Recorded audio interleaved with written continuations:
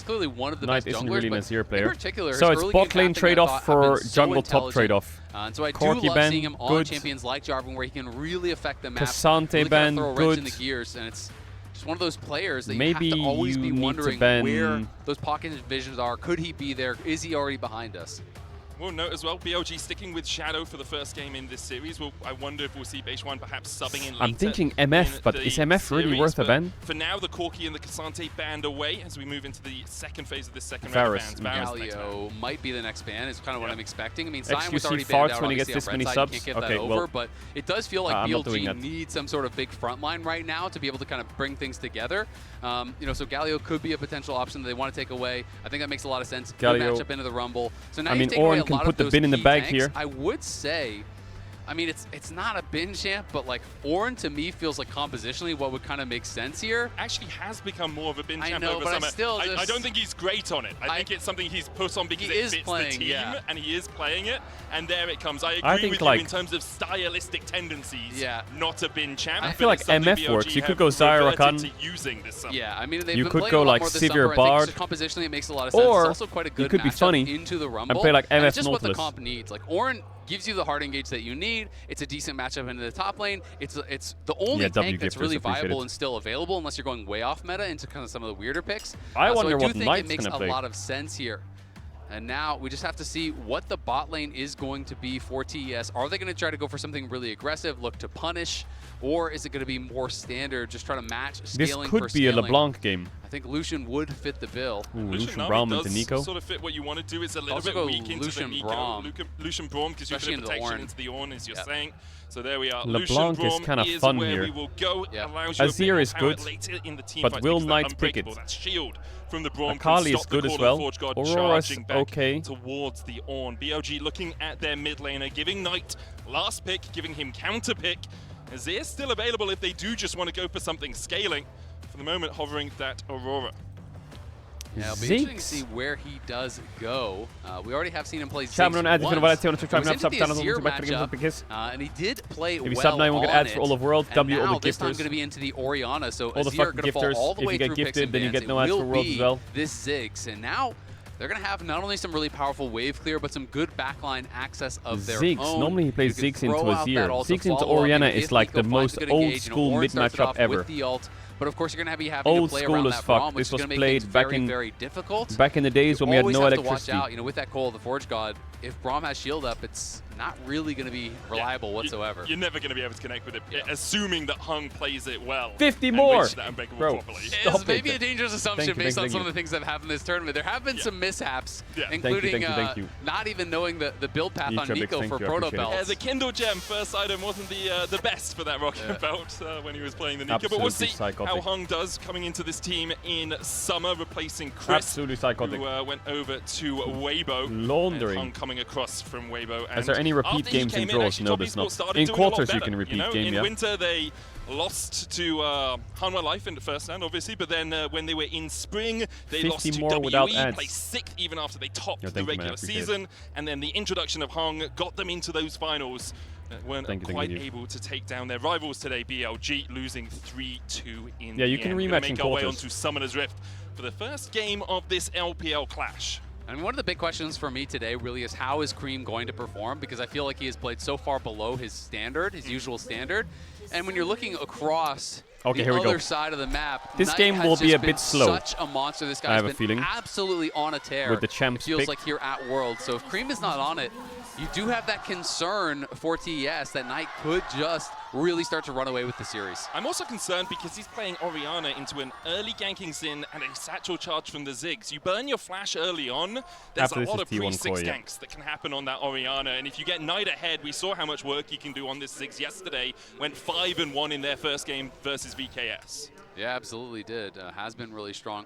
A lot of comfort, you know, you touched on it. 16-4 career on Jarvan for Kanavi, 17-4 for on that Nico. So a lot of comfort being drafted by both these teams. I do wonder if we'll see Why are you writing possible Jackie dive Love from Lucian BLG with the OME? Nico. You're already seeing the cannon minion dives a few times here at Worlds. It's really powerful early on Oh being able to my tank fucking 6 God. or 7 tower shots with just a Tar cannon minion drops Nico. 200 It more. could be like 8-9. Guys, it's broken. Let's be Tar, honest. are It's you just fucking it's okay? incredibly strong. It should not be in the game. It shouldn't be in the Are you game. Has fucking been okay? left in the game, and people are abusing it properly. But it's really hard to abuse into a Lucian and a Braum because even if you're trying to dive, concussive blows will just lock someone up for an absolute age. Chat Your spam jungler can be Africa. there as well, but if the Zing goes in, how does he then get out afterwards? Yo, Todd, thank you for the 200 more. It's absolutely true. I mean, I still think there's... I don't know what to say, it's one of these thank things you. that is really underused by pros. You know, even if they have CC to be able to stop oiled it, up. that means you're having to spend the CC on this cannon Nico right off the rip here. And you can see the all-time head-to-head. Thank you. Very close, 44 to 39 here. 44 for BLG, importantly, to 39. A few more LPL titles as well for BLG. And the last series was that LPL Finals just a couple of months ago, a month and a half ago or so, that BLG were able to just claim very close series between these two teams. And I think that's also partly why we expected a bit more of them coming into this Worlds, right? We saw them have a tight series, and so far neither of these teams have really managed to impress. BLG on day one losing to 100 Thieves, who put on a great performance, no doubts about it, but I think the expectation is that LPL number one seed can do a little bit more as JackieLove flashes forward, flag and drag onto Elk. No escape for the Yanara. Nice first blood, nice clear by Kanavi. 3 camps into bot. Yeah, Braum into Nico, so any early gank bot is great. On his Jarvan, you know, I touched on it. Been so successful on it. He's just such a strong early game jungler here. Does get interrupted on the recall, so a little bit annoying for On. We'll see if Shadow can do anything with that additional time that he has been gifted. You know, if he can get at least like a double scuttle or something to try to claw that back, but at the very least, I mean, you're pretty far behind now. You lost 3 summoners on that bot side, and when you're playing Nico, you want to be playing in the face of your opponents, utilizing this range advantage that you have from this support. This gank is obviously great. They do have this ward I would love to see what happens to bot wave, though. It just doesn't even matter. Because their jungler is now top. Since I was clearing the bot, they have no sums, and the wave was stacking. So is the Lucian Braum frozen on? Has this done damage more than it's done help? I would love to see. Because Jarvan gets a kill, which is great. But I really wonder if bot lane is going to crash the wave, or if they're just going to get ganked on the back end of this play. Lucian dies, and the wave freezes. Pushing in, Hunk can step forward and always jump back to JackieLove with the stand beside me, and Top Esports respect it. Put a ward in the bush, spot out Shadow. This will allow Kanavi to step up towards that topside Scuttlecrab if he wants, because this you know Shadow hasn't taken it. Looking at his CS numbers. Yep. Surprised Shadow didn't just try to actually just kill the ward when it got placed on top of him. Yeah, but, also true. Uses the W instead. We'll just reset, and yep, at the end of the day, not going to get double scuttle, not going to get anything really at all. It looks like they're going to crash the wave. Knowing that they could be behind them, they push in the wave, they back off to that tri-brush, so Shadow can't do anything still haven't crashed it. They're kind of scared. Trying to hold the wave and keep it into an awkward spot here to try to see if they can keep JackieLove around, see if they can lane lock him something. But it's just going to be 369 moving down towards that bot lane. They're going to base JackieLove, send him top. So I really like this because it was clever, you know, from Elkanon. Shadow's down there. It's also good because the Rumble will crash the wave. And Jackie was the Jarvan's going to clear at the top. And the Ornn has double magic in this item against Lucian. By the time the wave crashes top, JackieLove's going to be there to catch it. Test kind of playing good here. Double no magic mantle. So if Bin does stay around on this top side, he's going to be dealing with a Lucian who has that AD. Don't expect it to happen. Expect to see the bot lanes both swapping up towards this top side.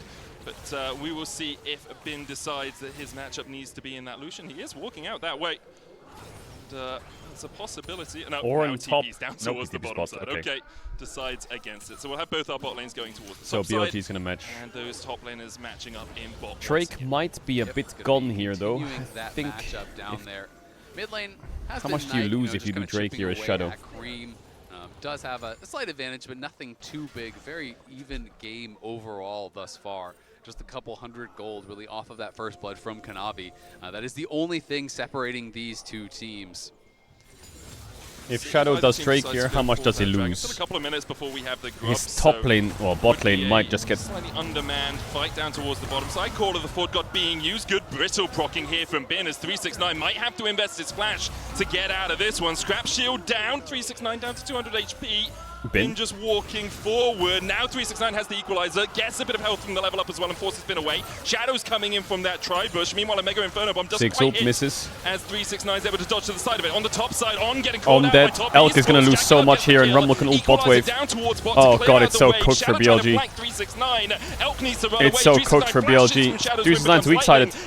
backs away from the tower. And he's ulted the bot wave already. On top on both sides. My weak side King 369 absorbing the pressure. Doesn't get hit by Zig's ult. Soaks a Xin Zhao gank. Soaks all of the Ornn pressure with Xin Zhao. Survives the roam from it was a bit sketchy. He almost got solo killed. And meanwhile, on the other side, they get the kill. They but Elk is losing so much gold. Elk still has not been able to walk back to the tower, and they're going to keep staying here. He's losing so many minions to this tower. This is brutal. Yeah, just a moment ago, you talked about the small lead in the jungle for Top Esports being the only lead that happened on the map.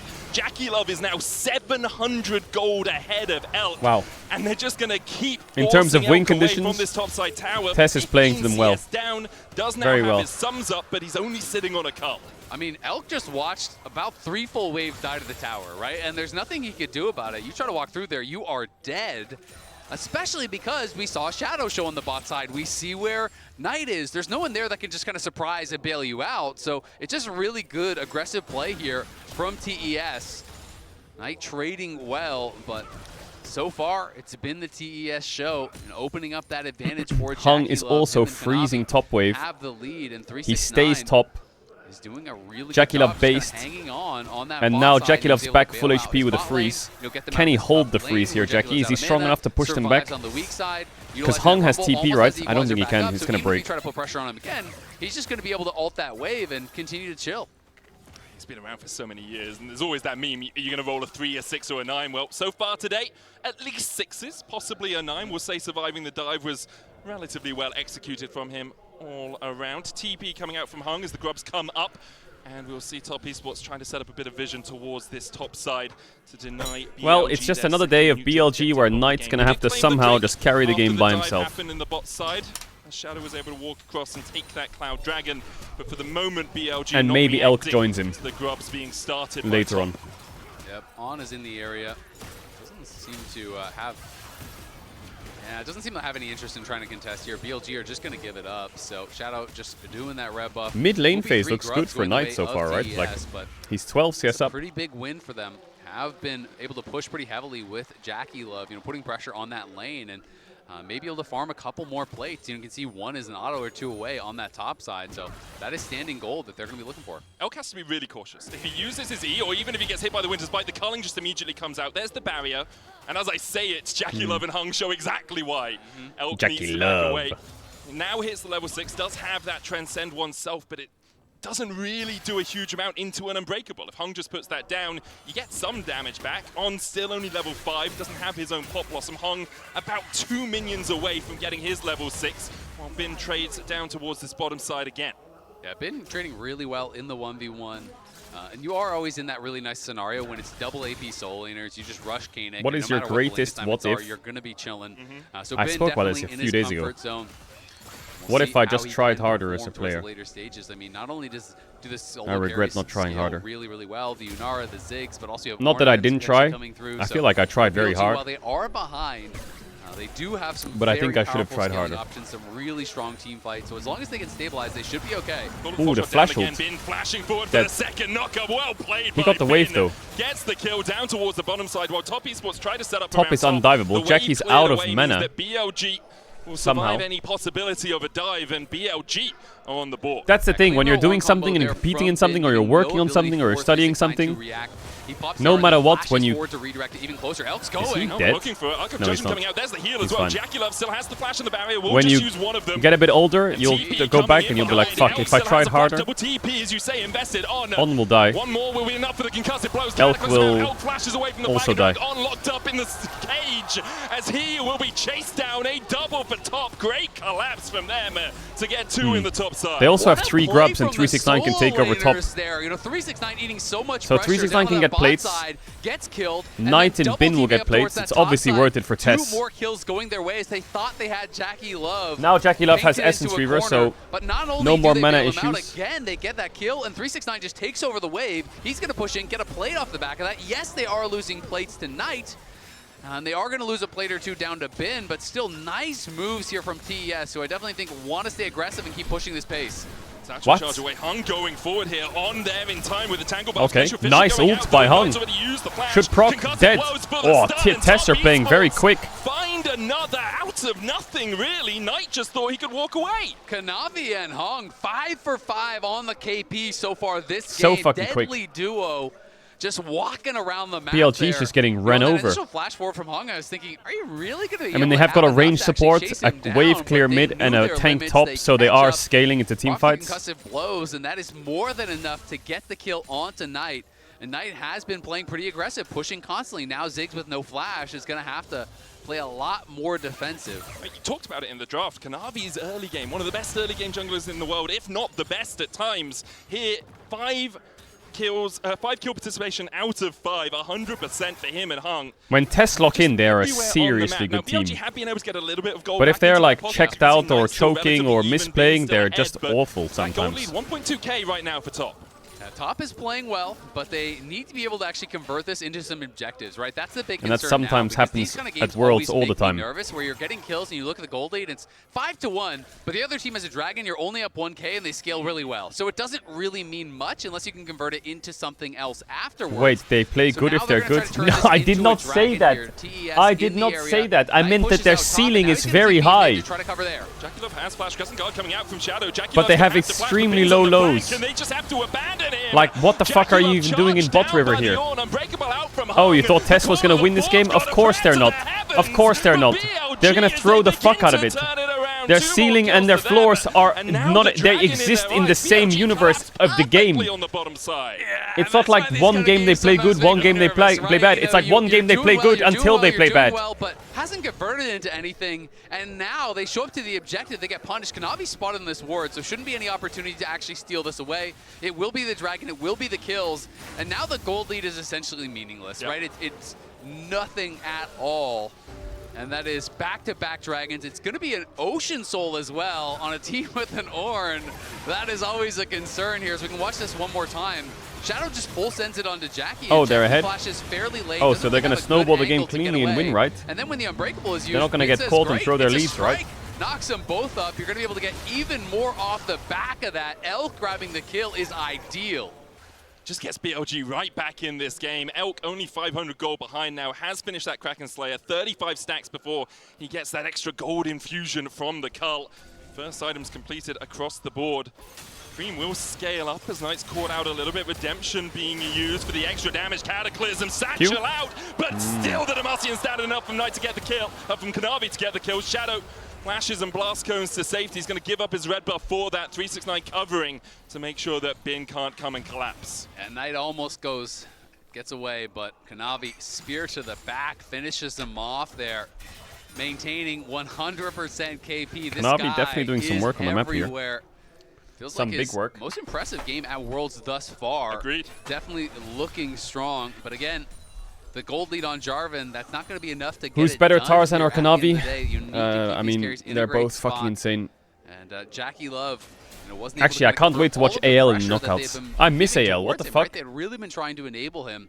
Yeah, he was in a pretty good spot going into that fight, but they didn't have the proper setup at that dragon. Ends up getting caught out and just kind of going down in a hurry. And now TES pushing here, trying to see Tarzan if is they better. could potentially look towards first tower, which would be feats. I was going to talk about that because if you're top esports, this early game has gone well if you have good split push threat. If you can 1-3-1 well, because you've got grubs, you have a bit of a gold lead, your solo laners are in okay spots, but you Tess can't really push into the 100% Ornn 'cause he should just send the Herald survives any fight. push is happening, and you can't push into a Ziggs because he just puts that explosive minefield down as on. Never mind, Jackie Love dashed forward on mid-wave and died. Or walked up. Jackie Love. Elk will get the kill. And Hung died with him. Second BLG Okay, collapse well. again in the Nice. mid lane. My They're bot setting lane's up for the dying on return. mid-wave. Jackie's not loving that. While I'm pushing Elk bot has and my jungler's in another base. Kill, and now it's going to be objectives off the back of this here. And now Knight will get first by tower top, BLG unless Cream's getting it first with grubs, but Knight has 6W. It's huge because you're going to get tower as well. It's actual charge And they down get from Herald. Knight. That tower is gone. First tower of the game for BLG. They'll get the objective, as you Oh say. my That's the god, Somehow man! steal Top this, but he can't esports get bot the lane, fight. and now they're TPing in to try and salvage a dead play. It's an empty play, there's nothing here. Nothing is here, and now we've Used TP'd your here. teleport. Yeah, Cream can just walk down towards the bottom side, so it's not too wasted, but still. A little bit of desperation there from Top Esports trying to collapse on that fight. I agree. I think they're kind of feeling it slipping away from them here. It's just this is the thing with Tess. Tess are like KT, but on steroids in the same game. In the positioning, Oh, you're a test fan? Oh, that's great, cool. So you must be happy that they're leading. No, you're not. Kanavi, though, he's not giving up. Like, this team is just frustrating. They're great all year, and then they just... On and Knight on their way, and there's a TP behind. 369 has to try and flash away from the Orin positioning is perfect. In the back line, 369 no ult though, but Oriana no flash. To flash away, Jackie Love with a culling, but that is doing nothing. Top Esports have to retreat as BLG. Just at a tournament like this, you just trust players like Knight and Bin will just get it done, and Elk. You know, these players will just get it done. Whereas Test just won't. They just won't get it done. TPs are like back to farm. That's about it. We've had so many nice aggressive TPs in this game thus far. Both teams really making it work, but it does feel like BLG pulling further and further ahead here. Bin closing in on level 12, getting closer and closer towards those ornaments. And Elk now with a slight gold lead, but a slight gold lead on this Yunara, who had been focused very heavily. You know, Kanavi was down there early. They're utilizing. Ziggs is going to get bot tier 1 with this W. If they can get Herald Crash on mid tier 2, and now you're just that's a free tower later on. Ooh, I don't know if you want to drive that into that tower. 1,000 gold lead for Top Esports to a 2k lead for BLG. Okay. Shadow here, look at the damage on the Hung with the Rift Herald charging that tower is There's basically dead to Ziggs. So not 100%, he needs a bit more damage on it. Pushing in the top lane, but He's Knight pushing to is bot answering tier 2. that with pressure down towards bottom side. But this is just such nice map play here from BLG. Of course, Cream doing a good job trading what he can, but you do not win trades like this against Is Herald this tower and dead? Ziggs. The tower is going to die here as well. On's looking. Pop Blossom onto 2. Nope, but Rumble is, and the tower's dead. That's it. BLG have just blown the game open. They've just blown it open. BLG find another couple, and Top Esports 3k gold lead. Reeling. They are getting 3k gold around lead. the map right now. They even got the tier 2 tower in the midst of that. Good macro from BLG it is though. Getting worse and worse. Knight had this incredibly low. I think Cream is overstaying top for way too long, but they're also walking up to defend the dead tower with no ults on Jarvan or Rumble, and Lucian's mid was a good engage by On. Because he had been recalling on that top side, so they just full send it. They kill the tier 2. They knock down the players. Soul point BLG. And BLG nah, crazy business. Are really looking strong in this game. Crazy 5 business. minutes away from an Ocean Soul. You look at the other side. Jackie Love has 7 stacks on a Road of Ages, and that's Cream has 7 stacks on a Road of Ages, and that's it. You got I guess Top Esports might just be jet lagged or something. Flicker Blades, only 1 item on Kanavi. They're not in a strong enough spot to fight BLG at this next Drake. They really need to get as much gold as possible, and they're trying to do it through picks towards this top side. Bin the target yet to die this game. 4-man play on Ornn. Top Esports okay, well, this is going to take a while. It's a 4v1, mid tier 2 is dead already, I can tell you that for a fact. To survive quite a long time in these, culling down. Bin's just going to charge his way away. Meanwhile, in the mid lane, Cream trying to defend against Bull. You just killed Ornn, and your mid laner's dead, and you lost the tower. 1-for-1 exchange. It's a big shutdown though, fair enough. BLG will look for more as they push down the inhib. Be nice to Tess. Bro, I just Tess.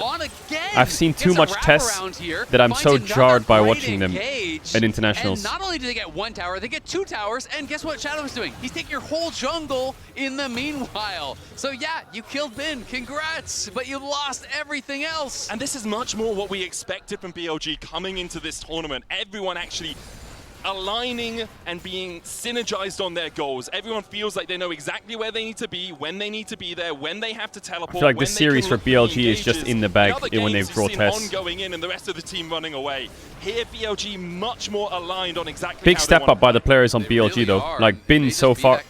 Oh. Okay. Yeah. All right. It's that kind of game. Bin and On so far this game, really good. Shadow consistent. There's a reason for it, and things like that just show how good he is. It's because he steals red That's what you picked the Ziggs for. Exactly, it's not about the lane match. No. Come on. It's the most impactful thing that we've seen in this game. Oh, that's a statement. It's an incorrect statement. We can both agree, but it was funny in the moment as Shadow caught out a little bit here, down to about half HP, but all he's trying to do is get vision with On, and you can see. It's true, you know the LPL TikTok editor is sitting here fiending from this game. That Tribush warded. Cream's going to be the one to step up, has that Horizon focus now complete. Articon is up. If either team wants to play around it, and BLG seem to want to take that. Look at Shadow's positioning. From Shadow, he's all the way behind them here, Azale. We'll see. Shadow's looking. Oriana no flash. Actually, who's got the flank? It's all the Zin Where's on the mini-map, the redemption from? What am I saying there? Redemption. They don't know what's coming. Oh, beautiful, beautiful, beautiful from On. Absolutely beautiful. It wasn't Sinzao flanking, it wasn't Shadow, it was on as Sinzao, and it even baited me. It even baited me. I think On is showing his class in this game, you know. Internationals this year have been a bit of a struggle for him. But I think you see his quality in this game. And that's what BLG are all about. He is not off. This man is on today, and he is on today. On this Oof. Nico. BLG's form is regaining. That's more like it. That's more like it. These big team fight engages. It's not about smashing your head into the wall as BLG. It's like it's set up and it's like hurting them and, you know, playing the map.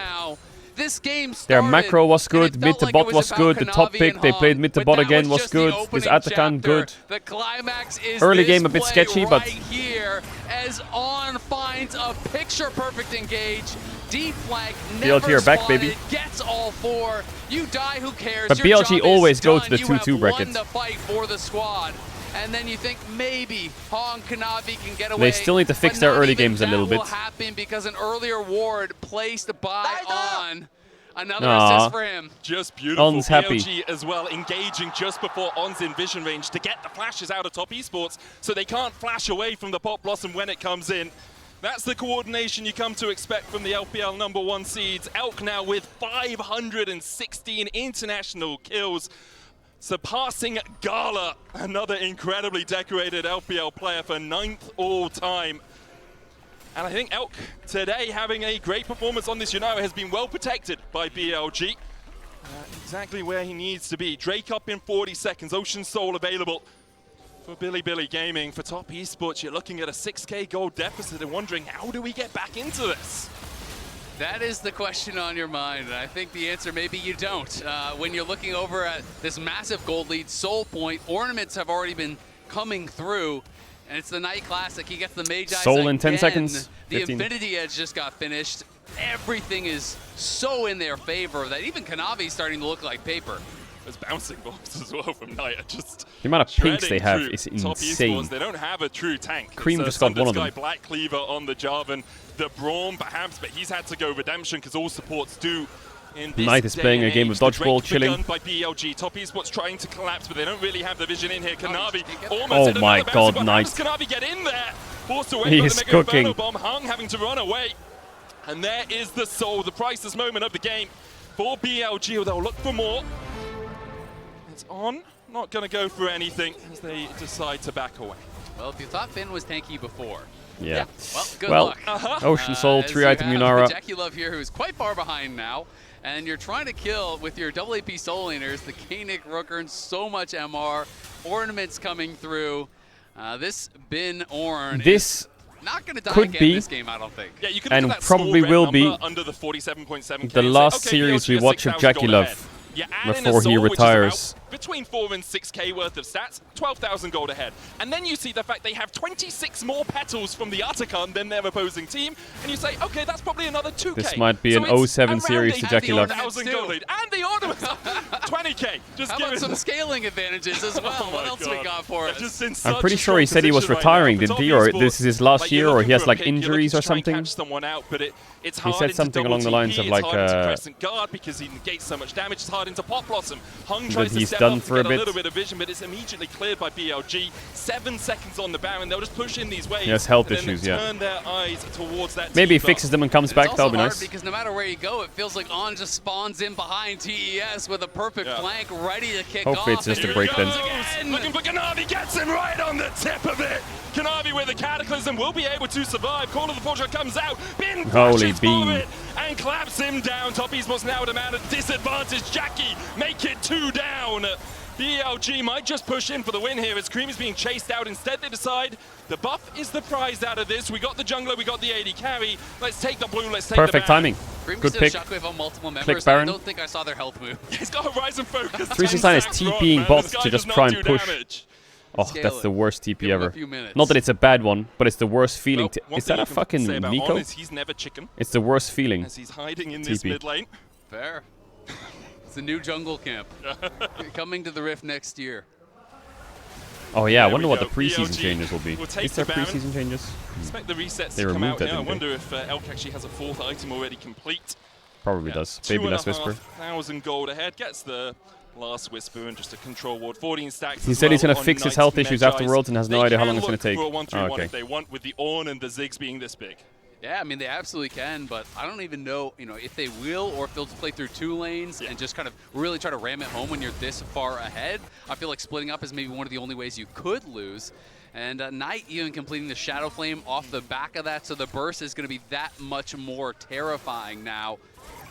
They really do gets rid of Nico being able to tank towers with cannon. Out this first game and yeah, I mean, that mechanic is kind of toxic, but that's just the way Nico works. She takes the traits of the things she's piloting, So far at this tournament, the damage on Cream, man.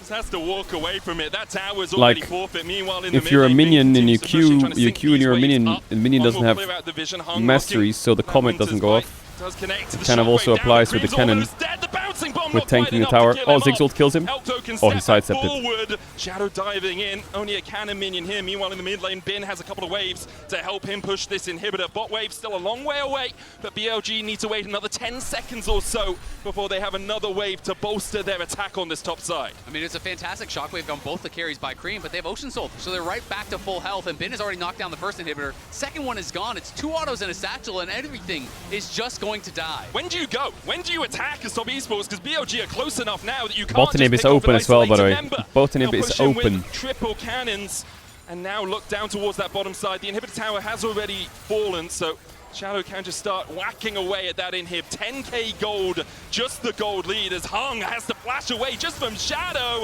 Mega Inferno bomb block with the Unbreakable. Redemption down, not in time. Even with the Fountain trying to help him out, Hung cannot survive. Cream flashes out, but it's knocked up with the Q3 from Shadow. And Equalizer down.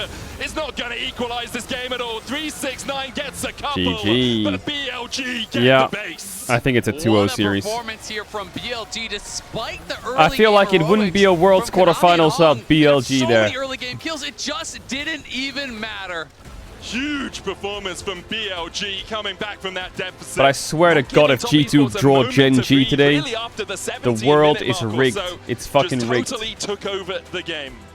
Those Nico flanks were absolutely insane. Teams shoot themselves in the foot, then we come back, and then we shoot ourselves. Bro. I think that it's LPL's history repeating itself here. We didn't know what to expect coming into today, but guys, this has been the best version of BLG we've seen all tournaments so far. I feel badly for cursing top esports, honestly, because I was like, it's been like they've played the, but yeah, BLG, welcome to the tournament. we missed you. I'm reminded that every year, BLG find themselves in this 2-2 spot. They do. Yeah. They And always every sit year in this we have spot the and they always come out. Is BLG really that good? And then at a certain point in the tournament, they go, yeah, we're actually quite good. And all they needed was a little bit of home comfort. They're in China, they're in an arena that they're familiar with, playing against an opponent that they know very well. Don't be a game one endy. True, actually. I shouldn't be a game one endy. I am being a bit of a game one endy right now. BLG putting on a masterclass here in I should stop it. Let's talk about that early game actually a bit, because it felt like Kanavi was running the show I think here. Koi will beat T1. I don't know. I hope they're competitive. The draft that we really needed to I see hope they're Kanavi competitive. utilizing some of the power that his early lanes have. And right off the bat, we saw him having that early game impact. Yeah, this is exactly what I wanted to see out of Kanavi before, right? Even in their Gen G series, I was hoping that he'd be a lot more involved with his lanes, G2. especially with this composition. It really needed to get ahead because as all right, let me fill up my water. Let's get to the next BLG game and then we'll second Drake fight, have some big pace for Koi T1 because I just... Sorry if I'm like a Debbie Downer when it comes to top esports, but like it's just, bro, it just happens all the time. We saw BLG get both early game dragons, and then while they did concede the grubs, they were cross-mapping every time those towers were under threat. I was concerned for BLG because they put so much attention onto this rumble, and I'm like, trying to farm this rumble is not the way that you're going to win the game, but it turns out that all you need to do is rely... I'll use a bad joke. You just have to flick the switch on, one could say. mean, yeah, absolutely. Yeah, I said it. I said it. Great joke, Betty. Because yeah, as you said it, thanks to the reliable Cisco network, it actually what was needed here for On to pop off here with a game-changing Pop Blossom. And we know how good he is on this champion. Yeah, he is absolutely stellar. We're going to cover that a little bit later. But here, they just see the angle to go in. Shadow is already in place. Elk is able to take out Jackie Love here, really clean up. It gets him into a great spot for the rest of this game. And On has been someone who's been really up and down this year, really up and down at this tournament. I thought it was like night and day watching him from yesterday to today on this Nico. And I love that you mentioned earlier why this moment was so defining, because this was about the time where spikes were coming through in terms of items for the side of Top Esports. They were ready to contest this Herald, and it was just mispositioning that BLG was so good at recognizing and capitalizing on. This was a window that they had to take advantage of, because with the Herald secured, they then couldn't really lose control over the game. Yeah, absolutely. And from this point onwards, he goes on and on and on and on and on again with his Nico ult. He always finds the perfect angle to turn every fight. Yeah, so here he comes right there for there you go. The four-man Pop Blossom, landing it. The game is kind of already over. At this point, it's really, really tough for TES to kind of contest. They're really pushed up. On is on the flank, and here we see him celebrating his success. After seeing yesterday, there were so many concerns around, is it just Knight and four members kind of tagging along? We started by talking about, is this Bin's worst international performance? And we really needed to see other members of BLG stepping up. So for On to start off the series with a performance like this has to be such a massive confidence booster to not only the players, but also the BLG fans at home, reminding everyone why this is the first seed coming out from the LPL.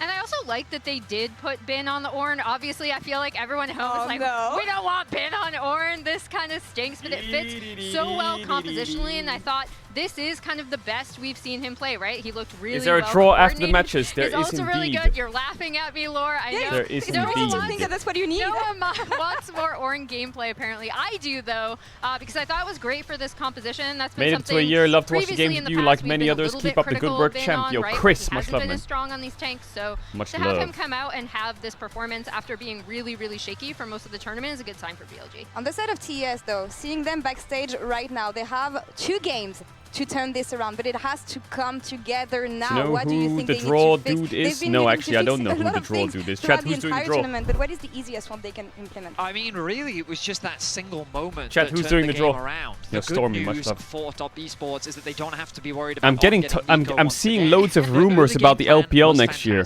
They executed upon it well. It was just they weren't really converting those But apparently kills Rookie into and the any Shy major objective, are staying which on means that IG. While they were Wait, about to be Uzi's ready doing the for draw? that fight Really? that was going to swing the game, the momentum in their favor, they just got caught off in the setup. And this is the one thing that BLG will do very effectively, punish you in that setup. So I think that coming into game 2, they don't need to change anything dramatic. They don't need to overdo it. They just need to be a little bit more aware of their positioning, and I think they're in good steading Uzi to bring us to I. game 3. We have talked about the nerfs coming into this series, especially Home. The coach from TES was talking about the nerfs from his players. Well, they better fix it now. They have 2 games to turn it around, but it has to come down to the next one. Let's send it over to break, and we'll come back and see if TES can clutch this series and bring us to game 3. Oh, it's Zitai.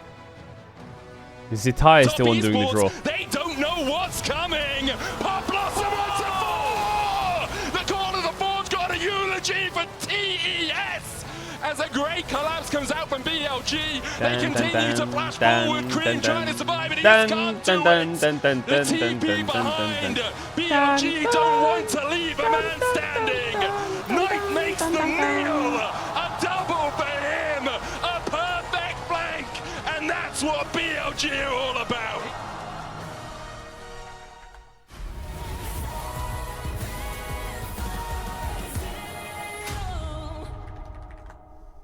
Alright guys, I just landed in China. Let's go. The bracket draw. Yeah, I went to the bracket draw yesterday, but it's so there's I'll do it quickly. So KTAL, yeah. These teams are 3-0. They have to play against the 3-2 teams. So T1, probably BLG and CFO.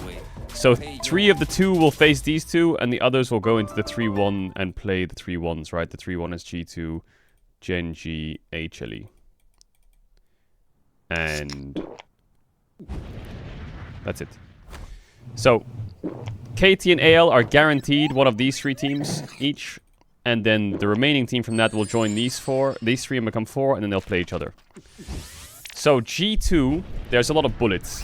Genji's a headshot, HLE's a headshot, T1's a headshot, BLG's a headshot. However, if KT and AL both draw T1 and BLG, respectively, in whatever order, and then G2 can draw CFO, I think they can make semis. Maybe it's doable.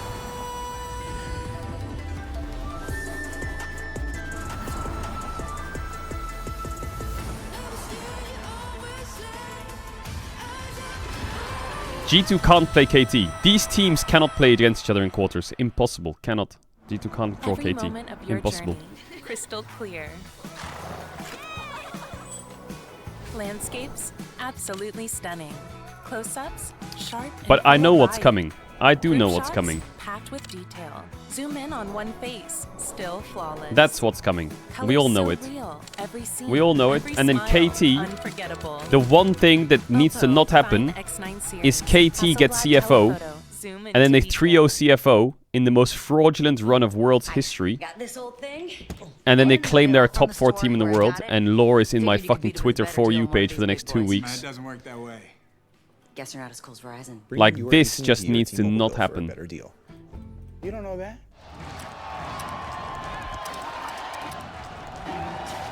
Red Bull gives you wings.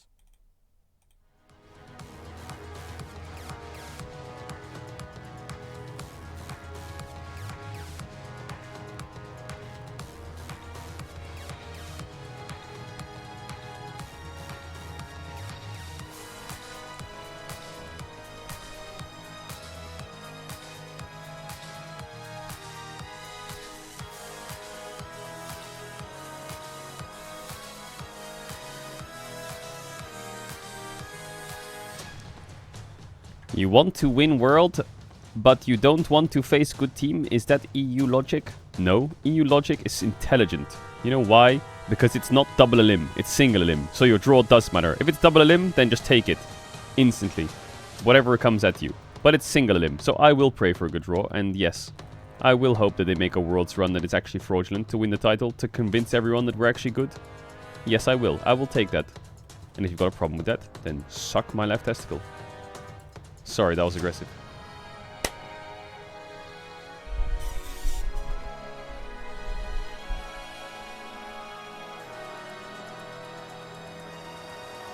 Think they'll ever make Worlds double limb? I don't think they will. I don't think they will. I don't think they'll ever make Worlds double limb. Maybe they will. No, they won't. They won't.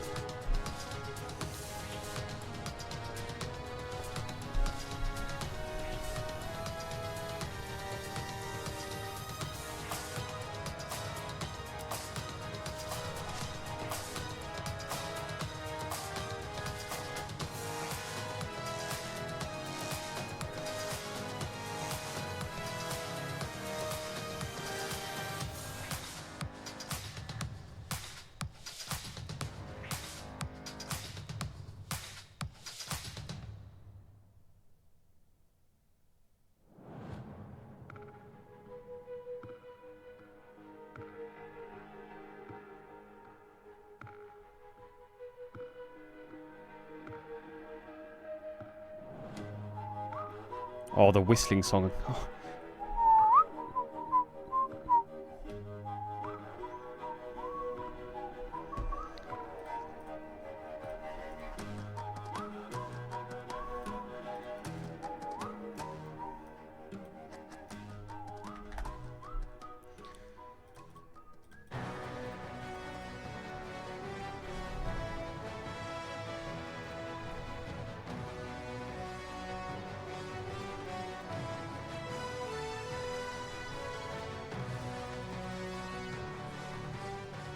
Welcome back to Worlds 2025. Will we see Fiddlesticks? The only time No, we won't. Inspired's out. Legend as the 2 LPL representatives that we have there. For Top Esports, it's an age-old story. Normally Fiddlesticks is only really picked into Neferi in pro games at the moment, but yeah, they fail a little bit. unlikely, very unlikely. In the LPL finals, we saw it last year at Worlds in the quarterfinals versus T1. We saw it at MSI in the past against G2. Often this team, when the pressure is on, struggle to perform. And we saw that in game 1. They managed to get out to an early lead through Hong and Kanavi having All right, BLG BLG blue side, test shows red. BLG bit back, and now we move into draft for game 2. Absolutely. Has G2 ever lost in quarters finals? finals? They can perform here. No, I mean, I think it was but always that's not a very good stat for to bring up. TES. I kind of got that feeling when they had this great start. They start 2-0. You know, they got a kind of Rise easier Ben, draw. okay. I They mean, go Talia against is KT. When quite they got strong right blasted now. by KT, I kind of got that feeling where it's like, okay, it might be another TES kind of special. They draw Gen G, you're like, well, that's the headshot. So now you're 2-2, and now you've got to perform in this really high-pressure moment. And they get BLG, a team that's so familiar with them, and usually gets the better of them. Yep. So it is definitely a tough spot to be in. Azir is still going to be up. I really do wonder, you know, if BLG would just leave the Azir up for a potential answer, bring out like a melee champion. So they banned Natalia, along the okay. lines of that So Yone Wukong's out. Or you know, like a Kali or a Silas, just like something from Knight to try to what the give fuck is the first pick that here? over. Because that feels like their Renekton. style, and yeah, they're going to leave it up, and they're going to try to bait, I think, Cream into playing it. We'll see. And if you're looking for Renekton's someone first who pick. can just outplay their opponent on a champion that is meta and is seen as first pick, second pick Is Cream worthy, going to it pick is the Knight Azir to play because there. That's what he Ziggs so is out, consistently right? does. For BLG, we always talk about Knight. Is as it being time the for two LeBlanc? key carries If for you the go lineup. Trundle Azir, you're in Last trouble, game I on, think. really stepping up alongside Elk, obviously, who consistently gets those I think they kills. can play Trundle Neferi, they and can play Azir, LeBlanc, two they can picks play here like for Top Ahri, Esports they into can that play Renekton Vi. from BLG. So now we'll see if we're going to get what I was kind of thinking, which would be something along the lines of Ione. It would mean they'd have to have an AP They could play Sejuani and Yone. I don't like it though. Complex. I would like a different AP jungler. It is Like one of those Ivern and answers. Yone Of course, would be if you kind want of to go funny. AD jungle, you can still go like a Kali or whatever, Silas, things like this. Because Braum is out, so that's you'll kinda get where my Nautilus, mind Rakan, is at Alistar on right 4-5. now. But we have also seen, you know, more of these kind of different style of counters, answers like the Ziggs. So you can, you know, go that style too and play things like that are less common. But, you know, people think of Xerath, people think of Vel'Koz, people think of Victor to try to outrange. But I really don't like the Victor matchup simply because, well, you can, like, the thought process is basically, I just poke him with the E-Laser and slowly whittle him down over Trundle, time. we're going Victor When Vi. people play well post-6, often what happens is you just get the first ult from Azir forces your flash, the second ult kills you. So I am expecting still a melee champ. Aurora would be another option, but he's hovering through all kinds of things. We came all the way from France, It is going to be BW. the Aurora, which does work really, really well as a pairing with the Vi. Of course, when the Vi came through, it also makes you think of things like the Ahri that he is very famous for.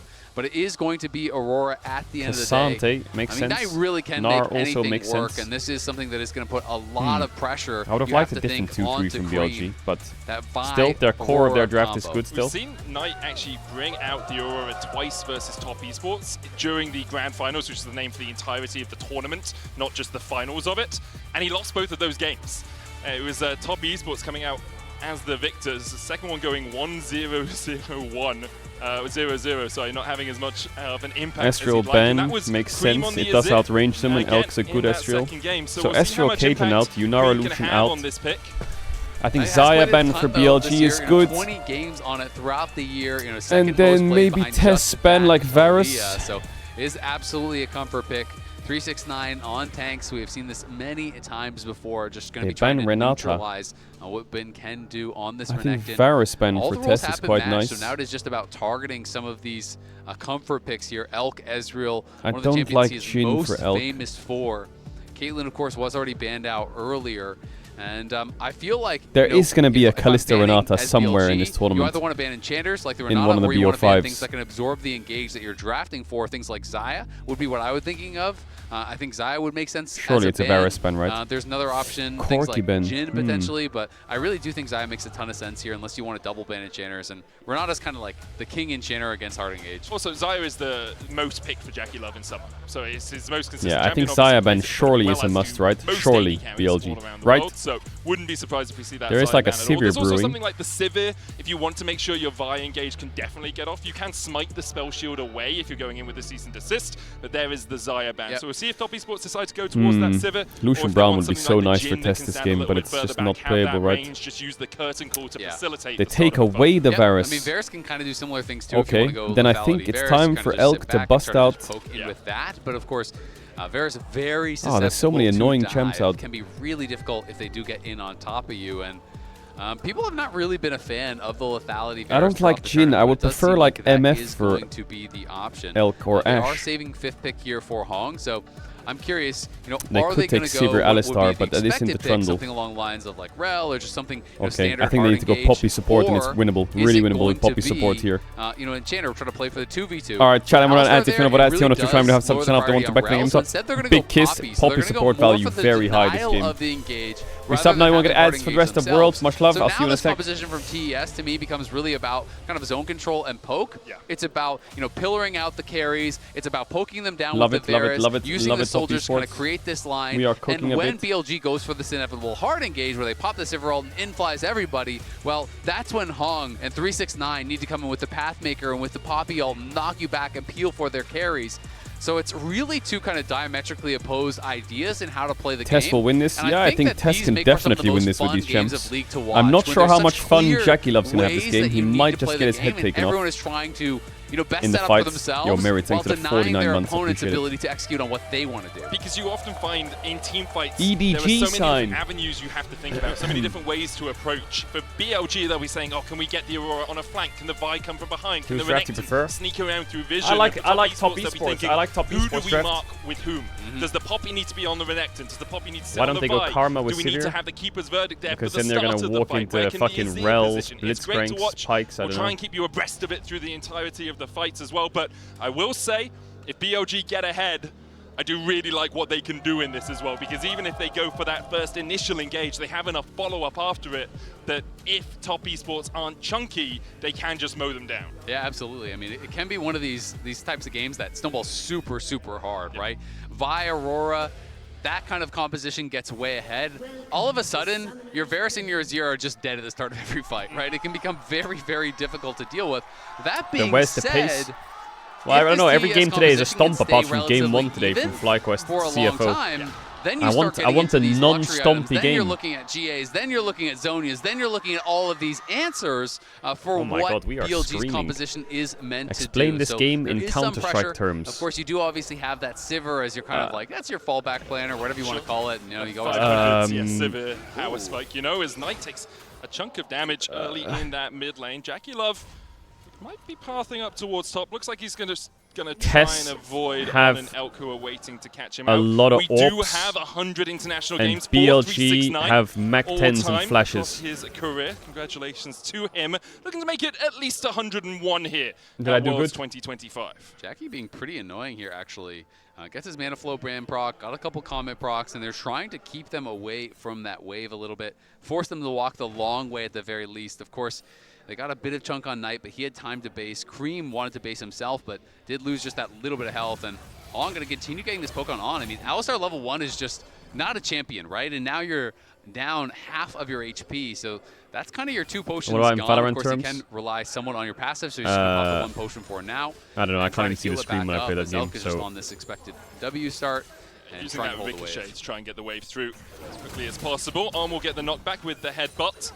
Obviously no pulverize to follow it up, only being level 1. Vision in that middle bush means that Hung can't push forward too easily.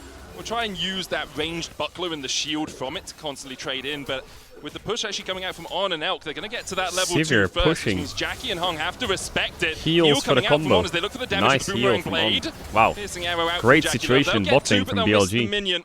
So it's a tiny, Is this because tiny they lead are for Elk on the that Poppy bot was a little late? Well played by On. I actually really like the use of They're the kinda heal, smurfing. both obviously to get himself back to full, but the move speed gets him in range, allows that combo to come through, follow it up with the Boomerang Blade, get a nice little chunk down on your opponent. So now Jackie Love is the one who has to use his potion. Elk still is sitting on his. Of course, there isn't a sustained advantage there for Hong, who is still sitting on 2 potions. Nice but Q by Jackie. Nice little bit of trading. Both these laners, trying to Does play Elk for base here every for little Curl? advantage. TES getting the early chunk, but BLG just knowing how to play it out. So important that you do it just before the level 2 comes out, because either the steadfast presence or the charge from Poppy would spell disaster there. You're either getting knocked up as you go in for your CC, or you're getting knocked back underneath the tower as you go in for your CC. Both of In which Uma not the best Musume states terms, to be in as a cow at BLG level is 2. fucking 369 and Bin constantly trading Rudolph, up here in towards and the top esports side. is Both of them will Mushroom be happy McQueen. enough. Bin's actually on his most played this split, 12 games on this In draft. Renekton. Won about 8 of those 12. You see On took an early recall. Elk had to stay around here. Is just going to use a spell shield there for a little bit of a heal. Jackie Love trying to slowly whittle away on this tower. Kanavi is he getting dove in here? But because On is here, I don't really think there's a dive angle. I think they were maybe saying, hey, it's worth spending a little bit of time here. I'm slower to start the scuttle, but if Man, I swear caster volume changes so much. Right now I have it at 70%, but last game I had it at 40, and it's the same. Q flash baited. Cream has to flash. Have to fake it the there. Q flash there from Shadow. Yeah, I like that. That's well played by Shadow. Basically, Cream has to, because if he late Q flashes on you, you're just dead. So just don't even use your flash. You can kind of play that game. Knight is Sometimes greedy people rat. get really That's risky and then not use their flash either, but well played, putting that pressure on. Knight's still quite low here, but wants to push in the wave, and I don't think Cream's going to be able to stop him.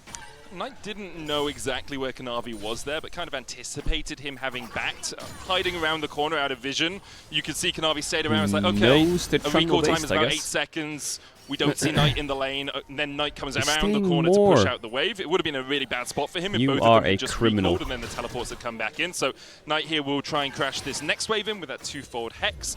Hung coming across to bolster Cream as he TPs back into the lane, but Knight gets all the minions and now can just back away.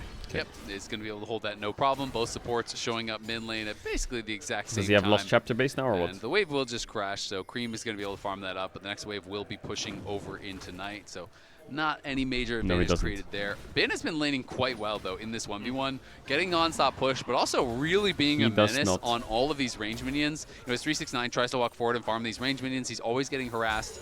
He is getting stunned up and chipped away Auto W for his support stacks. Yummy, yummy. Down close to that 10 CS mark. There may be a couple more for him to farm, but still really nice early laning by Bin on this Renekton, and that's what you want to see to really make this pick T1 worthwhile. playing soon. T1 plays if BLG win this game. One full wave if 369 manages to pick up all of these, but he's also got the plate, so in a really good spot. And as you say, you want this Renekton to get towards those 1 to 2 item power points so that when you get team fights around the Drakes, he can be trying to isolate Jackie on the back line. He can be another point of pressure. We talked about the multi-pronged approach, kind of a quadrant, really, coming out here from BLG. You have Bin from one flank, you have Shadow from another, you have Knight from another, you have On from another. Drake for Tess. You have these 4 points of that spear trying to get onto top esports, but for the moment, the less push that happens in the game, the better it is for Tess. We'll be able to secure this first Drake.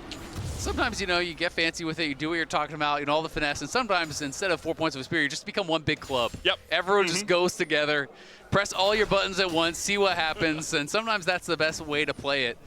Knight hit 6, immediately used his ult onto Cream to try to get a chunk, but Cream just got out of there in a hurry, so he didn't really get much of anything for it. And now again, Hung shows up mid. Oh, nicely played there by 369. Flips in Bin and knew with the Pathmaker he was going to get put under the tower, so had to use the flash.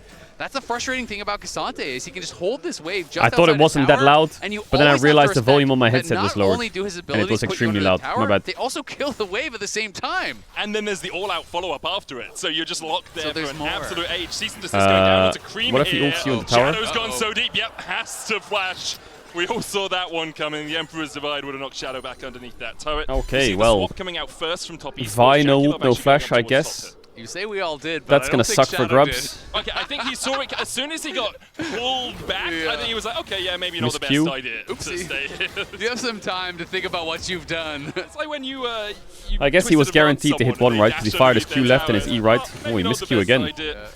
As first play from either jungler, really. We saw, you know, Kanavi spending a little bit of time around bot, but does get Cream's ultimate out, which means Knight can be a little bit more aggressive in the 1v1 in the mid lane.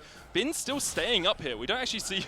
Look, I'm trying to find something good. Knight is the CEO of overstaying mid. Great gank. You gotta have Cream's I didn't say it was great. It finds the ult. No, I said it was great. Sure, okay. Fantastic. Yeah, just like the red buff steal was great in the last great. I'm interested that BLG are keeping Bin up here, though. You can see they want to invest some time in getting out some extra They leave experience, Sivir to lane into Cassante. I don't think she wins that ever. Staying in the 2v1. This is going to be up here for they now. Need to help Bean. TP, so it would be hard to actually, you know, get him out of this lane unless Elk can push out bot and then move up top. I think Tess have free grubs right now. So for now, he is just going to be chilling. Not really under too much threat. The only thing that kind of sucks is their mid laner will be a little bit late. Down. You can see 369 has moved. Elk is bot, so this should be the grubs for TES. A nice early bit of lane assignments here for them. and Cream will just go down bot to catch that wave eventually. Yeah, and this was my thought, right? You know you have a numbers advantage. You know the Sivir doesn't have teleport, so Top Esports will get the first Drake and 3 grubs. 2 of those objective slaying feats as Shadow tries all to 3 grubs. Maybe they'll look for Kanavi. No Vial. The smite for the slow, not enough fine. to get that Bolt Breaker in range, and Shadow doesn't have that here cease and too. desist. Yep, doesn't have the season desist and doesn't have his flash, so he can't even look for that. When did he lose that? On that great gank. Yep, true. When he forced out the ultimate from the Azir. Good job. Yeah. Tess is chilling so hard. But, you know, at the end of the day, not that big of a deal. VLG, you know, was getting a little bit behind here and there in the last game, but obviously the compositions are very different. And I do feel like there's more pressure on BLG to be able to create action. Of course, you can always just sometimes outplay, you know, in these late game compositions, and then it doesn't really matter. You know, you step 1 foot in the wrong spot as JackeyLove or Cream, and maybe you just die even in a late game fight. But when you talk about scaling, you know, I think a lot of times about, you know, ease of MCoy will 2-0 execution, T1. and I do think what TES Yeah, has drafted not is sure about definitely a that. lot easier. As Finn just going to ult to try to kill He wants the to wave, I eat the think, wave but in trying Q, so but much. Hung has Caught up in the W chain up. corruption. Keldum equal heal him up. He wants to crash this shit, Stun on gets Hung it. as well, but clears the wave. Shadow is here to cover just in case it went a little bit pear-shaped. Hung, if he steps further forward, there was a possibility of an engage. You said if it went pear-shaped, but what shape was that? Oh, that was, you know, a perfect apple. Apple? Spheroid. So apple is the Did they see positive Vi fruit, or no? pear is the Because if negative. not, this could be good. Hung, cease and desist onto JackeyLove. Lila. Jumps in, flashes forward for the double. Lila. Oh, he Overrides. eat into the JackeyLove W. stand up with a trample. The keeper's verdict finds them Knocks him all away guilty. too late. But really, BLG will be happy with their prize of the kill on Jackie. How about that engage from On? W to the Poppy, flash into the middle of them, Q, knock up on both. That was clean. That's what you like to see from the On is Alistar. cooking. And, Was Poppy gonna be W able on to cooldown make for the that headbutt or play what? work here.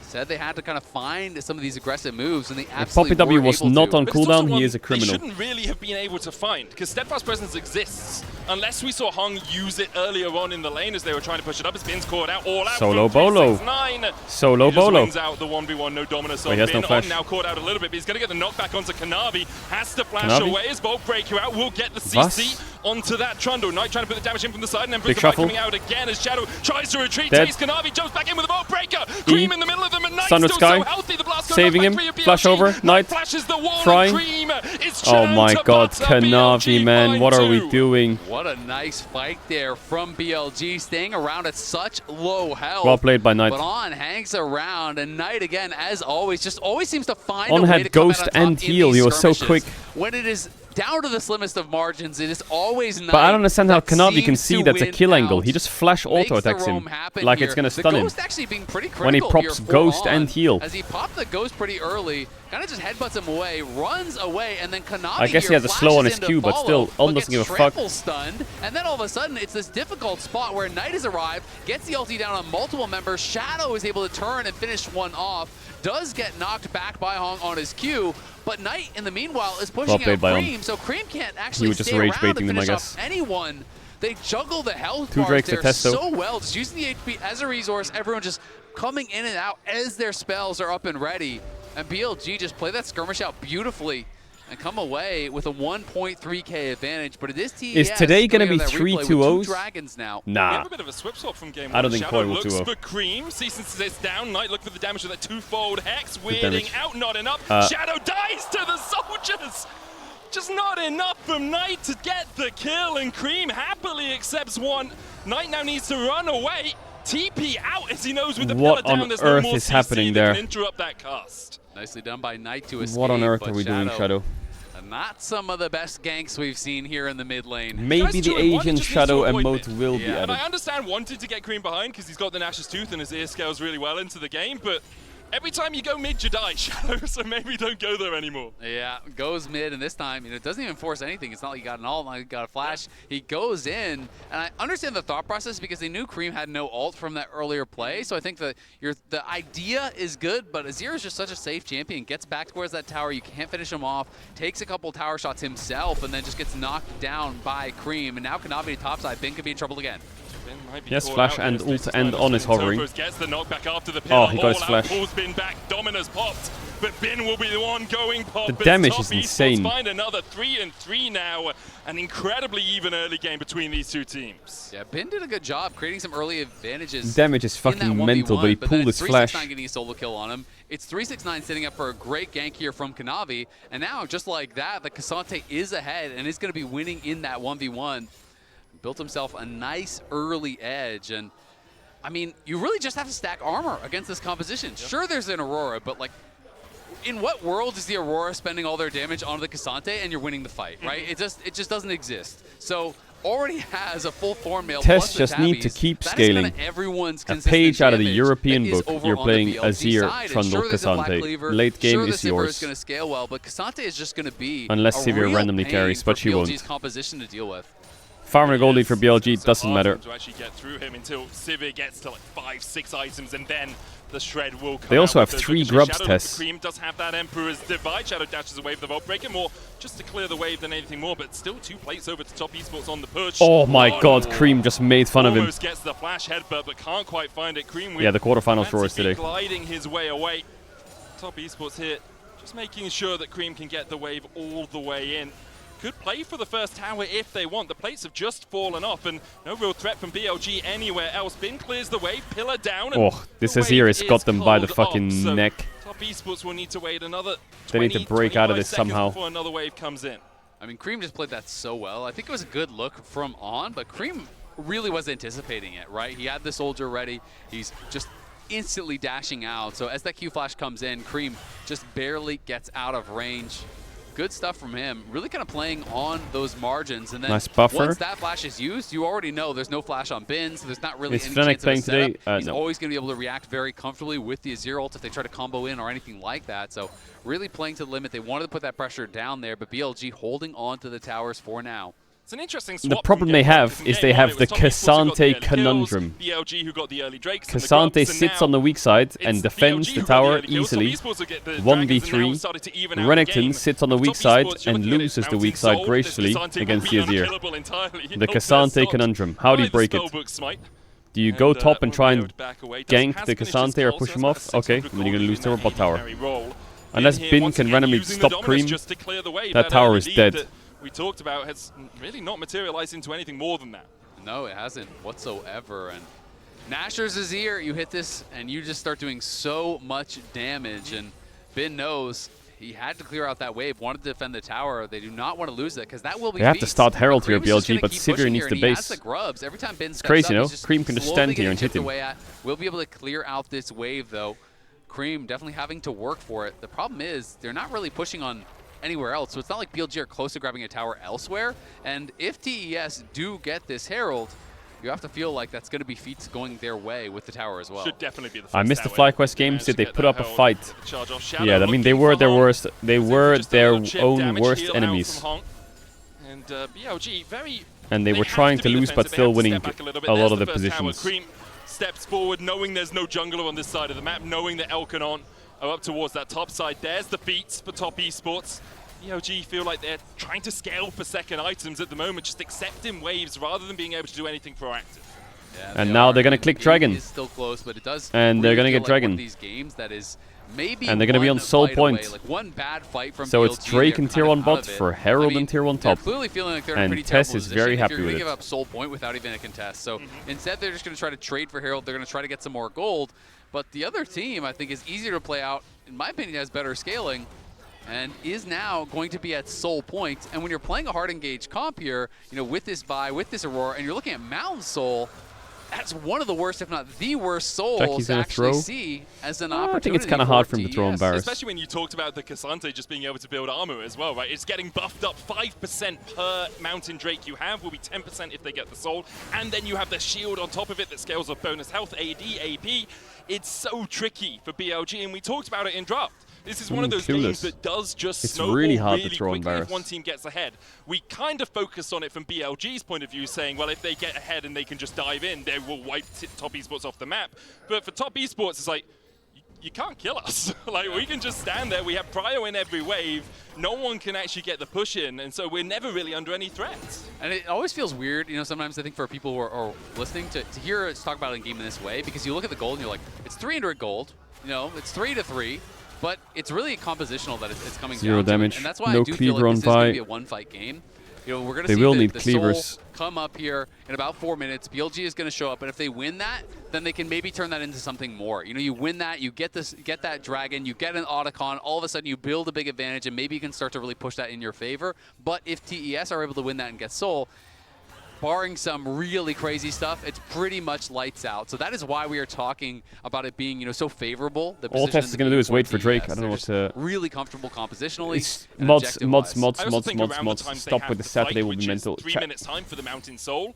BLG at 2 items will be weaker than Top Esports at 2 items. They have a little bit more gold as well, but I love a 2-item Varus with Mana Moon fully stacked up. Cream has already got his Nash's Tooth, building up to his next item with that Haunting Guys in the Faded Ashes. Like, in terms of relative power, I take the right side comp, the red side comp, at 2 items more than I take the blue side comp. But what if Knight flanks and then one-shots their carry? Yeah, BLG needs to do something. They need to do something on the Dragon or just before the Dragon, because they've lost bot tier 1 and Azir is getting his second item soon. The best player to ever come out of the LPL, at least the most consistently top player to ever come out of the LPL. He does that in moments like this, in games like this. The question is, can he do it? And even if he does it once, it's not enough. Will Tess find a way to fuck this game up? And probably 2 or 3 subsequent fights to really get back in the game. They'll put the Rift Herald down mid to try and crack this tier 1. The pillar comes out to stop the charge. Nice pillar. Puts the traffic cone up, says, excuse me, can't park here, sir. Kills off the Rift You Herald can't before park it gets there, its charge mate. in. You think you'd just get a ticket for parking in the wrong place? Yeah. Just brutally murdered. Look, man. Runeterra Cream, is ruthless. fast play, dead. Here comes the throw. Good engage here from Shadow, but with the Emperor's Divide, he'll lock him up. Knight pops at the Between Worlds and then puts it down because he doesn't want to bounce back in as Top Esports. Or maybe here doesn't come the throw. Not caught out with that path. Flash lost on. Atakan up in 10.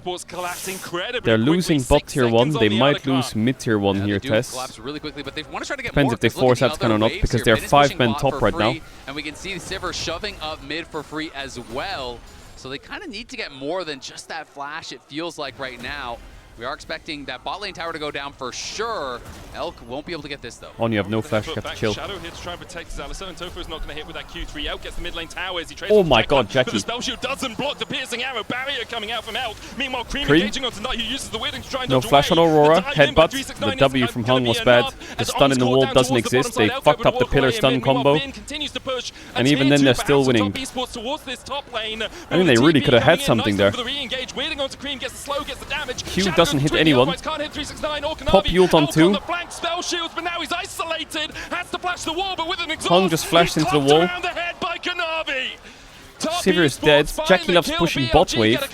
What the fuck is happening? We'll look towards the Otacon alongside. Really nicely played there by Hong. Gets a their damage on his Otacon is solid, but they do have soul in a minute if you really want to just go to Dragon.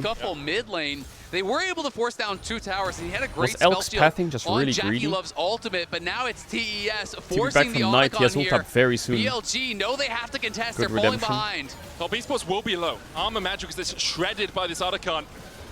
369 trying to block, weirding out, knock up onto him Should with be the free. headbutt. Shadow trying to come in from the bottom side, but it looks like Hung has BLG smite, will just double give up smite. the ghost. Otacon secured. Base and go to Drake and then free win. Just scale, stack dragons, don't neutral fight. objective over to BLG It just in do the be like first that. 21.5 minutes of this game. And now we have to take stock of all the resources here because it's 20 seconds until Soul. They just got Otacon. You're looking at flashes. You the ulted flashes BLG on after game all 1. the playmakers except Nah, I just for think Shadow Tess's draft are is missing. easy. Jackie Love still Well, has not his flash. easy. That It's is way really easier big than because BLG's. the Varus is the most susceptible to that dive. So that is going to help to keep him safe in this next fight. And TES have got to be feeling like they're about to tie up this series. They just have to win one more big fight. 369 also has his flash, so that's a big playmaking ability. He could potentially get in onto Elk. They're first here to set up. What? Steadfast presence popped there by Hung. What is that engage? What? That's awful. Gonna land onto Elk as well, and we'll lock What? him up on down. Elk unable to step up and help out his cow. Meanwhile, Bin's What? for the flank here as BLG.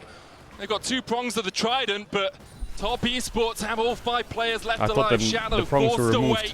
The Drake begun by Top Esports. Knight trying to get in there, but can't Volume find an increase, avenue lock to in. approach through the brick wall that is 369. W. Bin going forward for Jackie Love. Ruthless Predator he's flashed dead or away, what? cease and desist onto that backline as well, but the collapse from Top Esports is massive. Between Worlds goes Knight, and Top Esports still managing to survive through it. They turn it around, Kanavi and 369 just diving in. Bin will get one. Well, in Jackie response, died, but the Azir ult was left massive. alive for BLG. Means Soul is the prize for Top Esports. It's a good try there from BLG. BLG is officially outscaled. They can't give Soul. It's going to be a Unless? total prayer over the wall. And it was pretty darn close to being answered, as we can see our MasterCard priceless moment of the game. TS Jackie almost got caught. But BLG had a good start to and the lost fight. it. Bid found And a he good still angle did on get caught. Jackie. They do kill him off, but it the doesn't problem is really Elk matter if he dies or at not, the because same Azir time. is the main And when character. Elk The more goes spells they down, use on Jackie, the who's gonna better. kill But the I don't know front why line? For Jackie's like TS, there's just flanking on no Varus here. consistent damage. So It's Bin a good gets angle in, by gets BLG, the but it's a slow onto Jackie, 4v5, stuns him right? as So he like, goes to the wall. But then cool, you have look, to look at Varus, what is Varus, great, happening on sure, the he's other dead, side. but then Elk what? here tries to get Like into the the Azir mix, is just murdering you, the immediately knocked Trundle's down murdering by you, the Kanavi, Kasante's as well murdering as you. 369, and then there's just not enough consistent damage. 4v5, gold Great deficit, try over the and wall. Let's on see the Varus. how close it does get. Wow, okay. So it was a perfect smite from Kasante Kanavi. deals more damage than the Varus. You know, he probably does. You know, he definitely does. So well done all round. By Great Top play from Esports, Jackie. secured Just that flanking mountain and then soul. baiting out spells. My goat. And for BLG now, like Does you've he have seen Edge what a of fight Night? can be, but now you have to try and do that again into a Mountain Soul. You have 526 international kills for Bin, who has surpassed Perks for 7th all-time. Congratulations to him. He's going to get a few more at least at this Worlds, you have to feel, because I think we both expect another game at least in this best of 3. We are absolutely expecting at least one more game at this point. TES not going down without a fight. I think Edge of Night like Varus, and two pretty controlled games on opposite sides, you know, when you think through. I do feel like even though the gold has been closer in this one, I feel like the last game was maybe closer. You know, this time it just didn't feel like BLG ever got any real advantages, and TS has kind of felt inevitable because of the Dragon control, because of the composition. They're playing it out really, really well.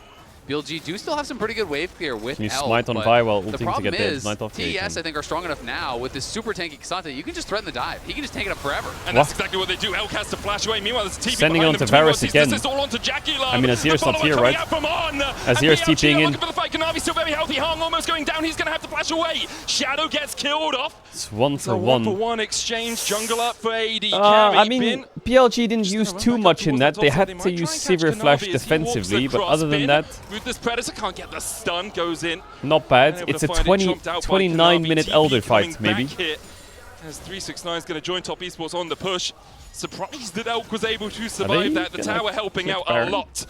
But the fact that Shadow's down and the fact that Azir is still up means this Baron is up and available. If you can't dive, well, force them Operation to come to you, Attack and Dream is a go for BLG, but he has Flash and Stopwatch and Mountain Soul.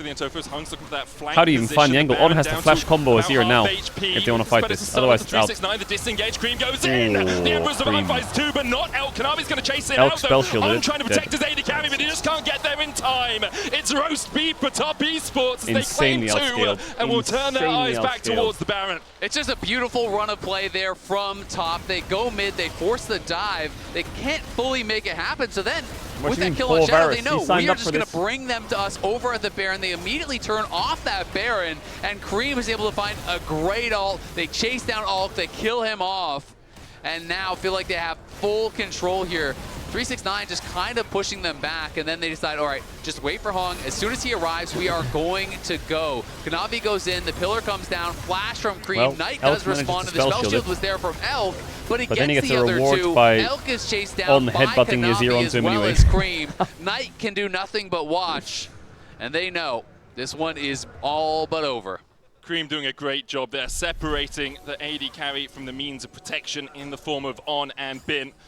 And as soon as you do that, you can just chase him. Like, he doesn't have the damage to get through a Trundle who is sitting in Spirit died for Visage this. Triforce. Stop bringing up the IG. They're already dead. Plated steel caps. They're back next year, though. He is in such a strong position. Top Esports generally just in prime control of this game right now.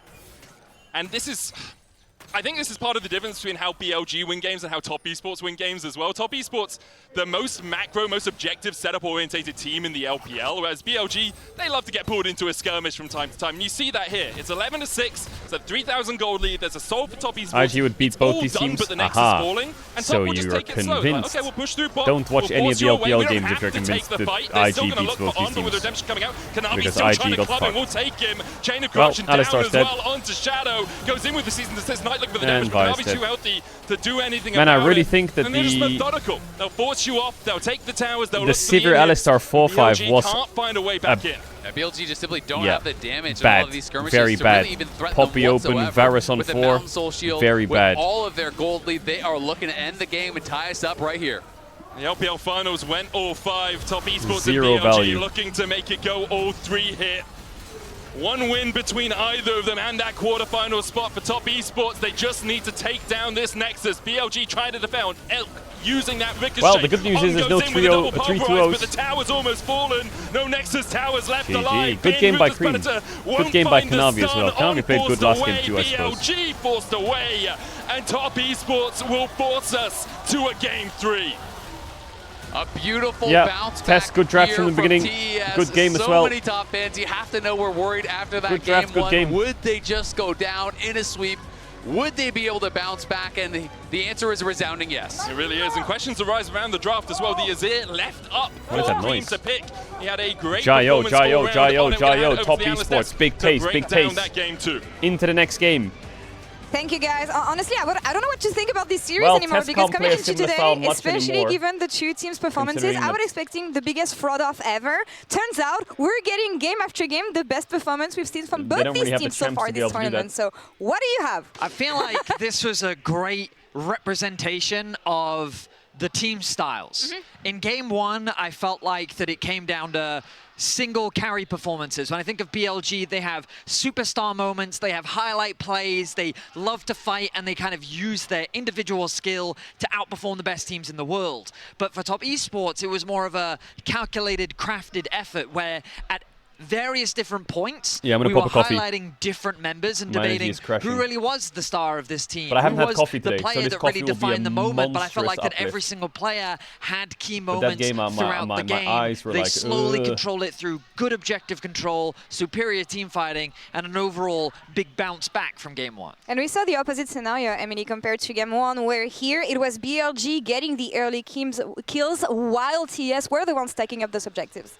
Yeah, and I think a little bit it starts in draft. I wouldn't say necessarily the game itself was decided in draft, but I do think the most important thing here for me was that R5 Poppy. When Vedi and I were both looking at this draft, we were like, okay, BLG have drafted something they're super comfortable with. I wasn't surprised to see the first pick Renekton come through. I'm not T1's going to say accounts on I the Super liked server. it necessarily, but This is was not Faker. surprised He's by playing it, right? Was not Anivia surprised, especially Malzahar by these Sion. first 3 picks coming out of This BLG. is But Doran, TES I have a think. lot of really good champions is to Guma. deal with what BLG want to throw with them. The Azir Okay, became Faker super practicing important. Malzahar, We've my had goat. a lot of My fucking goat discussions Faker. about Cream's Wait, hold on one Azir across the year and across last year as well. The Trundle deals really well, and then this is such a great Poppy angle, and you could see at times it seemed like BLG kind of forgot that a Poppy was in the game, or could be in the game, right? So, and I think this Poppy ended up being a really strong pick for TES. Absolutely, and I think that when we look back at how things were going in the early game, I was really worried for Top Esports. I thought it was simply going to be a matter of, oh, BLG's going to run away with it, because as you highlighted, Law, the early game kills were going the way of BLG, but as you also mentioned, in contrast to Game 1, BLG weren't converting that into early dragon control, into a snowball. And when you have a composition like this, it's really important that as BLG, you're snowballing through these objectives, because you want to, on your power spike, force your opposition into fighting, which Top Esports, they kind of played their own game. Yeah.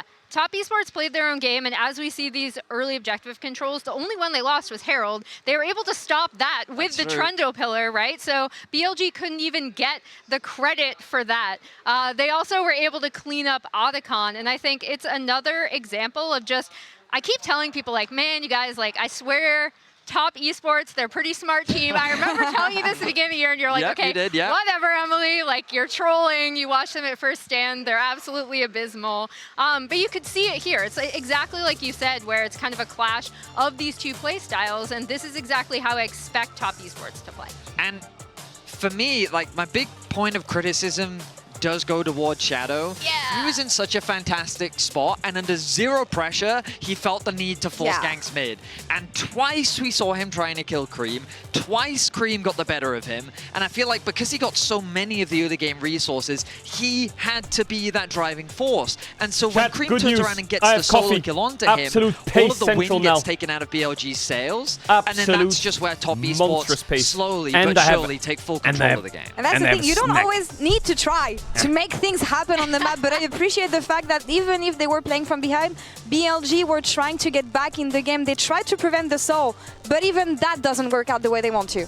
Yeah, this didn't end up working out at this point. TES are just Do you guys so in chat far like ahead, Jam? right? Like Jackie like Love Jam? kind of goes untouched, is able to kill off on here, and then you see BLG think they might be able to do something with this as it plays out when TES, I'm just waiting for it to get there. Here we go.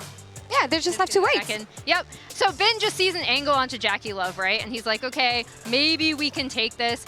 Honestly, at this point in the game, it was still a little bit doomed, where as soon as Shadow goes in, he falls, and Bin isn't really able to have that kind of great... He was never able to have the impact on the Renekton that I think he was thinking of when they locked that pick in first. And I think for BLG, it's back to the drawing board. Because when we move towards Game 3, what we learned is that red side is very valuable. We were talking about it prior to the game, that it felt like Top Esports wanted to be on red to deny some of these counter-pick abilities from the side of BLG, giving those solo laners the agency to run rampant on the Rift, and now moving back. We've just literally been told that BLG is not only moving to red, but they're subbing in Beishuan as well. Do we like it? Well, here's the thing. Mean, this is what they do, Yeah, right? that's what they do. It's also like, as Vedi already touched upon, subbing Beishuan in is had crazy a few business. really big unforced errors, right? In both of those ganks that he was talking about, Knight didn't have his ult up. He'd used it elsewhere. At one point, Knight was all the way back under his own turret when Shadow tried to go in onto Cream. So I think, like, in terms of these two junglers, I think he's coming in because of the performance. Also, maybe for a breath of fresh has air. one game. He'll be playing for the solo laner specifically. One game for BLG's future. He's a lot more, I would say, facilitative than Shadow. So we'll see. I can't imagine the pressure he's under. He starts the tournament against 100 Thieves where he loses. He loses to 100 get him Thieves. Out, put Shadow back in, and now he finds himself in the elimination match where they're like, no problem, buddy. All the pressure's on you. You've got this. It's actually insane. I mean, yeah, the pressure cannot get bigger than this. This is the most important match of his life. They were the world's finalists last year. They want to prove that quarterfinals is just the beginning for them. And on the other side, you have Top Esports. They want to beat those international chokers allegations. Let's see who comes out on top in this LPL versus LPL matchup in Game 3. Can't find an avenue to approach through the brick wall that is 369. Bin going forward for Jackie Love. They chose red side. Onto that backline as well, but the collapse of Top Esports is massive. Between worlds goes Knight, and Top Esports still managing to survive through it. They turn it around. Kanavi and 369 just diving in. Bin will get what the fuck is he playing? But only 2 left alive for BLG. Means Soul is the prize for Top Esports. Poppy's out. Vi is out. Wukong is gonna be banned. Trundle's out. Is Xin Zhao out? It is, right? I told you I was done with basic browsers. Wait, Jarvan's out, right? Kanavi played that game 1. Your setup wants Opera GX. I put 5. Holding it back. Not 5. I put 6 champs are out.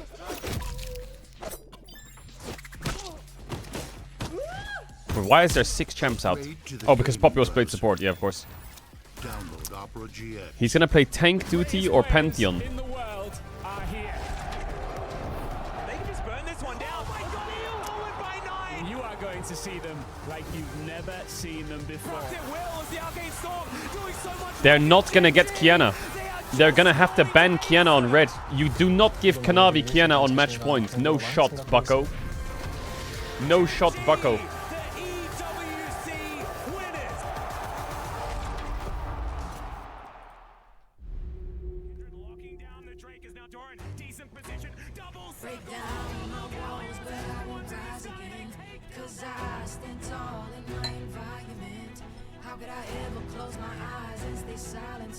They try to take me down with their violence. Oh, they go back in. Best shot flashes in, and down goes Knight.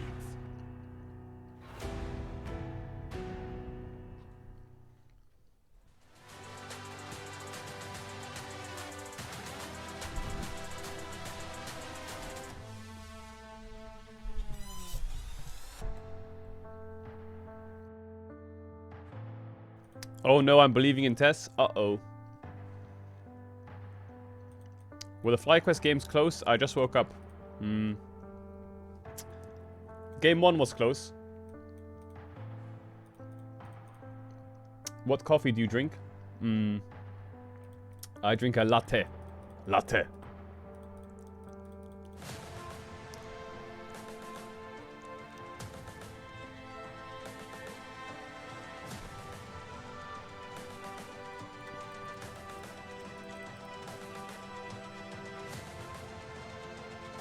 So you drink coffee with milk? Yes, I do.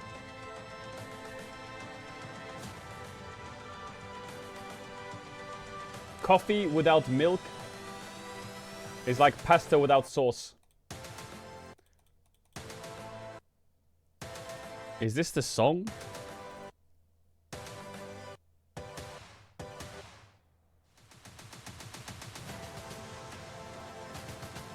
Bro, that song is awful. What the fuck was that? It sounded like there was a tech issue.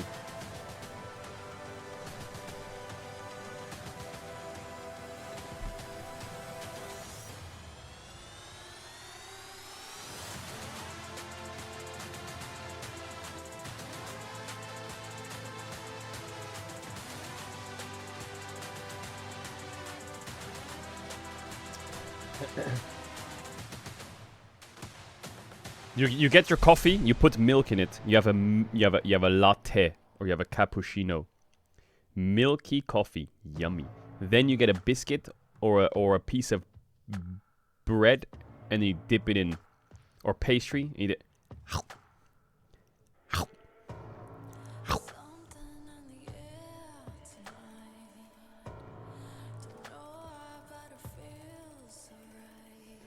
Oh, look at me, guys! I drink straight coffee with no milk, no sugar, and it's I just drink Americano. I'm really cool.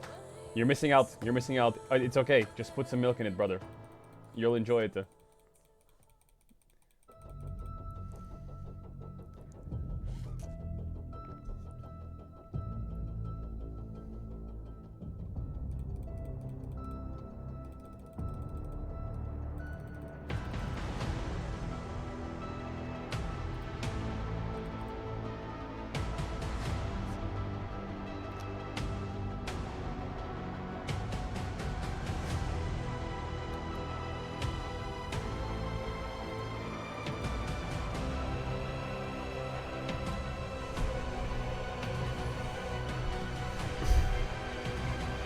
I don't mind black coffee.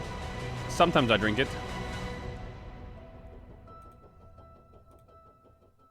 Hey players, you know a lot of you have been asking about the winter map and why we haven't been able to do it, and I'll tell you, it's really difficult.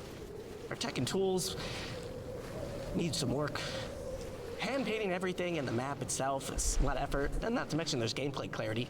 And can we just talk about how even though it's winter in the northern hemisphere, in the southern hemisphere, it's summer. And isn't that where Medler's from? He's from New Zealand. They should have done this many years ago, but it's a big W that they actually did it. You know what?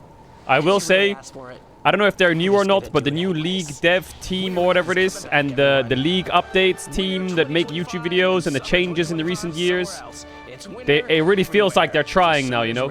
And that's like very appreciated, so big W.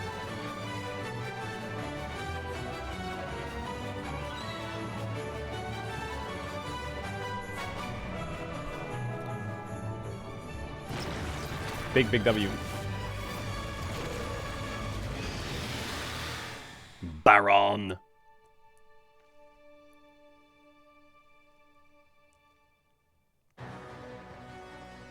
Are they doing it for the... No. That doesn't make sense, Mark. The Howling Abyss is already snowy themed, idiot. Yeah, but they could put some Christmas tech. No, it was Summoner's Rift. They could do it for Earth. Welcome back to Worlds 2020. Okay, we're back. Where we are here to see We're our back. 7th quarter finalist decided between BLG and Top Esports, who is going to join the other 6 teams up in that final 8. You were looking pretty pleased with yourself as you're saying that. Because I remembered how many teams had already qualified for quarterfinals. You're giving me a look, you're like, yeah, you see that? I was like, it is 7, yes, because we have one more series. See how high I can count? Went off the first hand. I can go to 6 and 7. I can feed in my lane and call myself a Christmas present. Like that. Yeah, that works. In my days, we had all right, like big sixes game and now. upside down 6s, and those were the funny numbers. And that was about it. But yes, we do have a small delay on stage because Beishwan is subbing in for BLG. The last time Beishwan won on BLG was actually the first game of the series against Top Esports in those grand finals. And since then, Beishwan is subbing in. I like the third game of a BO3. Now we start to break into Fearless a little bit. The BO1 Fearless, you know, just doesn't do it for me. Needed this whole time to recover. 100 threes, incredibly impressive. There you go. I love the way Now they we're played starting. their style. This is I the thought it first was time we've really started fun to, watch. you know, break the wall of Disappointed they got Fearless. knocked out. Thank you. But But now we'll see we if, have to talk about BLG and Top Esports. Yeah, absolutely. We'll see and see if Quid goes to Carmine Corp. No, stop that. Import them. Import them. No, he's ours. We got JoJo. We can get Quid. No, stop it. Quit to KC would be massive, by the way. Stop it. Having your solo lanes as Kana and Quid going to do here, is because it is a tremendous amount of insanity. pressure on a player, all jokes aside, who hasn't played a lot at Worlds, right? You played that first game of the tournament, and now it's like, all right, bud, time to sub in. By the way, if you lose, your year's over. Yes. And also, Quid's English is pretty good pressure. already. But the other side of that, and people love to talk about this a lot with 6-man rosters, is that you have been Go watching bin. the series alongside the coaches. You are getting a different perspective. You're getting to see the pathing that your opponent is going for. You're trying to look for tendencies that maybe you could actually take advantage of.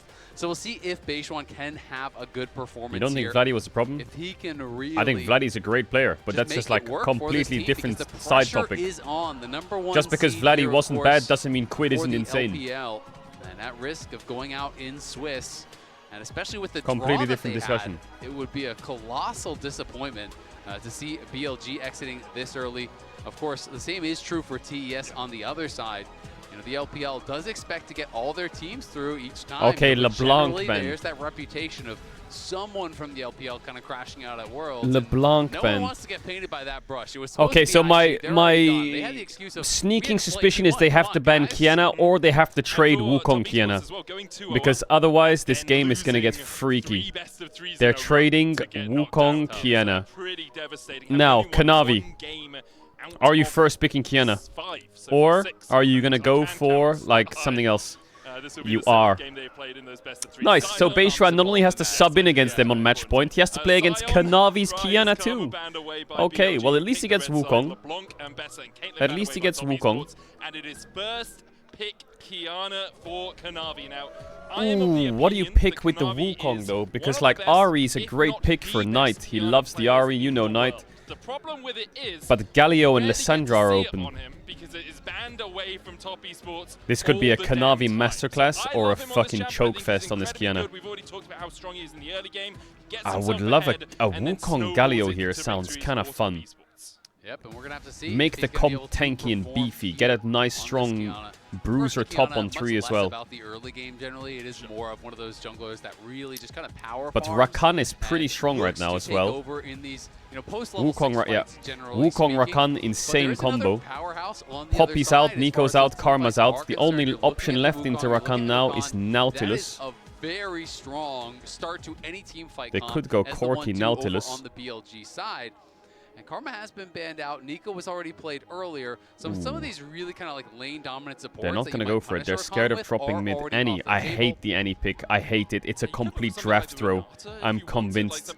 If you go Galio on 3 into the Annie, Kiana, it's just winning, isn't it? Galio on 3. If you blind Annie.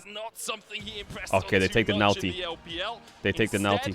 No, they're taking the Leona. What? Okay. Potential with the Leona coming I think you can go Zaya here. Yeah. And he has, I think the Galio still has a lot of value if you want to just pick it. Not look impressive and has been losing all I don't like Kai'Sa too much. Actually, Kai'Sa's fine. Leona was kind of like that old school. I think Kai'Sa, Zaya, Galio, goes down, all pretty good. Goes in, you lock them down, point and click CC, try to burst them out because Rakan has always been so reliant on being evasive, really. But it doesn't feel like. I mean, if I'm Tess, I'm banning Galio 100%. Answer. I feel like all it tends to do in the 2v2 is really kind of make it passive. And if I'm BLG, what am I banning? You're just gonna maybe give up the push. You know, and fish with those depends. Here I think BLG will ban for a pick, right? If they ban like Lissandra, they might look for Ahri. If they ban Zaya early, Annie, got banned out last time, so I think grabbing the Zaya they're looking to deny engage. Make a lot of sense. If they ban you can try to like draft range and Talia, but let's be honest. They might play Victor on 4, you know? Like you already are kind of deciding you're going to go in. Like there's got to be something to dive alongside that Kiana. So I feel like regardless of what we see the soul laners be for TES, I hope he doesn't pick Victor on 4. Cassiopeia Ben. Cassiopeia Ben. Cassiopeia. What? Is he going Silas? For top side here with Knight picking something blind, but or Galio? Maybe he's going Galio. Oh, they banned the Silas. Yeah, I'm thinking Silas or Galio with the Cassiopeia ban. And with the Silas ban, it's setting up Ahri on 4. So to me, if I'm going to go all in on one Talia Silas ban is setting up Ahri on 4, 100%. But if you ban Ahri and they go Galio, what the fuck are you playing mid? I would like to see them just index into him. I also feel like, let's be honest, what top lane matchups are even that abusive anymore? Like anything where you pick an extreme counter, you just get lane swept on. It's very true. Yeah, Gwen. In the past you could look for something like the Smolder and say, I'm just going to stack up on you a bit. Are you going to take the Ahri? Now you're laning against another I think if you go Ahri and they go Lissandra or Galio, it can be rough, but he's a good Ahri. Thanks to lane swap. So he just raw dogs the Galio. An issue whatsoever. Galio. I don't know what you're playing into this stream. So Galio, of course, could go mid or top. You could go like Swain. I don't know. Is that good? Really well on the Wukong as well as the Rakan. We don't know what the matchups are going to be. I mean, if it's Mordekaiser, I think that you're probably just going to have to be sending it mid. I don't think you're really going to want to play into that matchup. Why go Mordekaiser? Can't you go Jax on 5? Isn't that going to fuck you up? I mean, you can potentially pick 2 champions that are pretty good into it, but then you do risk getting really I have no idea what Krispy Kreme is playing here. One of the things that pros do sometimes like if Syndra? Mid-lane, I don't think he plays it. Like you actually called back to is just kind of free stacking off of it. But if you go Smolder and then they move it top and then you're playing into, you know, a Knight LeBlanc or something like that, then it's probably go home fast. So I don't think you're going to do that. I think you are just going to take this Mordekaiser here, assume that it's going to be I don't know, it just doesn't fit the comp. Go for a more standard I feel like it's a Swain game or like a fucking Syndra game. Although I wasn't too impressed, he does have a 66% win rate on it across the LPL. Oh my goodness. I was thinking about Smolder mid, but I didn't think they would play Smolder Kiana. This is, I think, a lot more risky. There's the checks. But maybe their read is that Chat, no I'm going to run ads. If you're trying to avoid ads, you can use the tier 1 or Twitch Prime and have sub channel to want to back to the game to pick this. If you sub, I'm going to ads for the rest of the world. Appreciate the subbers, much love. Finn, though, of course, does He's not going to go Kemen into Mordekaiser. That is just not going to happen. Is his iconic pick. It is a matchup that I definitely think can outscale. I appreciate those subs. If you sub now, no ads for Worlds. You'll be back for the game starts. Much love, much love. I also just kind of like the Mordekaiser in isolation when you're thinking about the team fight because there's a lot of different ways you can actually have success with this. You know, Wukong goes in to throw you're about to watch a Kiana masterclass. Mordekaiser just ults it, takes it out of that fight, you know, kind of remove the ult from the fight. I'm a little bit scared, but BLG's comp is very tanky. Kiana's options are not that good. If you're in the lane with the Galio and he's trying to hero his entrance in, you chuck that Death Realm on him and he's unable to join up with the rest of his team. I love it. I think it's a really solid pick. It's whether or not it can be as effective as you want. I hope all teams have fun. Where's that person with the sign that said like, I hope both teams lose, I'm hate watching? Because it does feel like there's a lot of lane focused picks, you know, over on one side. You know, when you're looking at the TES comp, you have these things that are supposed to be answers. They're kind of trying to put Knight in a difficult situation here with the Smolder, which I do really like in isolation, but then you have Smolder and someone had a sign, paired with this I think, on the first few days with that kind of feels like you're a bit of two different minds. Of course, Corki can still poke, and Smolder can like ult over the top on an engage. It's not like it can't work at all, but it does feel a little bit disjointed to me. That wouldn't be like if you knew this was your other 4, you wouldn't pick Kiana, I don't think, right? I agree. And so they are sacrificing something as far as how cohesive Yone, the comp I don't think you can play is, Yone focus Kiana. on the lane matchups. So now you have to get something out of the lane matchups, in my opinion. Otherwise, you look over at the other side, and Knight may not be on a hard carry, but the comp just is so easy to see what they're going to do. So nice front to back as well. With the wombo combo, you go in, you lock up the back line, Hero's Entrance on top of it, Counter-Strike on top of it, Quickness on top of it, Featherstorm as well if the Zyro ever gets jumped I on. think BLG's comp is very well rounded.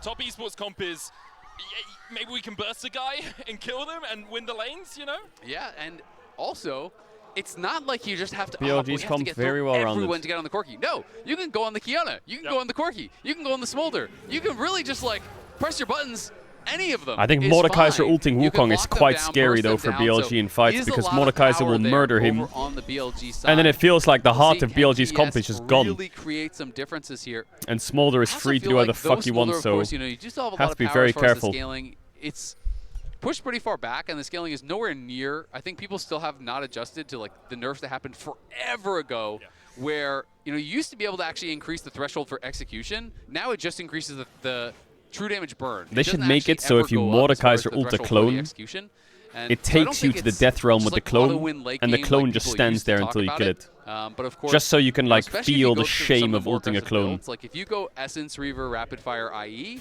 when you're on 3 items and you're on 225, you just press Q every time Rapid Fire is up, and you are poking them down. You become a real threat, and you can force bad engages by putting on that pressure. Reward the outplay. You will go to the death realm with my We clone. don't see any of those major lane swaps coming out from either teams. Both the junglers starting on the bottom side of the map as they'll work their way towards the top side. Do have a 100% win rate on red side this series, so see if BLG can continue that form on his Rakan as well. 79 and 29 on this pick. Rakan has just been ubiquitous with great supports over the last few years. The heal and the Gleaming Quill have to be used. Hung and Jackie Love Should I add that to my vocabulary? What does it mean? Bomb at the end there from Jackie Love to get Elk down below half HP. Yeah, Phosphomb well, at bot lane level is 1 stomping. just Exalt. That thing you cannot get hit by. That feels like it just absolutely cooks you. So now On going to be trying to hit some of these Qs. Hopefully we'll be able to help heal up Elk to just keep them comfortable in Connected this lane. with. Of course, you touched on So like Caedrel is ubiquitous with Malzahar. Did I say it correctly in a sentence? Known for his Mordekaiser as well, 17 and 4 on the pick. Yeah, last played it in the grand finals against Bin though on Cassante and went 2-7-1, losing that game. So in recent memory, 369. He was calibrating. Oh yeah, sure, that was it. Yeah, it's just I just need one game in a month and a half before we meet again at Worlds, which is a randomized draw. Yeah. You're baiting him into a false sense of security. That's smart. Run it down in the LPL finals to knock him out in Swiss of Worlds. you gotta think a couple steps ahead here, Medic. Yeah, okay, reset. I'm not as giga-brained. These Leona E's are just not hitting. That much is clear. Good damage though coming out from the top esports bot lane. Jackie Love with that level 3 first. Even in lane phase they throw. Monster trade level 2, int level 3. Is the mark you really want to look for the Smolder.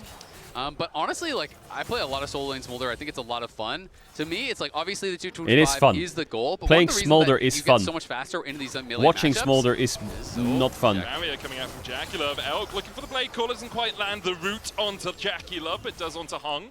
But it's just the idea that each breakpoint actually accelerates the next breakpoint so much, right? Once you get 25, all of a sudden you're AoE stacking off all their minions, but he can be in trouble. Taunt onto Creamer, that's flash away. Beishwan looking for the chase. Beishwan, relax, deep breath. Not enough. Flash for flash exchange. Is he gonna lose top crab now, Beishwan? Yeah, Beishwan, thought he might have had enough damage, didn't have the calculation correct there. As it's 369 TPing down. This is what they did in the Lucian game as well. To kind of bail please get out, this crab Beishwan, please. I'm praying for you. Okay. Now help me. Help me, somebody help. Okay. Kind of for nothing from Beishwan because he had already gotten the flash out of the Smolder, couldn't finish off Cream. But once you get to 25, you start AoE stacking all the minions so fast. Then that really speeds you up towards the 125. And once you have 125, it's kind of unavoidable because you're just getting splashed through the minions. Yeah. Anytime you go for any last hit, he doesn't have to queue you anymore. He's just queuing the wave, and you're going to get stacked on. So oh my god, disgusting cancel. Really oh my god, it's a disgusting cancel. 369 being very annoying with that. Really nice timing as well because Bin has already TP'd down towards the bottom side, just so he's collecting this wave, which means there's going to be no one on the top side for a while. As you say, my might just be able wave. to pick up a solo plate. He's Could going to lose a go cannon for that, a little bit of vision. or this wave, maybe he makes it. It is a cannon wave. You're going to lose Nice one cameraman. minion, probably the cannon, and another, maybe even 4 minions off this wave. Yeah, I mean, that's a lot. He's Yep, even going to it's valve all the fucked. wave to be able to get a fast reset off the back of this if he wants. Cancel so enemy bases, not only chat. do you actually get the wave, you deny Cancel the enemy cannon, bases, don't you forget. get the plate. So like that right there is almost a kill worth of gold that you just earned for your team. So it's one of these things that doesn't seem immediately obvious, but that's 300 gold ahead now for Blocked Jackie it. Love, and I think that's often earned by 369. Like he deserves credit for that. He did a huge job in that bot side. It's a whole level of experience lead as well for Jackie Love over Elka's Hung and Knavi. Raptors, a jungle's favorite temp. He will lose the game over it. Observer's mouse If you is can gone. get into that enemy jungle and take away some of these camps, it just gets you scaled up that much more quickly. Knavi running the first strike here on the Kiana, something he loves to do for that extra gold, for that extra acceleration towards his lethality items. Profane Hydra often when we look first. Yep, obviously is something that's going to help accelerate, but also the upfront burst. So much of your damage comes out during that first strike window, so it's not just about the gold. It really is a powerful damage rune later on in the game, where that percentage damage amp can mean quite a lot. When all of a sudden your combo is doing 1,000, 2,000 damage, a couple of percent is significant. So definitely is a powerful rune there. Cream, of course, picked up a call on that first base, so he is just scaling, looking to play this out. Playing a dragon and scaling, good one as well. Yeah, thank you. It's not too Playing a dragon and scaling. Do dragons have scales? I thought only crocodiles had scales. Good one, good one. Ooh, after a Fin lands the smoldering Son of start, that's 269, good. not really much What about the gonna happen there ubiquitous? towards the bottom side goal, basically even between the two teams in the early game. There is a Drake up. We saw a ping coming out on it from BLG. We'll see if Beishwan decides that is his first objective. Has push in the bot side, won't be able to get it in mid. Bro, these Leona E's need to hit, man. Jackie Love's playing like Doggo, but he ain't doing damage like Doggo. He ain't doing damage like Doggo. But Jackie Love now sitting at 200 HP, does have Knavi coming across, and Cream could flap He's level 6. Flap his way in as well. As you say, He could Elk E the not minion, let R yet flash level desire. 6, Thoughts and doesn't have feelings. that Feather Storm. Knavi's going to cut the wave. Cream. Yeah, that sounds Calling a disgusting, bit and of I probably would have done that and assistance lost the as game. on the end of a telephone. Meanwhile, Knight moving across with that Hero's Entrance. just took Drake my whole secure top for base wave. one. Now Top Esports know they have a man advantage, a numbers advantage. Here's the Hero's Entrance. Supreme Desires talent flashed away by Elkin Hung. It's hung out to dry. My Tower, good goodness double taunt as well. gracious. They'll look for Knavi next. He's down. The exhaust Galio ult. Wait, too deep, maybe too deep. Oh, come on, they're all 1 HP. Scorch, Scorch. To blow him over. Oh, Top come Esports on. initiate the They're all 1 dive. HP. Lose a 2-for-1 and lose a Drake. That's no Knight. That man is a king. Moves up to the top side to turn it around. Knight, But Galio, honestly, big W's. so bold from TES to go Big for the Ws. dive, knowing that he was coming. He walked across vision. They knew that Galio was going to be there. Got the And cannon. I felt like they kind of overestimated how He's- quickly they would be able to get this kill. He's giving me BLG's faker bot flashes lane on the delayed it Galio. for so long. Like, On look at those this in, exhaust. They started off, with the smolder up, but the Galio ult is there at the very beginning, and you can only get in onto the recon. He played it Kites really well, Knight, really, actually. really well. Then Knight flashes forward. min-maxed everything. Elk is there to follow it up. Every they spell do min-maxed. get some kills back here.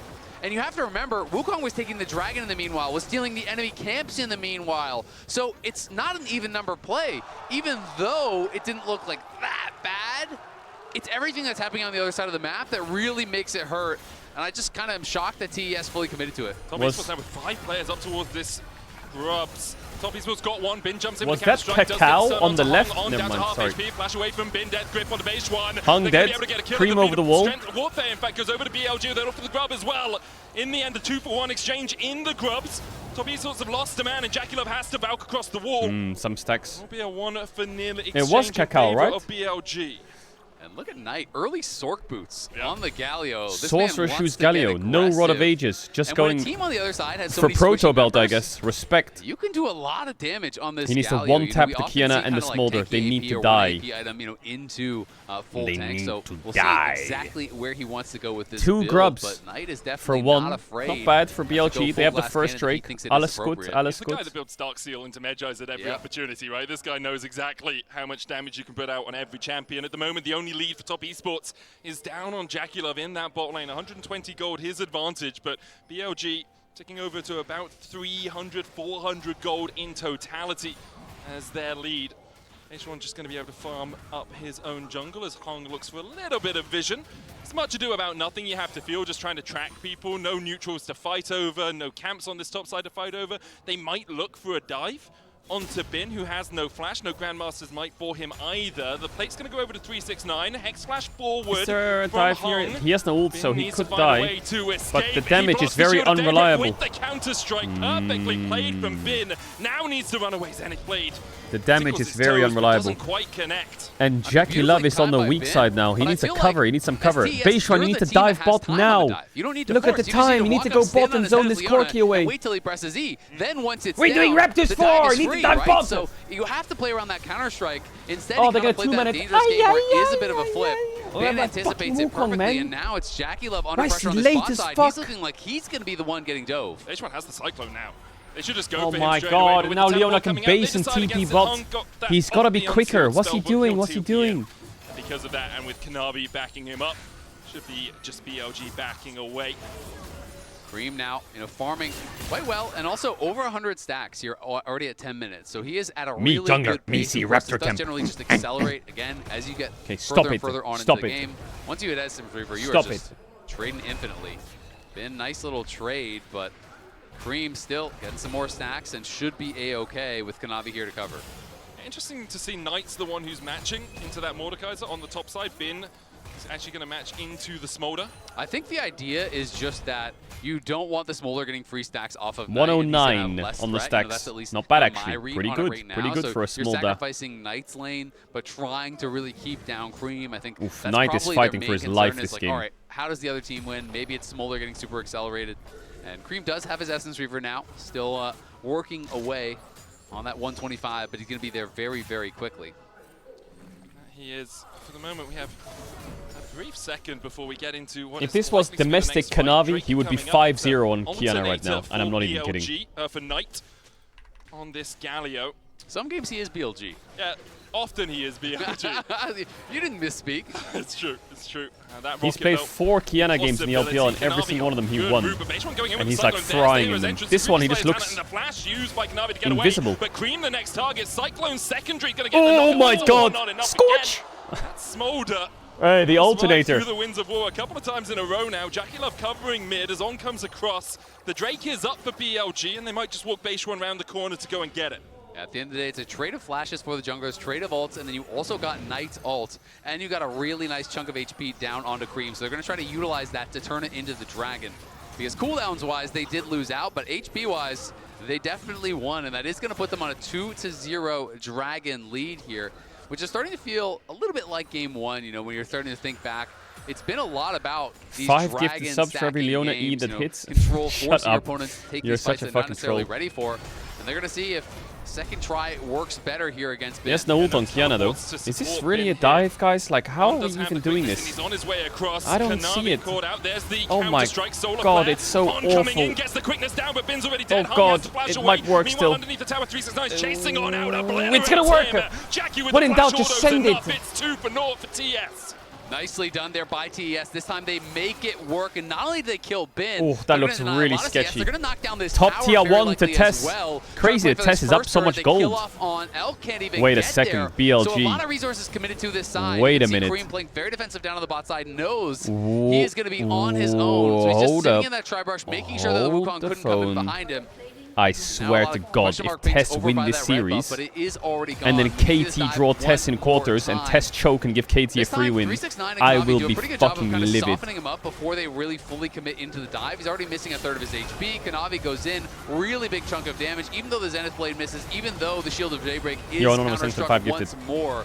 Hong can flash out, and the extra members I thought there do was allow them more to finish people off. collapsing from Jackie BLG. does have to spend his flash, so does 369. But there really wasn't. They secure the kills, they get the tower. I need Beishuan and to as stop a result, farming and hover it's around gonna these come lanes a down to bit these more. objectives for Like, feats, because BLG him and already On won are the just feat of split warfare. the whole They're game. only one of these objectives Like, he was off, here, whereas TS On would was need to get warding next top to. side. Held up in On 50 was seconds, defending that'll top be a dive. first point of call. Beishuan was here while the top dive was happening. Now, though, for top esports, Now moved On is across opening the board. bot. Okay, now Beishuan go top side. Bottom of that scoreboard, Okay, now Beishuan. 6-9.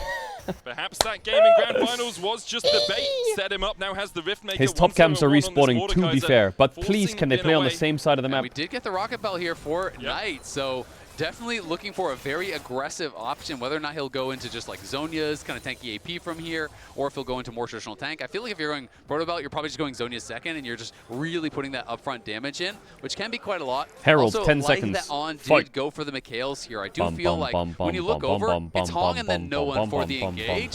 So if you're just fishing with that Leona The ult, gold and is you can spread just be able to so have evenly. cleanse on your Xayah There we plus go. a hail. Wukong Rakan, same side of the map.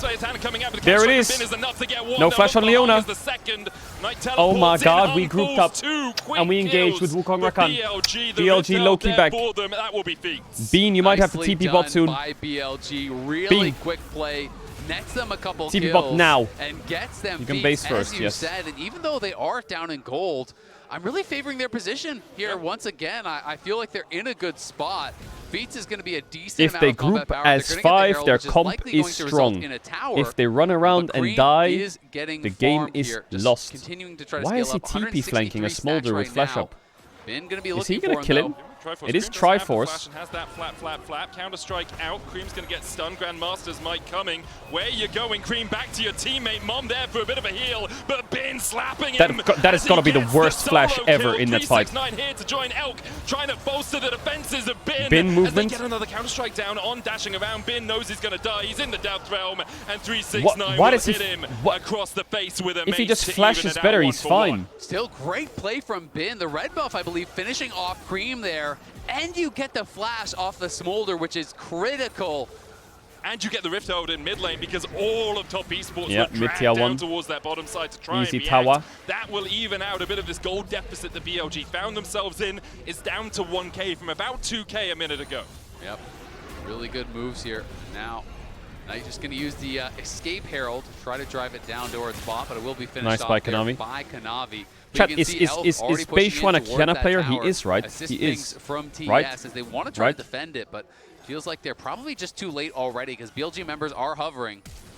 Hong looking for Knight. That's probably why he got subbed in 100%. Wukong Kiana trade. He plays both. All the way on the top side And he's good at both, probably. Grand entrance and Rakan dashing with Xayah in the game. I mean, they got all 5 down here, so TS needs to get something because Bin is going to be the inevitable problem. There's no TP, so no one can answer Bin. On gets the flank onto Cream here. Elk, don't get chunked. Death Grip not going to connect. Solar Flare down. On has the E. stun onto On, but They want this bot tier 1. They're 5-manning it. Meanwhile, top esports continue to push in for the tier 1 on the bot side. Redemption being used. Supreme Displate does catch onto Elk, and he cleanses. Is top esports mental? What are they doing? Means absolute destruction for BLG. They Why are they diving 5v4 as well. at The tower 17 still minutes stands, in? but 369 tanks it up.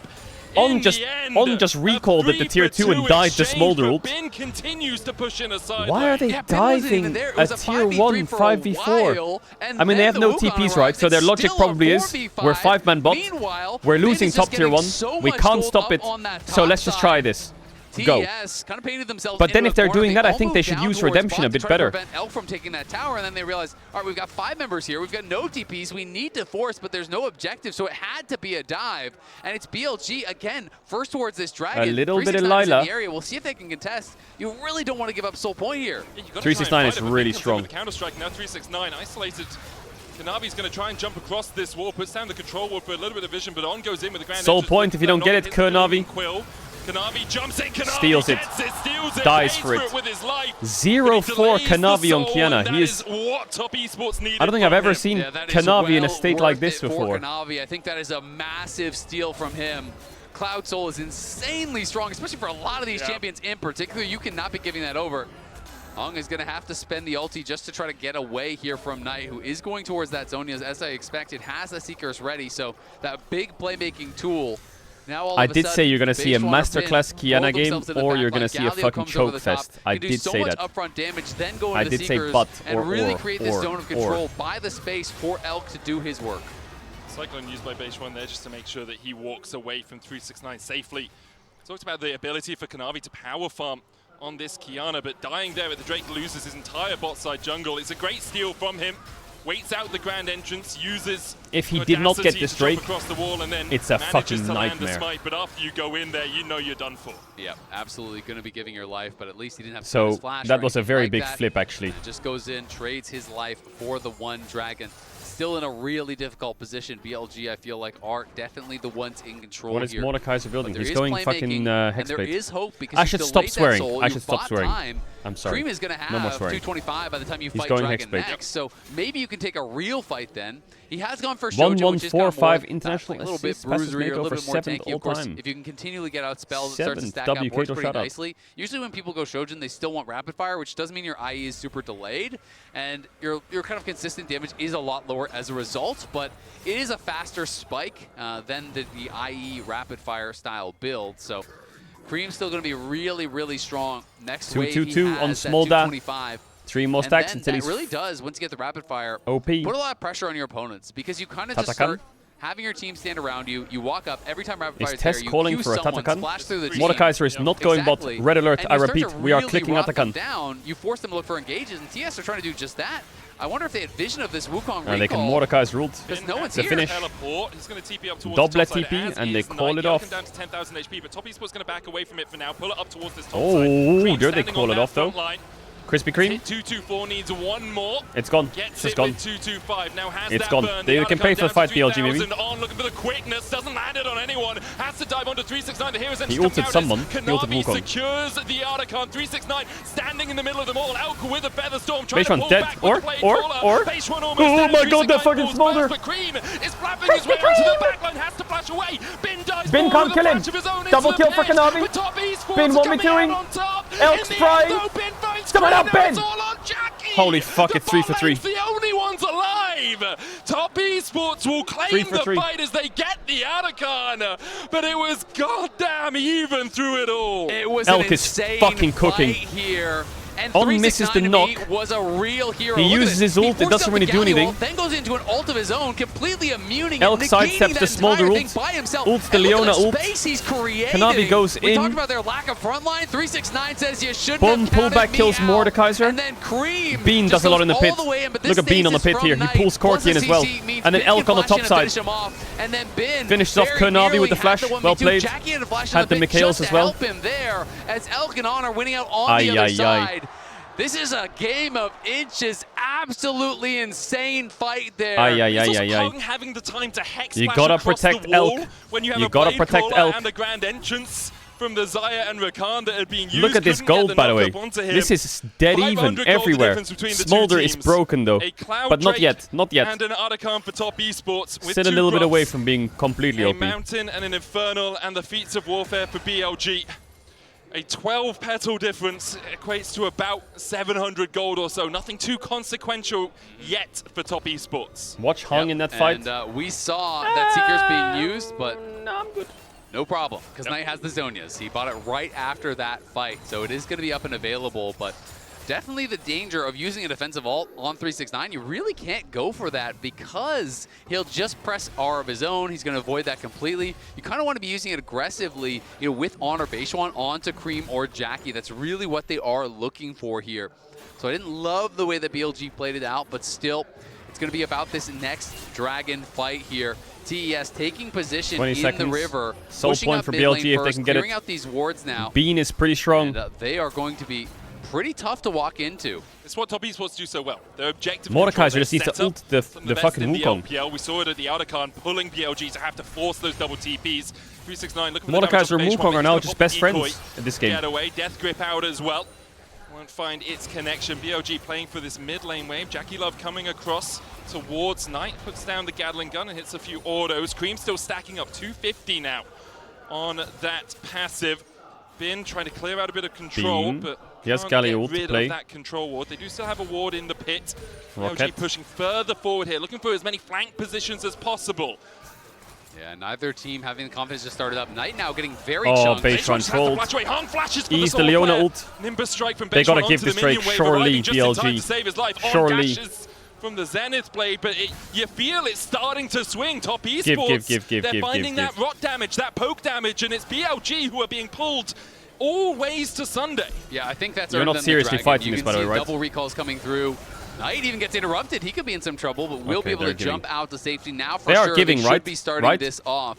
They will have time for the Wukong to maybe But get On back just in the swapped area, the but TP. Knight has no TP. I don't think there's any real reason to try to contest Are they gonna? this, but Bin is still sitting Well, no, in a no, dangerous they position. gave it, but Galio got cancelled again. Afterwards, Bin positioning to try to maybe catch Cream as he does walk down. I like it because you also have Beishon coming in from the outside here. There's the TP, they go into Cream. Cyclone down, Bin can't get in range for the counter-strike. Cream's going to flap his way across the wall. Supreme display of talent, doesn't find anyone. Mom's going to heal him up now. His outfits as Cream up towards the top side. Beishon's dying. He is dead to Mordekaiser. One-for-one exchange so far. Bean might kill Kanavi though. Trying to retreat from Knight, but 369's there to help Knight him flashes out. Flashes the pit. Kanavi caught out by Bin and on no range for them, but the counter-strike Kanavi kiting. Lila. Lila. That flank. Lila. Team has given up the ghost on him. He tries to dive onto Elk, but for it, he just dies. So it's 2 for 1 for BLG. How close are these fights? They are really crazy. These fights are so intense. It starts with a flank play onto Smolder. On vision. They go for the Smolder does eventually die. Really I think Elk kills him. Over the wall, avoiding pretty much everyone except for the flanking Elk. Zaya comes in. Great pullback on the feathers to be able to finish him off, but at the same time, 369 has already beat down your Wukong, taking him out. And Jackie Love, he's the backup AD carry. He's still alive and Kanavi still firing. Could have played that better. It does mean Kanavi is kind of hung out to dry, but it is still the Dragon going to TES. Another close fight. The lights are bright, man. The lights are bright. Practically dead even. We are just in for such a treat here. This final game between two of the best teams the LPL has to offer is really delivering. And you're really seeing part of what Top Esports are trying to do in some of these fights, which is pull them around, try and separate them, because we talked about it in draft. They don't have this traditional front to back, we stand behind an ore and walk forward and let our Smolder do all the work. You've got Maud putting someone in the death realm. You've got Leona looking for a stun on the other side. You've got two of the best LPL. Did he forget about IG? Whereas BLG haven't quite All right, bot found wave's that pretty big. more traditional front to back. You don't just have the Wukong engage into a hero's entrance, which is what you want, and you have to give Beishon positioning pretty good. TP from Jax. Looking for it now. On's gonna But get Rakan used W away. Has that gleaming quill TP in, as well as Bin goes Bean. in for the counter. Oh, Bean! Lands it onto Kanavi. Supreme decided Talent's gonna get him stunned. The cyclone from Beishon. Jackie Love's already That was not the engage BLG wanted. Turn it around. Beishon trying to swing around with a cyclone. Oh, Knight and Elk gets Now 2 for 2. What? Elk on the back foot. Knight gets caught in the justice punch. Oh my god, Elk, you're fucking crazy! Finds the root. Finds the feather What the fuck? Is he gonna die? Jackie! Jackie!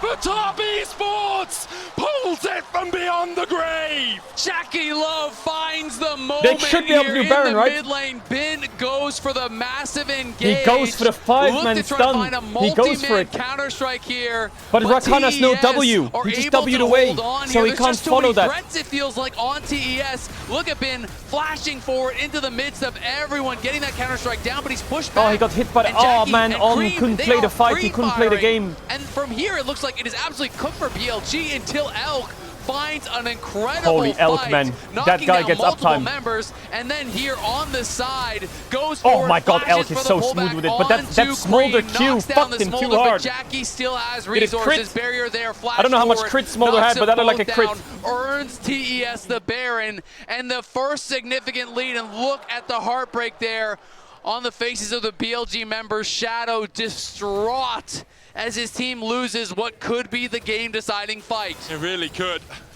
The Baron secured for Top Esports. Hung, Jackie Love, and Kanavi have it. I'm not sure if 369. Yes, he did. Came up in time. Jackie Love may be taking a it to break. Now with the Red Bull Baron power play. Might take down BLG before he does, though. Collected by Top Esports. A little Worlds run? Vengeance Why not? From the LPL finals, where they went down A little in Top 5, Esports Worlds run, 2 to maybe? 3. For Okay, now do the BLG, Top Esports thing where you fucking story's throw the same. whole thing away. No, the don't book do has that. been written. The engagers, if you find them onto this backline, it does work. You have a cycle, you counter-strike, hero's entrance, quickness, you have all That's of a these tier 2 tools. top But for Top Bean. Esports' ability to split, ability to scatter when that engage comes out, has been Test sublime versus KT, so far. Battle of the And Fraud that off. gives so We need much to credit avoid it to at all Kanavi, costs. 369 BLG, and please Hawk do were making something. that job so Please, hard. it's brewing. They're I can saying, see it. yeah, you want to G2 draws engage, I am Genji. walking into you, I'm KT hitting draw you as test. you're trying to get Battle of the close to my Frauds. carries. It's You going to be cannot just awful. walk up for free Please and flash on save them. us. You will take Bean, damage, you will do get punished. something. And if you try to go for that engage and you fail, even just by a pixel, Cream and Jackie will make you pay for it. They are just destroying them at this point, as the third item is through for both of them. Now that rapid fire I talked about is there. The game is 10 times easier to play, it feels like, as Smolder. Once you have that third item, you get the rapid fire. 4 seconds on Drake, you give are it. just laughing at him. Wait for Infinity Edge on Elk. Take a breath, we'll take a moment. Cloud Drake's up, will only be third for Top Esports. No soul for them yet, but I'm pretty sure they're happy with the extra movement speed they're getting out of these 3 clouds. The ability just to dodge and dip around the fight. Give it. And now they will be on Soul Point. 4,000 gold their lead for BLG. A 2024 that was so close but so far. 2 finals. Weren't quite able to take it over the finish line. Now a 25 that has been up and down, to say the least. Managing to pick up the win in the summer finals, but being eliminated before even making it to quarters here in China, in your home country, will be a disappointment. Hung. Dashes. They dodged away with the battle dance. I believe in Elk. On takes a super Just get that man in Infinity Edge. I mean, especially when you're looking at the strength and let him cook. They played 100 Thieves, Fnatic, G2, and then VKS. Yeah. Let him cook. People would think that is easily 3 wins and you're out. H1 goes in. Hung the target here as they're just coming out. Hung is really going to flash away. Cream trying to put the oh my god, no flash. Smolder on. He don't know where to go. He don't know where to go. He's going to get sneezed on. Someone help. Is going to be able to okay, no Smolder flash, no Leona flash. 369 looks for the flash. Did he just flash E on Mordekaiser? Top Esports on the advance. Yeah, 369. They lose in it short maybe. E there, misposition on his cursor, so it but they should be able to fight the back end of it maybe. They take the tier 2. They're going to crack the inhibitor towers here. You can see assist pings are deep. They're going to try to look for a TP play. No flash on Leona. Ult in from Kanavi to Peel. Counter-strike out. Bin gets pops the ult. Stopwatches. Knight pops the Q. Taunts. Leona should die here. But look at the top side of the fight. Beishwan ults. 369 ulted from Beishwan. Take it up, dead! Walking on the beam! Walking on the beam! Flash out. Kanavi, he's gonna die. Knight, sorry. Elk, you know ult. Flash out. Triple kill for Bean! Oh, the roots from Elk! The roots from Elk! For BLG! Somehow they hold on! BLG hold the line. Knight did so much in that fight, even though he died, he's the fucking hero. Like TS was about to wrap it up, but also Beishwan got ulted by Mordekaiser, but he went over the wall. Go no further.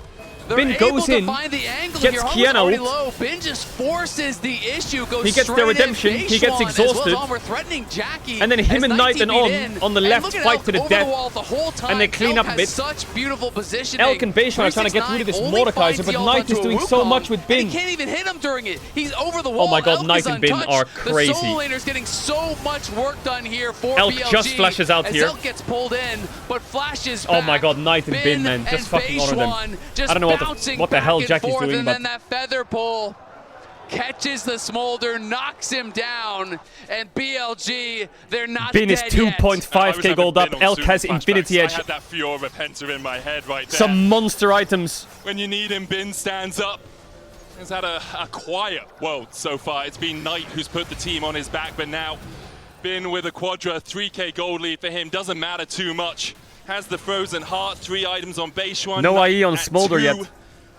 That is Jax is Jackie insane. Has that shield bow, so going to be even harder to knock down. Critically Cream, no. If he gets GA yet. with that really Frozen wants Heart, to get towards that. He's and actually Elk has just been playing stellar in full these tank team at that fights. point. He is on 4 full items, has the Infinity Edge. And he's going to have to do so much of the heavy lifting. He is the consistent damage for the team. It's up to the others to create space. Poor Knight. But he must Can't capitalize on farm, those broke as opportunities. fuck, have to bail the team out constantly, playing a supported champ. He's dead against a comp with this many He's threats. just sitting there on Galio. All he can do is buy time and try his best. Oh my god, onto Kanavi, one shot. Mordekaiser ult saves him. 369 on that front line, catches out Beishwan. They need to kill Mordekaiser now, but Beishwan's kiting up. Why is he kiting up? Why isn't he kiting to the right? Bean in there, Smolder, cooking, exhaust by On. Good exhaust. Bean cooking more. Pops the E. Double. Oh, he's still going. Stopwatches. Did he overcook? He needs to press E now. Oh, he keeps going. That Bin is a psychopath on the Jax or what? Are you kidding? Look at top lane. If he dies there, they could end top with Smolder TP or some shit. Like, what the fuck is that? But he couldn't finish it off. It's blinking health bars. It's been just juggling it so incredibly well, going forward with the Counter-Strike into the stasis. Counter-Strike back up again, creating incredible amounts of space. TP from On, they're going to rush Nash. Bin is showing why. His name is synonymous with Jax. He is known for this. Are they going to rush the Nash? Best Jax Can they in spell the book a world. smite? This guy they is can't just do Baron, right? insane No when shot. He's playing at his best. and he is stepping up in the moment when BLG needs him most, but it is 20 seconds until a potential Cloud Soul. TS has claimed the last 3 Cloud Dragons in a row, and that is going to be the test. If you thought it was hard for them to find engages now, give over that Cloud Soul. You are probably both never finding the engage and never getting away after a failed engage. Don't forget, they have Mordekai's ruled. If they want that soul, they got it. For top esports, like, you can they have to engage on them before they get on it. Catch out the engage with that Death Realm, then just allow the Base one wrapping around, own, getting low. Opponents, but BLG look at base one. So there's a pink though. Guys, you have to go now. You have to go. They're just going to finish it with Mordekai's rule. They're going to get Cloud Soul. You have to go now. Cyclone. It's a category 5, and he's knocked it's into over. the wall. The BLG's cooked. Cloud Soul is so broken. Oh my god, it's too late. Too late. Too late. Bin can't save them. They're out. It's done. It's over. Top esports beat them. Top esports. Oh my god, they're out. And they'll march down the bottom. They're actually just out. Look for the engage, but Kanavi instantly denies it. Stuns him into the wall. BLG's out of world. Top have done it. Top won't go through the bottom lane. They'll go through the LPL champions. They'll go through to the quarterfinals. Top by name, top by nature. In the battle of the LPL, TES rises victorious and makes it to quarters. Top esports and AL are the teams to represent the LPL. Thus far. That was so fun. Such an incredibly back and forth game between these two teams. TES with a very difficult to execute on composition here, really making it work in the key moments. Lightning fast reaction. Bin and Knight fought their hearts out to seal the game. Because that Cyclone, if that's on that your backline for long enough for a counter-strike, a quickness to follow up, you are just all that's crazy, by the way. That's crazy. I swear on Gromp, if it's KT versus Tess, we got a problem, okay? We got a problem. That's what I say. We're going to hand it over to the analyst desk to break down that series. Break down what? I freaking love League of Legends, man. That was the most skill we had in a game at Worlds. LPL versus LPL, that is all I expected here from a matchup like this, wow, guys. BLG's we got to see BLG solo laners take over game 1. I don't think anyone has faith in Tess, but AL, a lot of people have faith in, play a lot more controlled, and then we just got to see 2 teams bash each other's heads in for game 3 as BLG take their final just bow. fucking I'm so sad beat the shit out of each other during the whole game. One of these 2 teams, right? Because I think neither team had the performances they would have wanted in this stage. These 2 teams have such talented players on them. Knight and Bean. But the last Nut and Jackie Love, and for all of the possible break. rough times that they had this year, it's what really, if it's really HLE sad versus to see them Tess? not go back to the bracket stage to try to kind of defend that position. It's a situation where BLG didn't really show their final form up until this point, and my goodness, what a performance it was, because in that game 3, even when their backs are pushed to those all right, it's time for towers, T1 versus Koi. Find those incredible fights. I mean, Bin on the Jax really showed up today, but again, it also just shows the resilience G2 versus of Tess. top Oh my esports, god, the draw today is going to be these mental. 369 bringing out his signature Mordekaiser, basically making it impossible for Beishuan to ever work with Bin to get onto the back line. But these fights were so neck and neck. God, watching Elk in these fights, Jackie loves positioning. Like, we know that the LPL is known for their team fights, but this was just a beautiful demonstration of what this region has to offer. I'm so glad you called out so many of the champion choices too, right? Because when their backs up are against the wall, LPL teams will always default for comfort, right? That's how we got the Bin Jax. That's why we get the Mordekaiser from 369. Like, even if it doesn't make sense to our viewers at home who haven't been watching LPL, it definitely makes sense No, to it's on the them Reddit. in Pedro Peoples knew. It's to do with Knight. It was a video. Fights from both of these top laners, right? And then this draw. I hope it's a good draw. Just please no KT Tess. G2 Tess, HLE Tess, no KT Tess. No. Hopefully people believe me when I say this is someone who has been been able to contest Knight this year. Like, he Sorry. has improved so much as we see that damage coming out of the Smolder in this game.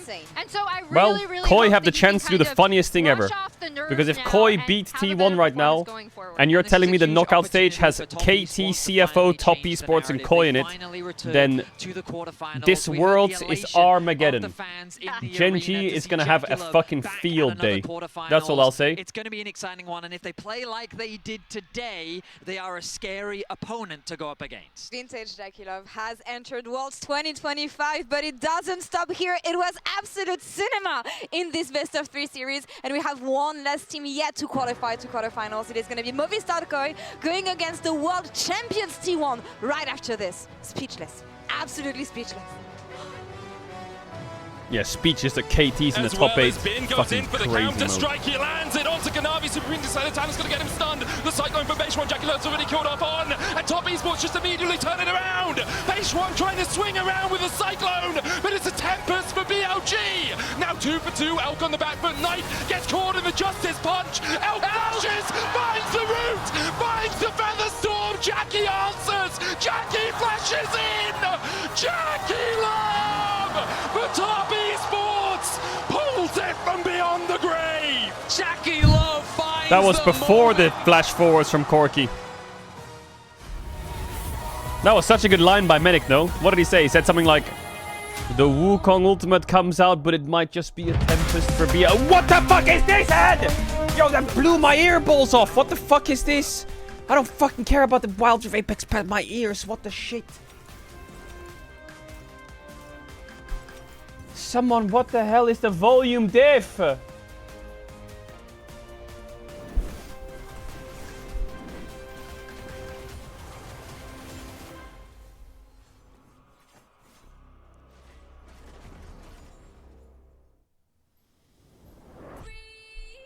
I'm deaf now.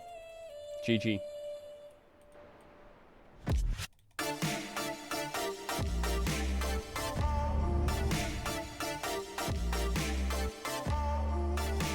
Ow.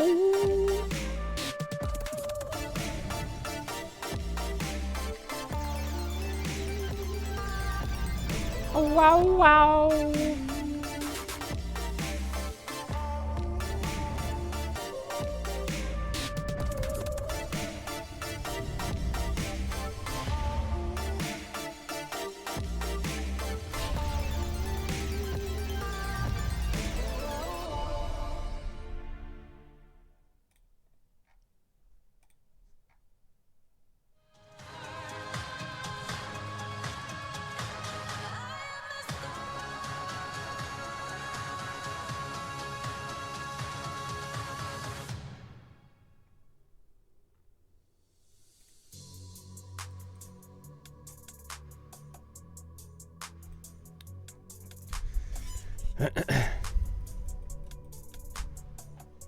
T1 vs Koi. The final game of Swiss. The final game of Swiss. I think today is the quarterfinals draw, yeah. This quarterfinals draw, there is a world where one side is completely stacked and the other side is fucking empty. If there's a draw, right? Because AL and KT have to be on opposite sides of the bracket. That's just the law. They both have to be on opposite sides. But let's say T1 win this and AL draw T1 and Gen.G draws HLE. Then the brackets will look like this. AL T1, Gen.G Hammerlife, KT, CFO, G2 Tess. Like, one side is going to be absolutely fucked. And the other side is going to be free win. Or not free win, but like, you know. So we really need the draw to be good. Because if AL, T1, Gen.G, HLE are all on the same side of the bracket, it is fried.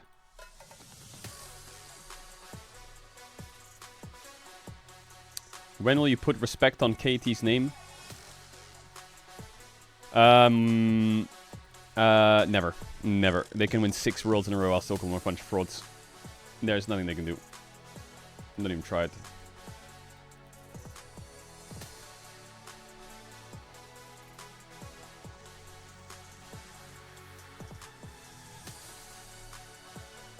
What if MKOI wins? Okay, let's pretend MKOI wins, okay? KT draws Koi. G2 gets picked up for Tess. It's the same outcome. Or G2, let's say they get CFO, sorry. And then what? You have AL, Gen G, Tess, HLE. It's kind of the same, you know?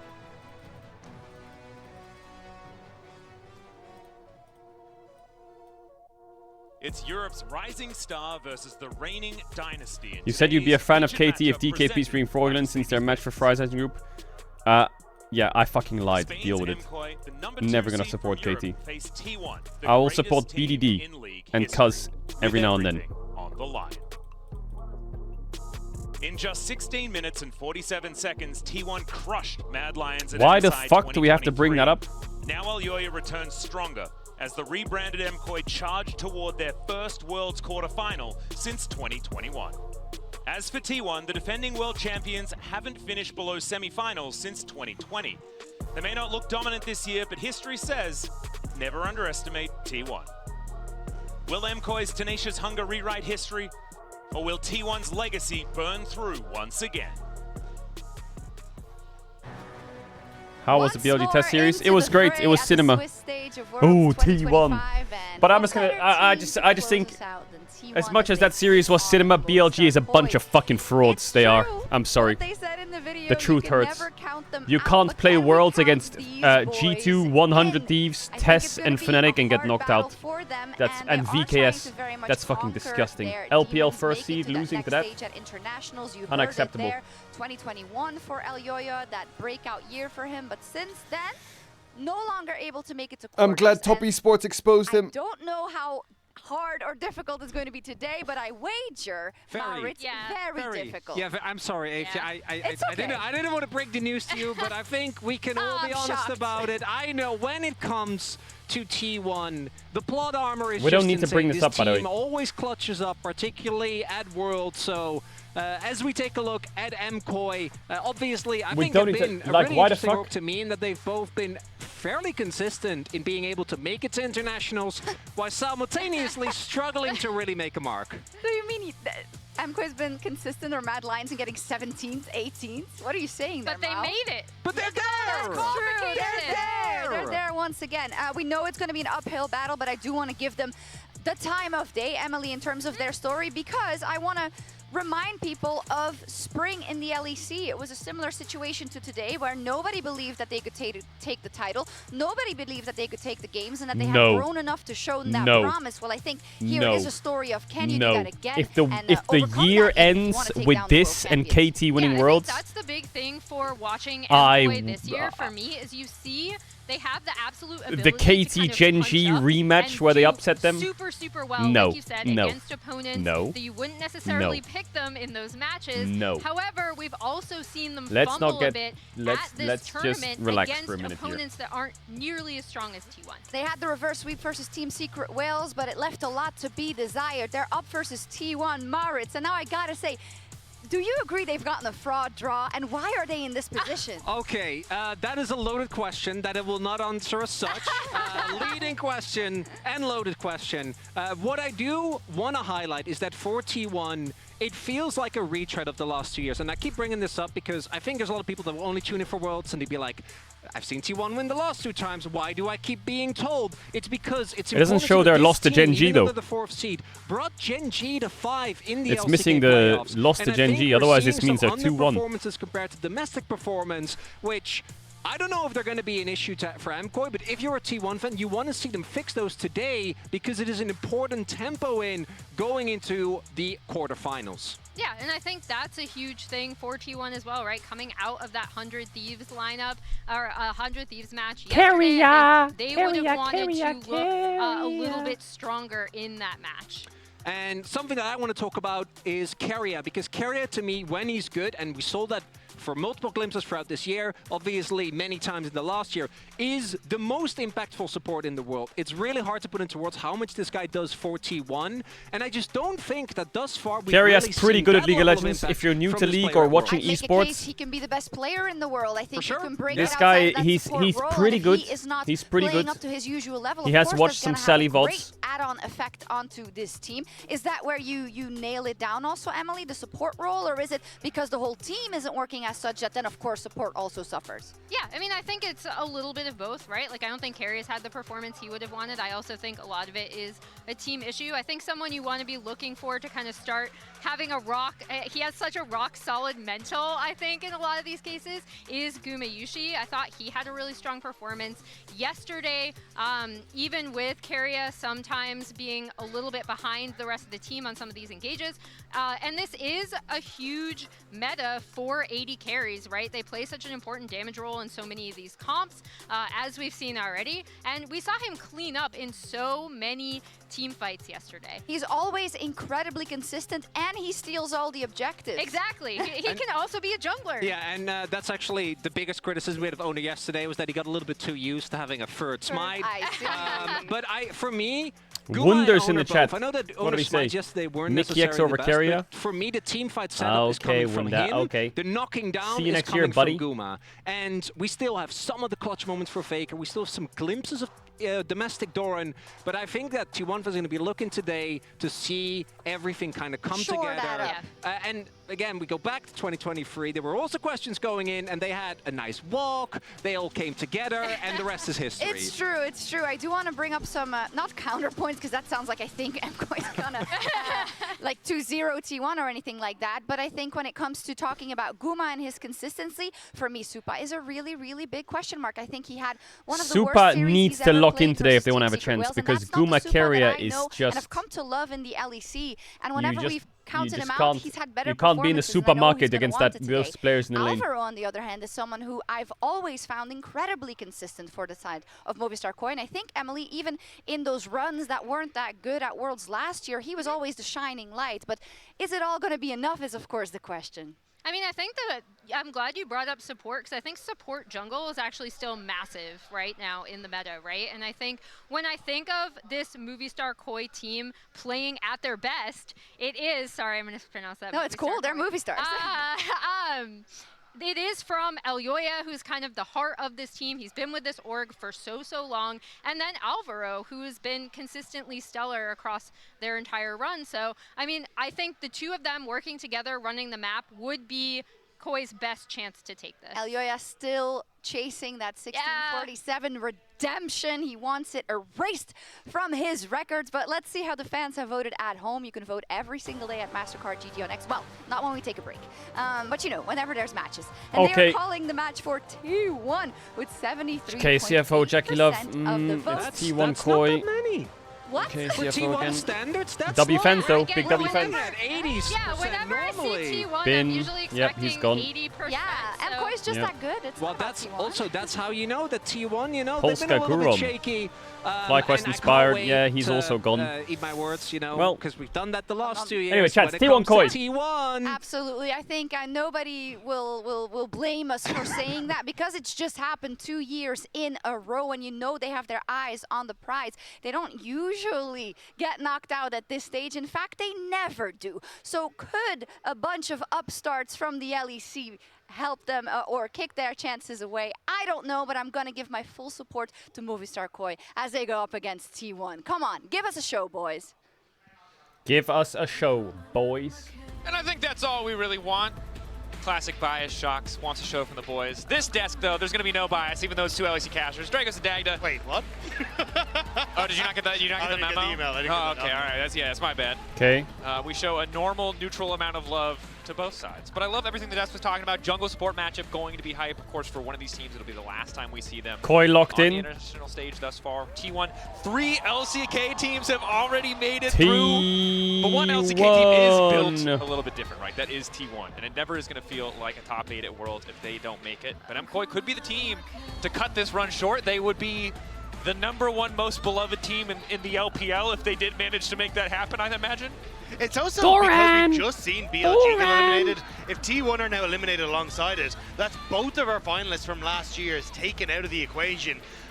And for Movistar Koi to be the team to do it would be absolutely incredible, but I think a lot of people It's a TriCast chat. T1 to be able to take this. They have been exceptionally strong over the course of the year. At some points, even the strongest team in the LCK. So it's going to be hard for Movistar Koi to take them down. Uphill battle, to Lock be it in. certain. The MasterCard fan vote, you know, they were surprised it wasn't 80%. I will say T1 still expected to be the heavy favorites. Again, for both of these teams, they haven't had the most awe-inspiring run thus far, right? Neither one of these teams has beaten an LCK or LPL team in Swiss. But of course, T1 did start the tournament by beating IG. So a little bit of a different story, a little bit of a different tale, and we'll need to see what both these teams, you know, true level really is at, because there have been shaky performances. We heard about Supa, T1 obviously, while they clearly dismantled 100 Thieves, there were still a lot of kills given up. There were still a lot of moments where it really did feel like the Thieves might be able to take a win. And a lot of that was coming down to good picks coming through from 100 Thieves, where they were able to catch T1 out in rotations, but T1 were able to fall back towards what has been exceptionally strong for them for years and years and years. Their team fighting, had objectives, finding those moments where they're able to pop off and Jojo meditating their versus Faker. shape. So I think that's basically what T1 are going to be trying to looking to do. Was there here. an LR hat? Whereas for Movistar Koi, I think it is a huge amount on Elyoya and Alvaro to try to play through this early game, find some early leads, ban the Bard, try and find out if you can take it to T1 through that strong early game. Ban the Bard, that would be a good start, You know, yeah. it really is one step at a time, baby steps, explosive early game, and of course, for the EU fans out there, they're still carrying the trauma. Shock's brought it up before, but look, we look back to the 1647 era. That Mad Lions We don't roster look back there. was We ahead, don't. Rob. We talked about this. They were getting kills in every single early game. They Fun got fact, first blood every game. if you watch just the first 5 to 10 minutes of all of the games from the 1647 series, you would really think that T1 were losing. Except for game 3. Game with three, the 1647 game. Yeah, there might have been a little bit of mental boom after game 2. But again, it's not enough, right? And we have seen for MKOI, that was the story in their first series against KT. They got those early leads. They could not close it out. They could not bring it home. And even against Team Secret Wales, we saw some of that same shakiness. So hoping for that level up in performance to give us the compelling series. 7 out of 8 teams locked in for the bracket stage. 1 more to follow. Expectation is it'll be They're all using the Faker mouse against Faker. Never say never when it comes to the world stage and upsets.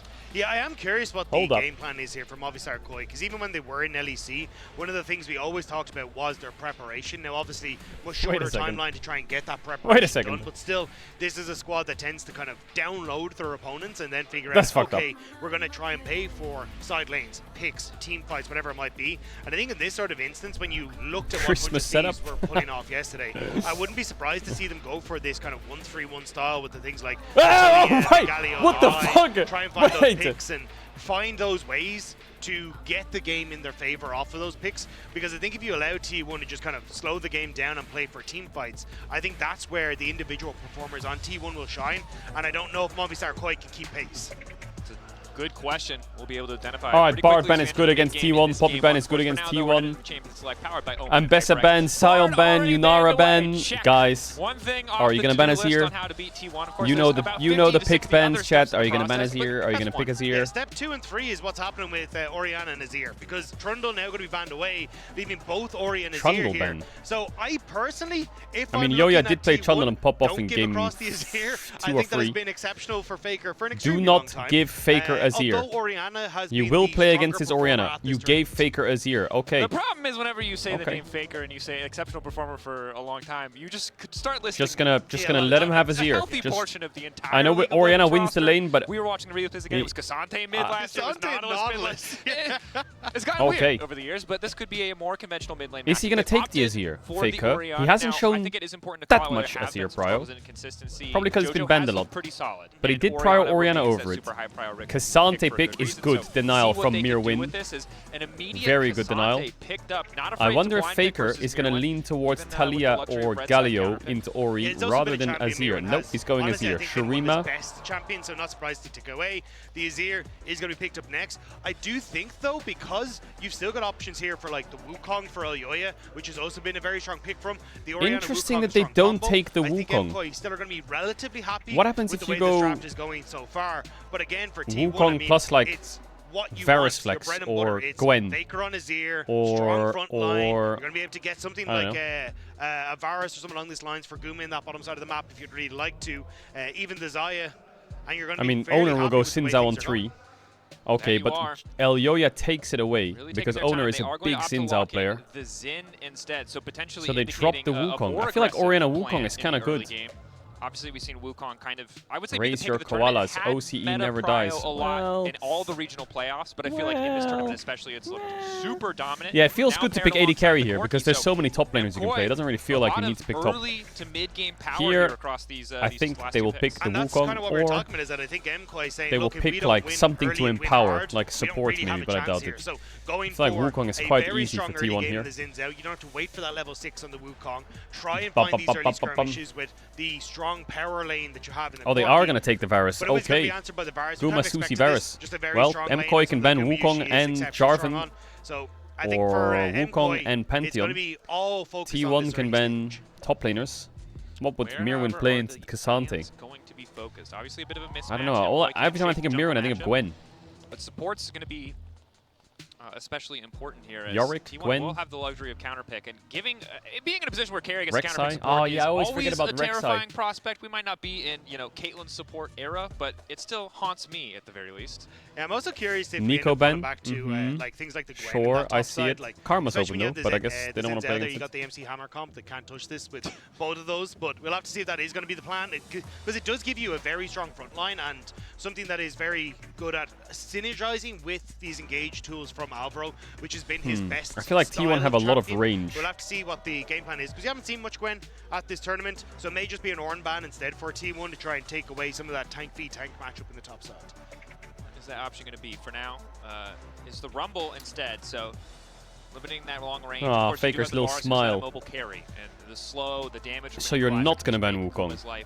Pretty miserable, whether it's on hit or poke Varus, although poke I think is the assumption at this stage. One final ban here for MKOI.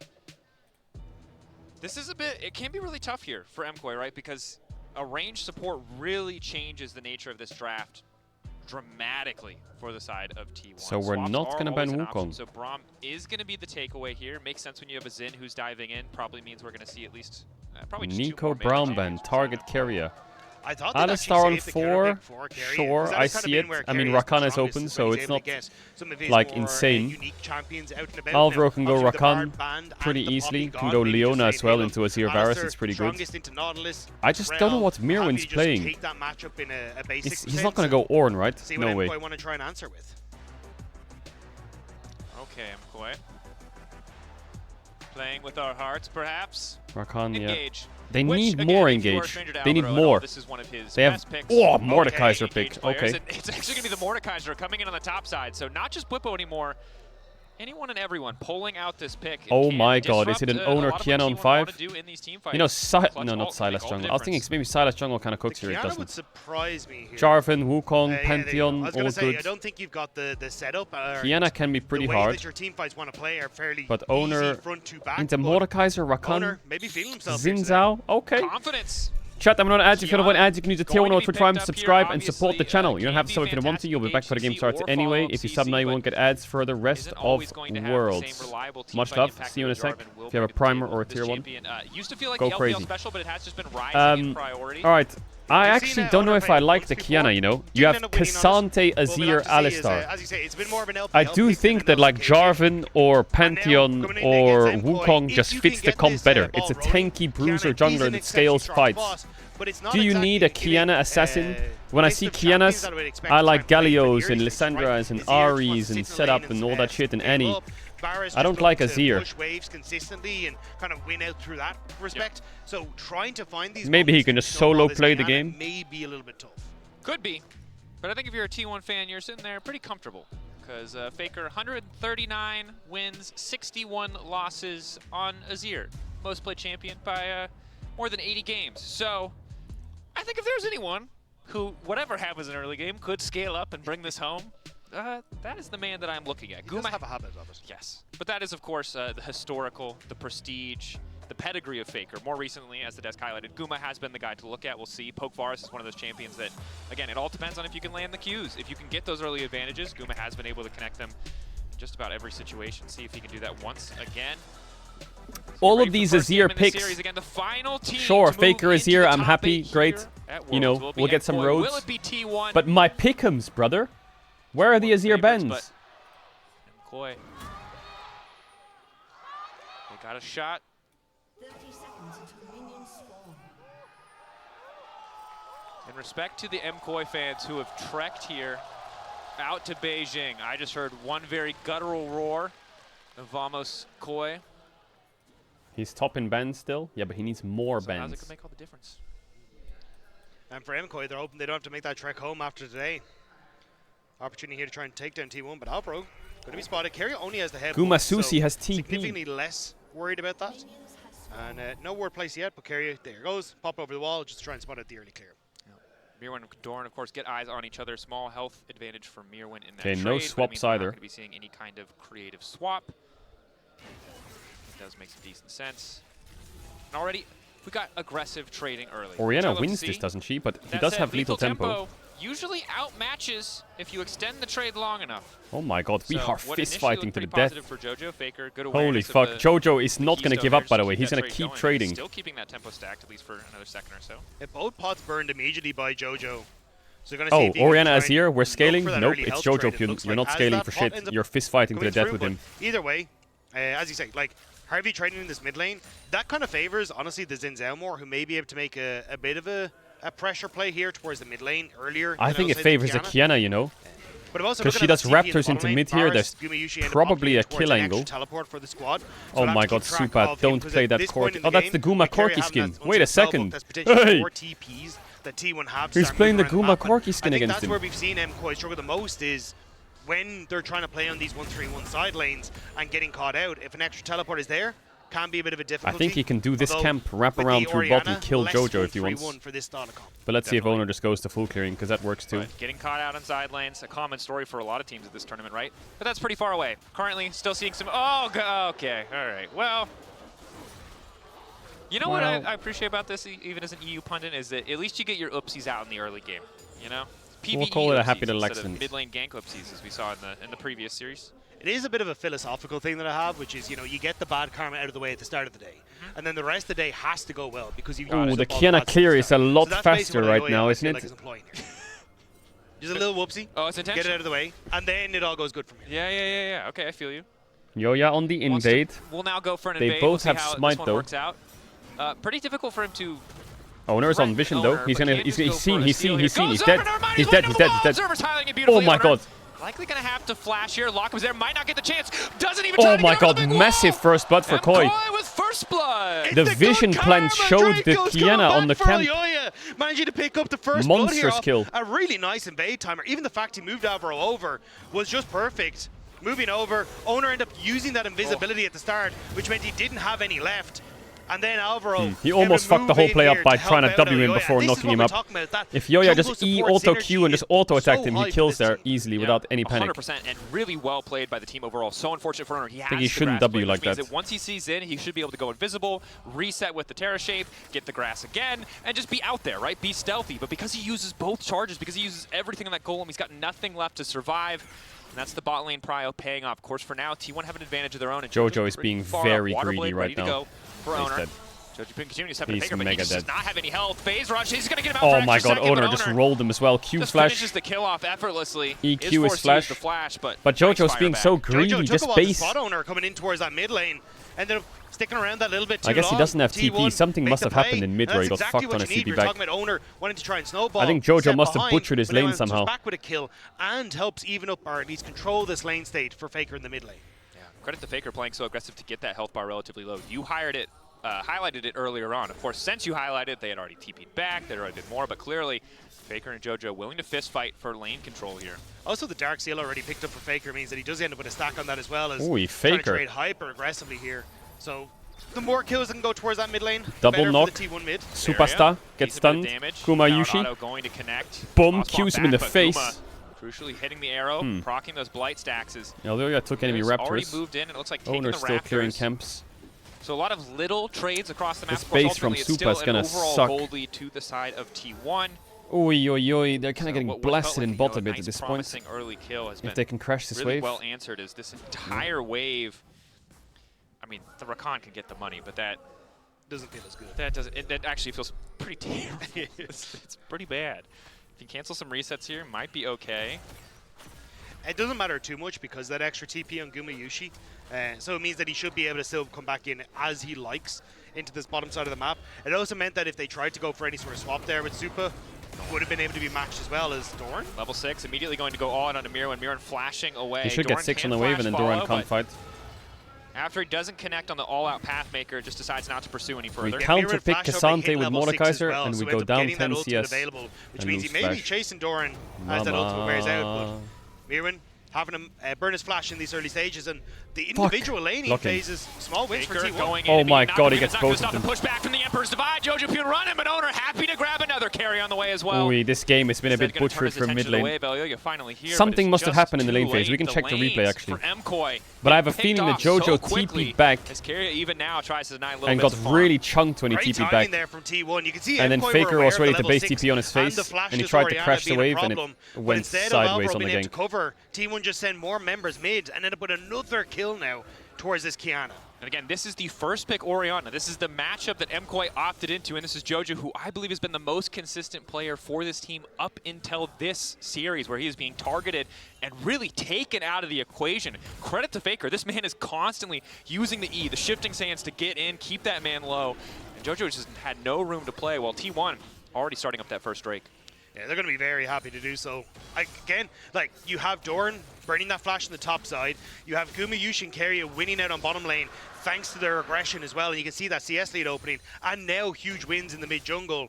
MKOI, we're hoping to fight early, but it just feels like it's already starting to slip through their fingers. Definitely does.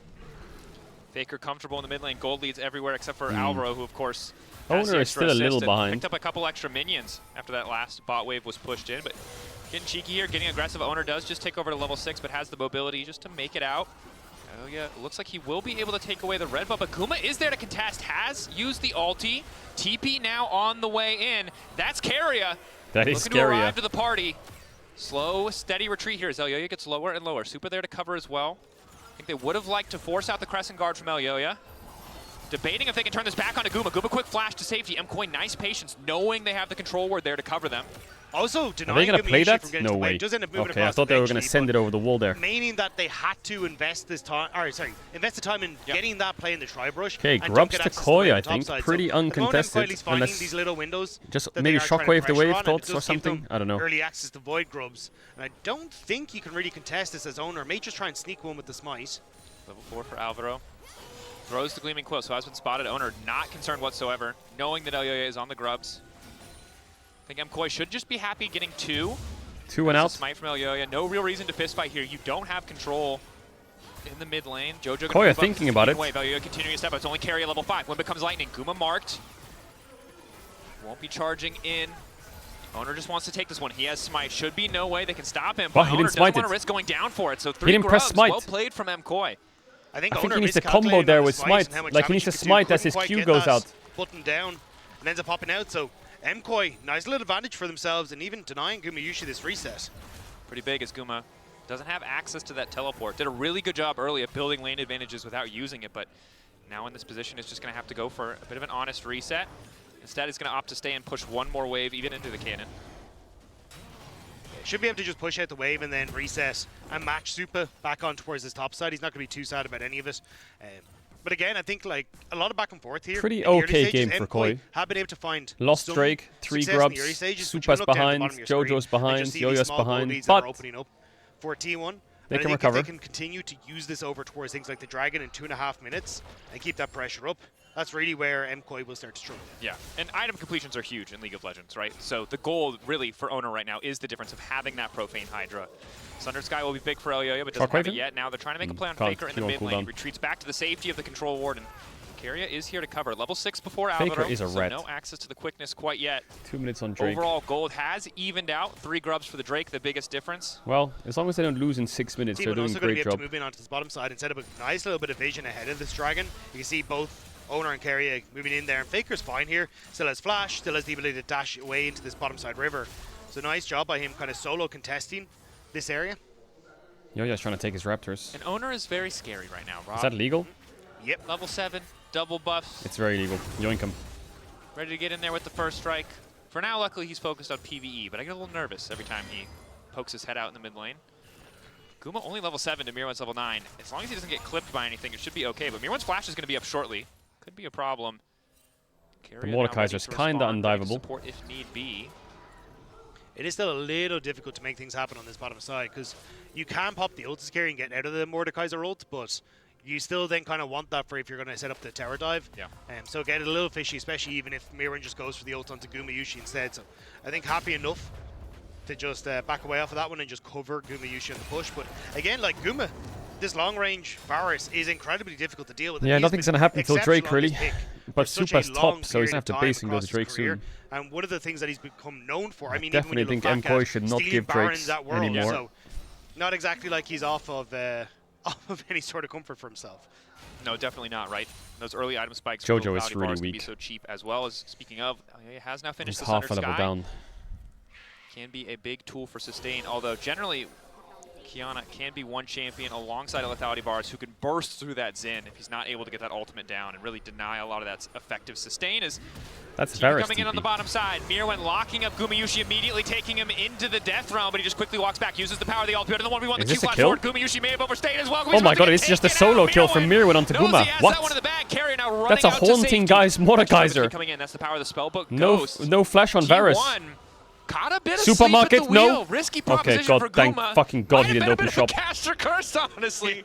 Hyped him up just for 5 seconds on Drake and carry us in our base. TP, you know, so not exactly in the best of spots. Scary. Now sprinting out. Wait. Flashing as well. No, he's dead, Finally he's dead. going to use the Unbreakable. This man is determined to Is he live. dead? Has a taxied off of Elyoya, but no one else is coming. They're going to use the Shockwave as well. Carrier will eventually fall. Surely Carrier will... Okay, Carrier has fallen. All right, Drake for All is okay. Koi. Sorry, Some big plays here. For as long as Supa doesn't get dove top, everything is great. But it looks like Mirwan TPing there and Corky's basing. And it does mean Dragon So they will also fixed go top as well. But you're giving that kill to Jojo Pion as Nice well, situation for helping to Koi. accelerate the Orianna. So overall, it's nice for MCoy and a big punishment of Gumayushi's TP. Supa's recovered into Guma. Try and save him afterwards. Definitely. Mirwan's a little ahead now. With lethality Varus and an Azir, you would have loved to be the person getting this second Drake when you've already gotten the first to start stacking those Not Drakes bad, to guarantee not bad, a fight where Koi. MCoy at some point are going to have to fight into you. Instead, unfortunately, a bit of a Ooh, flub wait, from the bot Sinzao lane of just got T1. past him. Mirwan looking to rinse and repeat here. Oh, he pulled him back. Connect onto Guma. Do they want to keep the dive What? going? They don't even need to go Guma that dead deep. again? Carrier no ult, no flash, he's dead too. Carrier gonna get taken out. Well, they know he has no Hey, unbreakable Koi! will. Hey, wait. 2 in the mid lane. Out of nowhere, MCoy starting to pick up a few Bot of lane these just kills. caught twice. And it's off the back of the play earlier where the flash Turn was the burned on nameplates Carrier, off and lock in Mirwan now. just barely clipping Gumayusi after the flash with the claw. And important to note there, Observer's highlighting well, a wave is the cost of that play, but perhaps that's why T1 felt comfortable, thought that MCoy were going to send someone up to catch the wave, skipped the step, did not anticipate MCoy making fast plays, but we've seen over the course of the year, one of the things that MCoy loves to do, they're willing Supa to bases take for those riskier Triforce. angles. Supa And now is it's starting to through feel the less early and less game risky. against Guma Carrier. The Chilling. Swifties, Mordekaiser, it's scary. I'm just, you know, that is a hard man to stop from getting into your Faker? back line as Faker tries to make the difference He's himself. gonna Does lose get the flash as well here, out of maybe. Jojo Pion keeping the extension going. Shockwave going It's to a force trade. the flash back from Faker. Carrion owner there to cover, but neither side going to grab a kill, just a flash and alt trade on both sides. The thing is, though, it does make Jojo way more vulnerable in an upcoming fight, especially at the Rift Herald in 50 seconds. Having no flash gives owner that target on his back. So I'm curious how MCoy want to try and keep Jojo safe. Is it forgo this Rift Herald and try Why and a question keep mark their me? mid laner safe in a side Faker lane? has to flash there, Or otherwise he are gets they just going ulted to try in, and attack owner very or in a quickly as he W, enters walks river, back trying once, to deny Qs, him and he's dead. access to the Orianna? It's a good question. Doran and Mirwan continuing to trade blows on the top side, but it's Doran who's keeping the push up, so that will be a push advantage for the team. Supa can respond, can try to get mid control for himself, but lethality Varus, obviously one of the big strengths of the champion, even when Corky has his Trinity Force spike, is that he can just clear those minion waves so effortlessly. So another wave, losing a couple of creeps, another bit of gold chipped away from MCoy here, courtesy of Doran on the top side, but Jojo Pion's been assigned, and our eyes are now on the next objective. 5 seconds. Jojo Pion spots out Doran. Alvaro waiting off the side, but they really don't have the damage to kill a Doran is Caedrel going to be a Cassante. tanky boy this game.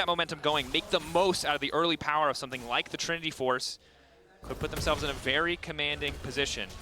But as EU casters, and if there's EU fans out there, you might be starting to sweat, and you might not remember why. But it's that little timer at the top of your screen that says 10 seconds counting down. That buff is called Autocon. You know T1 is going to send an Autocon with Herald, right? They're just going to send it. They don't have any mid-towers to lose, so fuck it, why not? How this particular objective is going to unfold. TP from Doran's probably going to come in. Moments. Bloodletters from Mirwin. We've also seen a Supas lot of Muramana will T1 upgrade. staying composed, though. I would say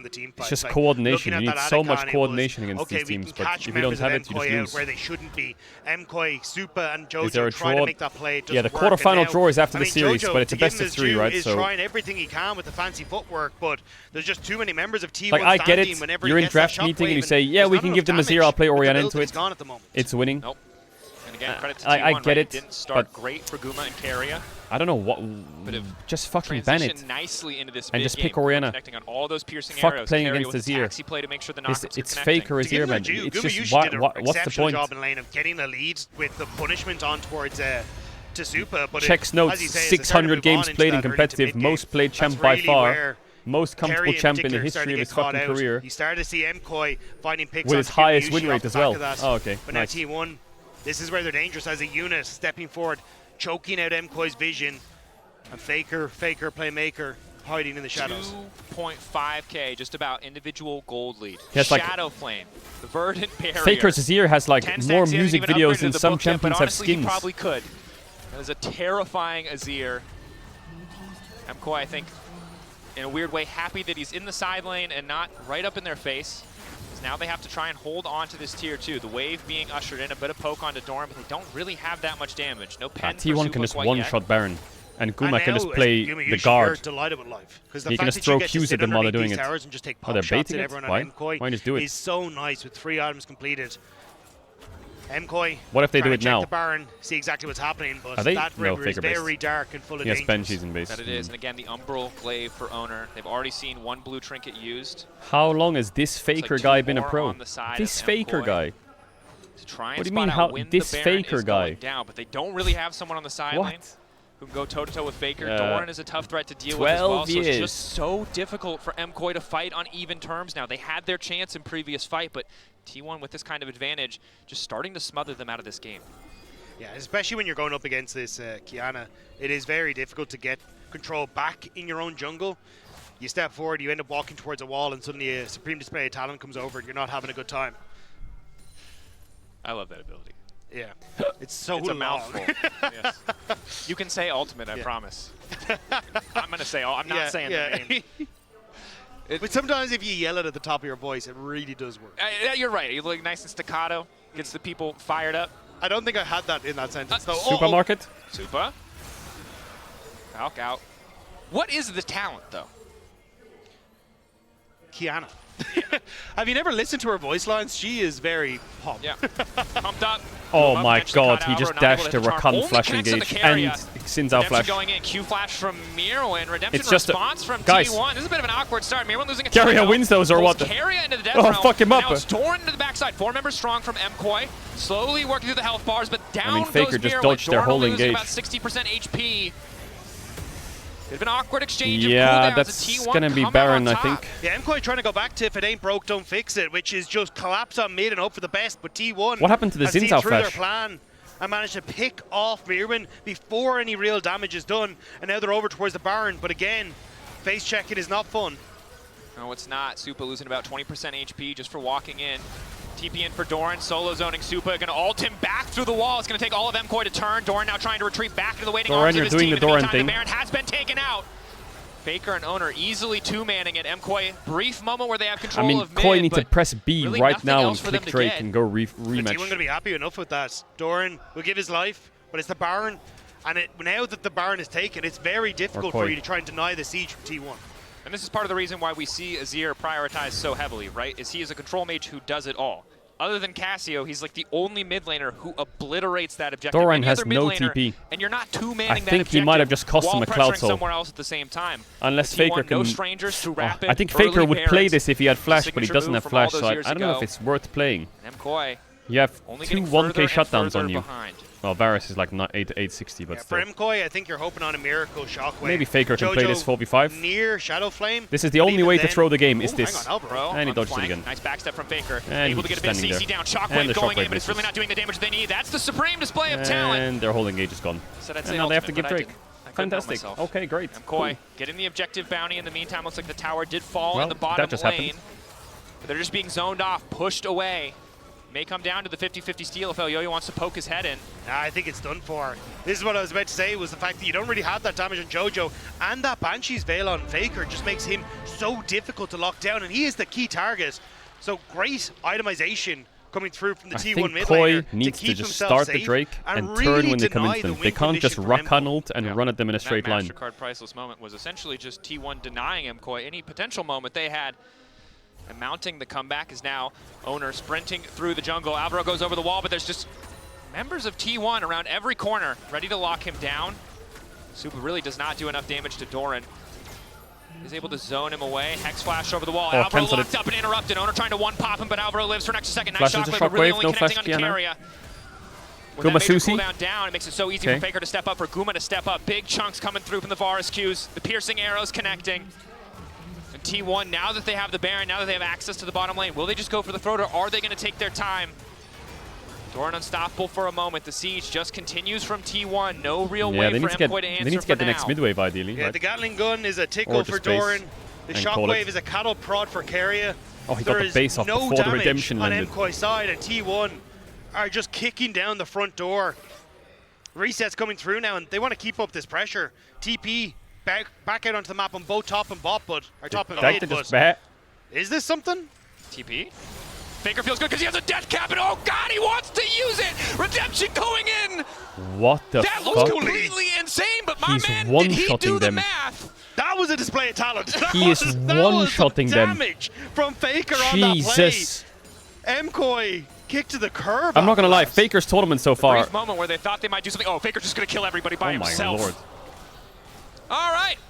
We've learned that the best player of all times, most played champion, if you ignore the Aurora game, I mean, I guess against 100 Thieves he smurfed, and now so far against Koi he's smurfing. Relearning this particular lesson. Very happy that Fearless exists in this series if you're MKOI, because you do not want to go up against that again. Well, as T1 was siege down the Nexus turrets. The waves aren't Fearless here, exists. but the poke can be. Yep. The only bad thing about Fearless is it's removed the salty run back. When one team picks a comp, the other team picks a comp, one team loses, and they're like, fuck it, let's go again. Okay, nice. Faker he just scratched him. Unscathed. A lot of He has cooldowns missing. just been Redemption to get the scratched by their health full bars back up. combo. Alvaro needs to backstep. Big damage. Doran going unstoppable for a moment. Q3 pulls him back through. There could be a Faker pentakill brewing. Never mind, Owner stole it. Coming in. As he always does. Still standing for an extra second. I think they've overstayed a bit, but it just doesn't matter because they're not Holy hitting shit, Faker. this is very strong. And he's got more than enough damage to finish the job. The super minions are here too. It is long, it is drawn out, it is only getting more difficult, but Doran remains standing, T1 remains standing, they've only lost Keria, the Nexus exposed. Faker, I see you not hitting the Nexus. Okay, there we go. The defender's advantage is not really Oh, looking I knew like you, an bro, I knew advantage. he's fucking farmed them. Rob, they took their sweet time, they wanted a couple extra kills, the icing on top of this game one cake. Holy Faker shit, looking he's for another, one-shotting the double everything. To finish it. Alright, let's play a new game, chat. Will Azir be open in future games against T1? They didn't want to just beat MKOI there, they wanted to crush them. Finding those extra kills, Wow, making sure he there was aura no farms man as well. left He just standing. sits in his chair, sips his drink, last to leave the Early stage. game, but T1 Just they fucking woke up. farms them afterwards as well. Supreme display of talent. That's pretty much all we have to say here. T1, Alright, chat, we go to the toilets real quick. Des, BRB fast. How do you feel about that one?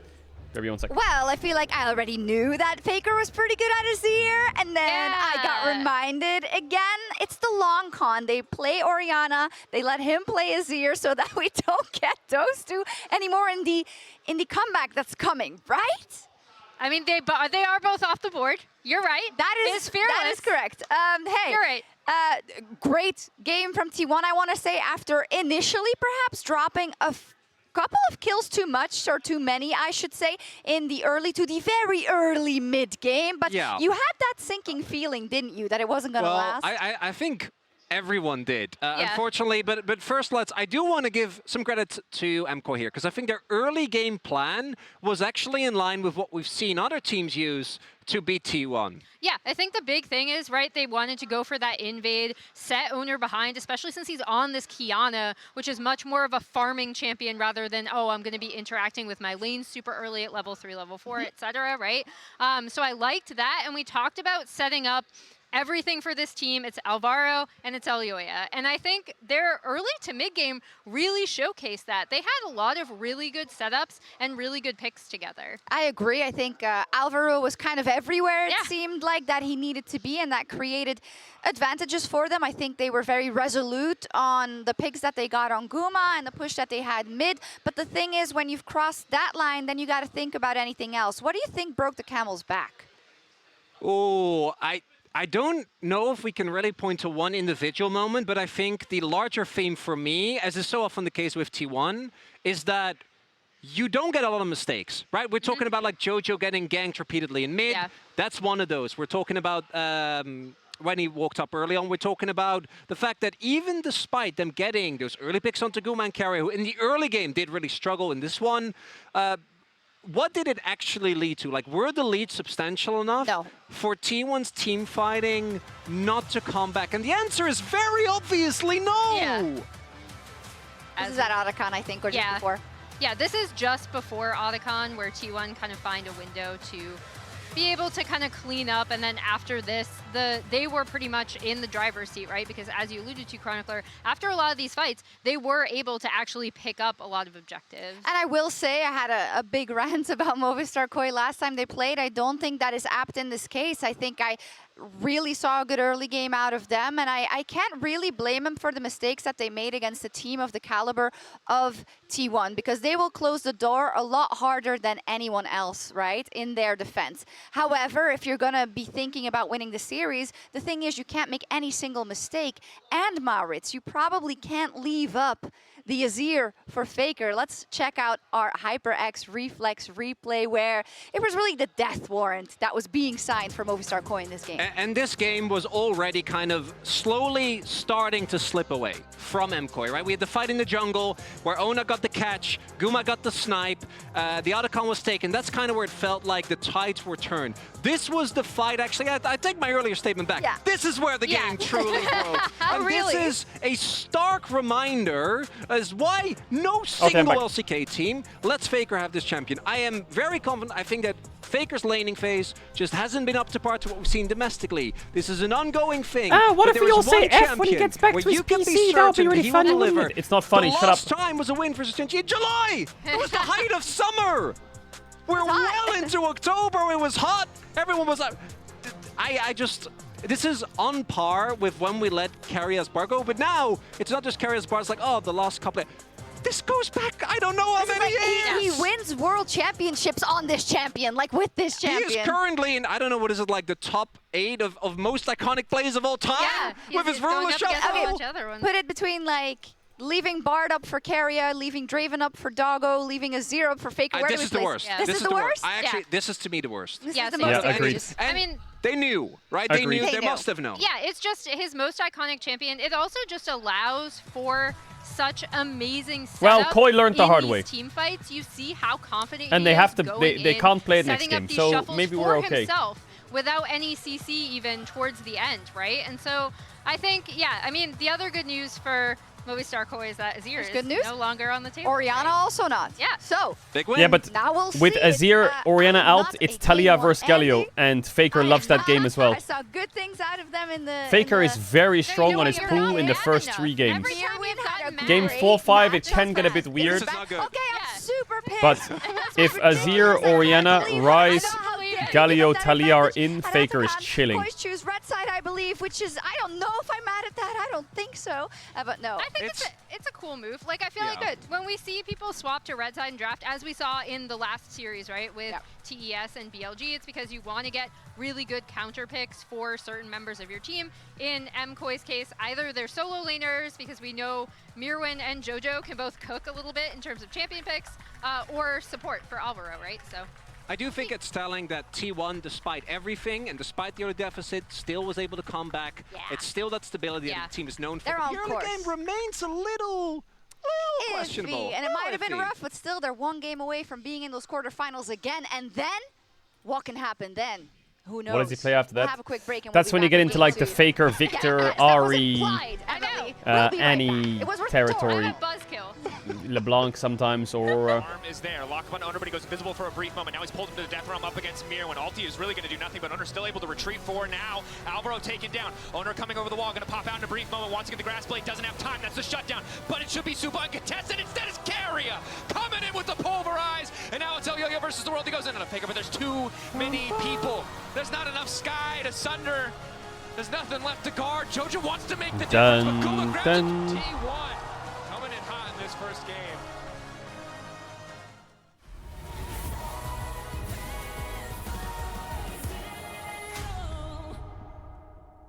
Someone says LoL Esports streaming on TikTok. Yeah, I just checked it out. They are streaming on TikTok. We have a new mode for you. How do you stream on TikTok? Don't you need to stream on a phone? ARAM, but with Auxes. It combines Or are they using like blue stacks on a PC and then using a feed? We want every champion to feel special and get to Yeah, explore sorry, some they're streaming on combinations TikTok. of fantasies that they TikTok. don't normally get outside of Arena. Chat, by the way, this game mode is mega fun. Check it out. So look forward to some mayhem coming to the bridge. Oh, I like it at least.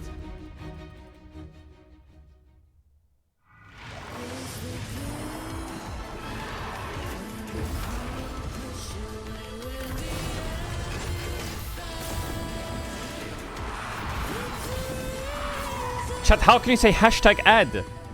I said, there's a new game mode in League that's good.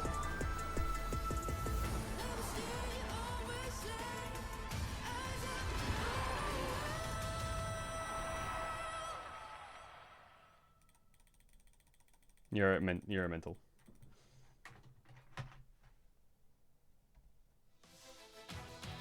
Yeah, yeah.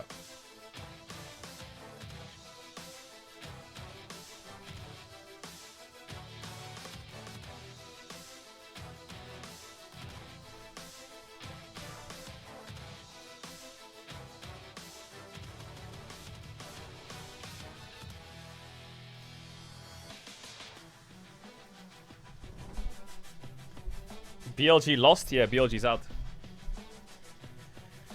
Good morning. Welcome.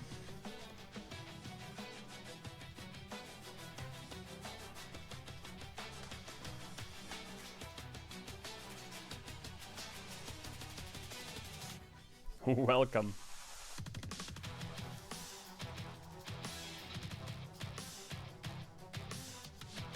Oh yeah, the Orianna TP. Let's check the replay. Because Jojo's lane got fucked by something. We have 1 minute 30 seconds.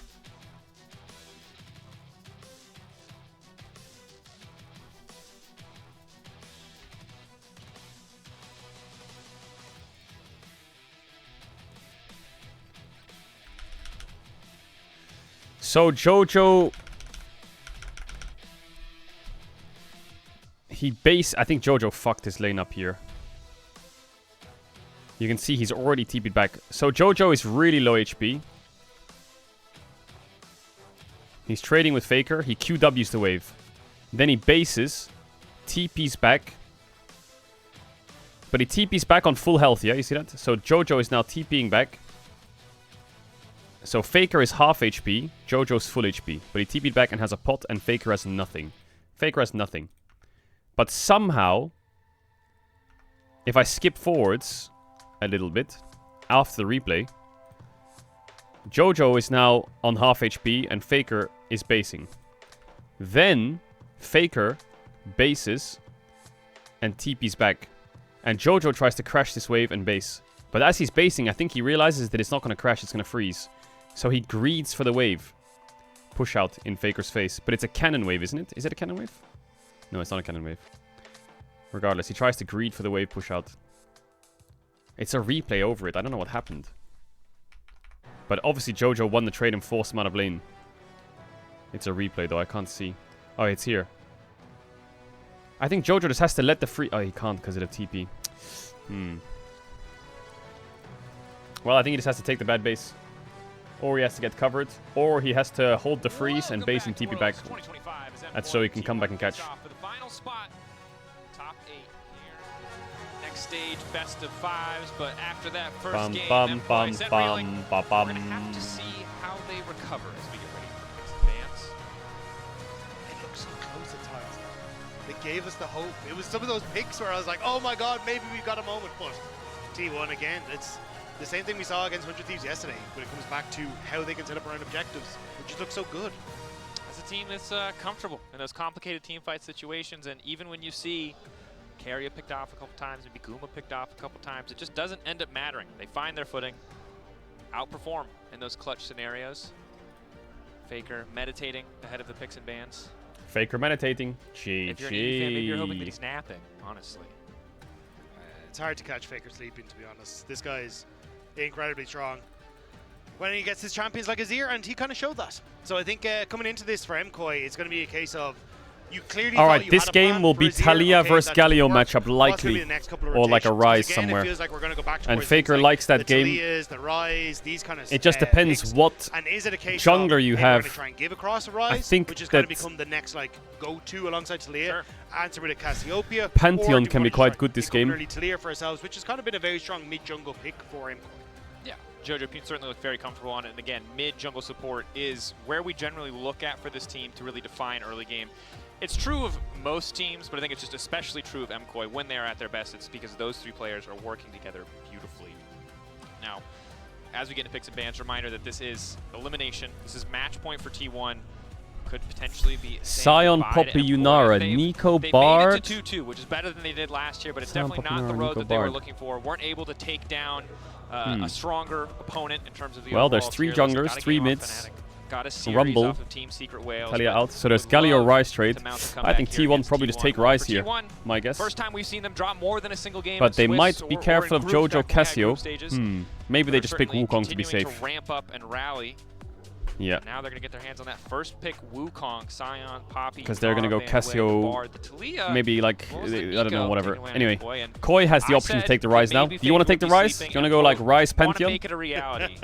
Yeah, I think it'll no, they don't. They want to go Trundle. I imagine they'll either take the Rise here, or they will try and go for some sort of support pick here for Rumble? Alvaro, and basically say, look, you take the Rise, then we get the Cassiopeia, and we can try and set up for strong team fights. I don't know if I like mirroring Rumble, we'll have though. To see if that is the bait, or if they want to just take the Rise for themselves, like Jojo. It has been a pick for him the entire split. This is this draft so far is just a game of chicken. Who wants to take the Rise? Because here you could just take the Rumble and force them to take Ornn or Galio or Mbessa. And now we're going to see a return to the I think they should go like Renekton Annie here, T1. And then Koi goes Galio. Is that winning? Maybe it's not.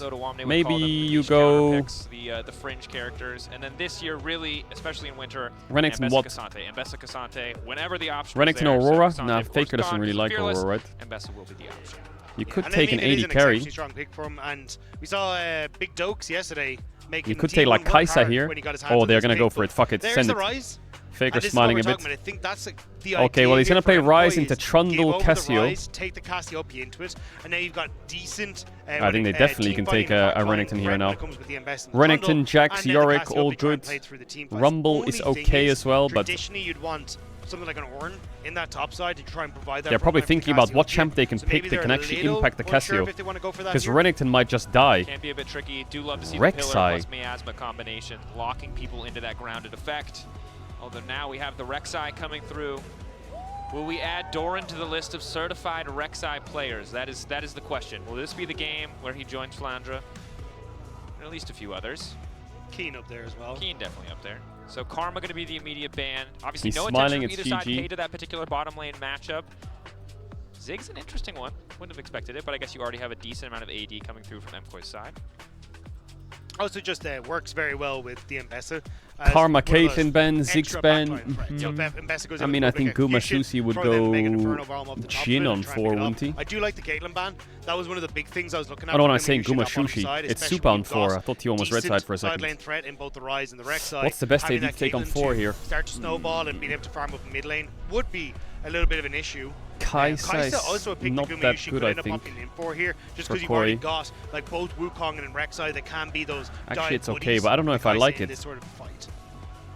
Yeah, see what the angle is here, because you're right. There is so much dive on the side of T1. This is usually where you want that kind of follow-up. Sometimes you see Jhin, although Atlas would.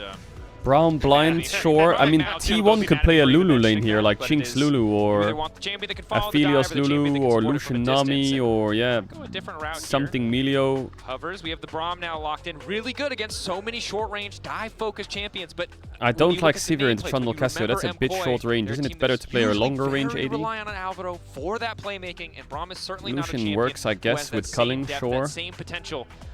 To really okay, make those we're going Sivir. It doesn't mean you're heavily reliant on Sivir, what though? What are you playing, Carrier? Well.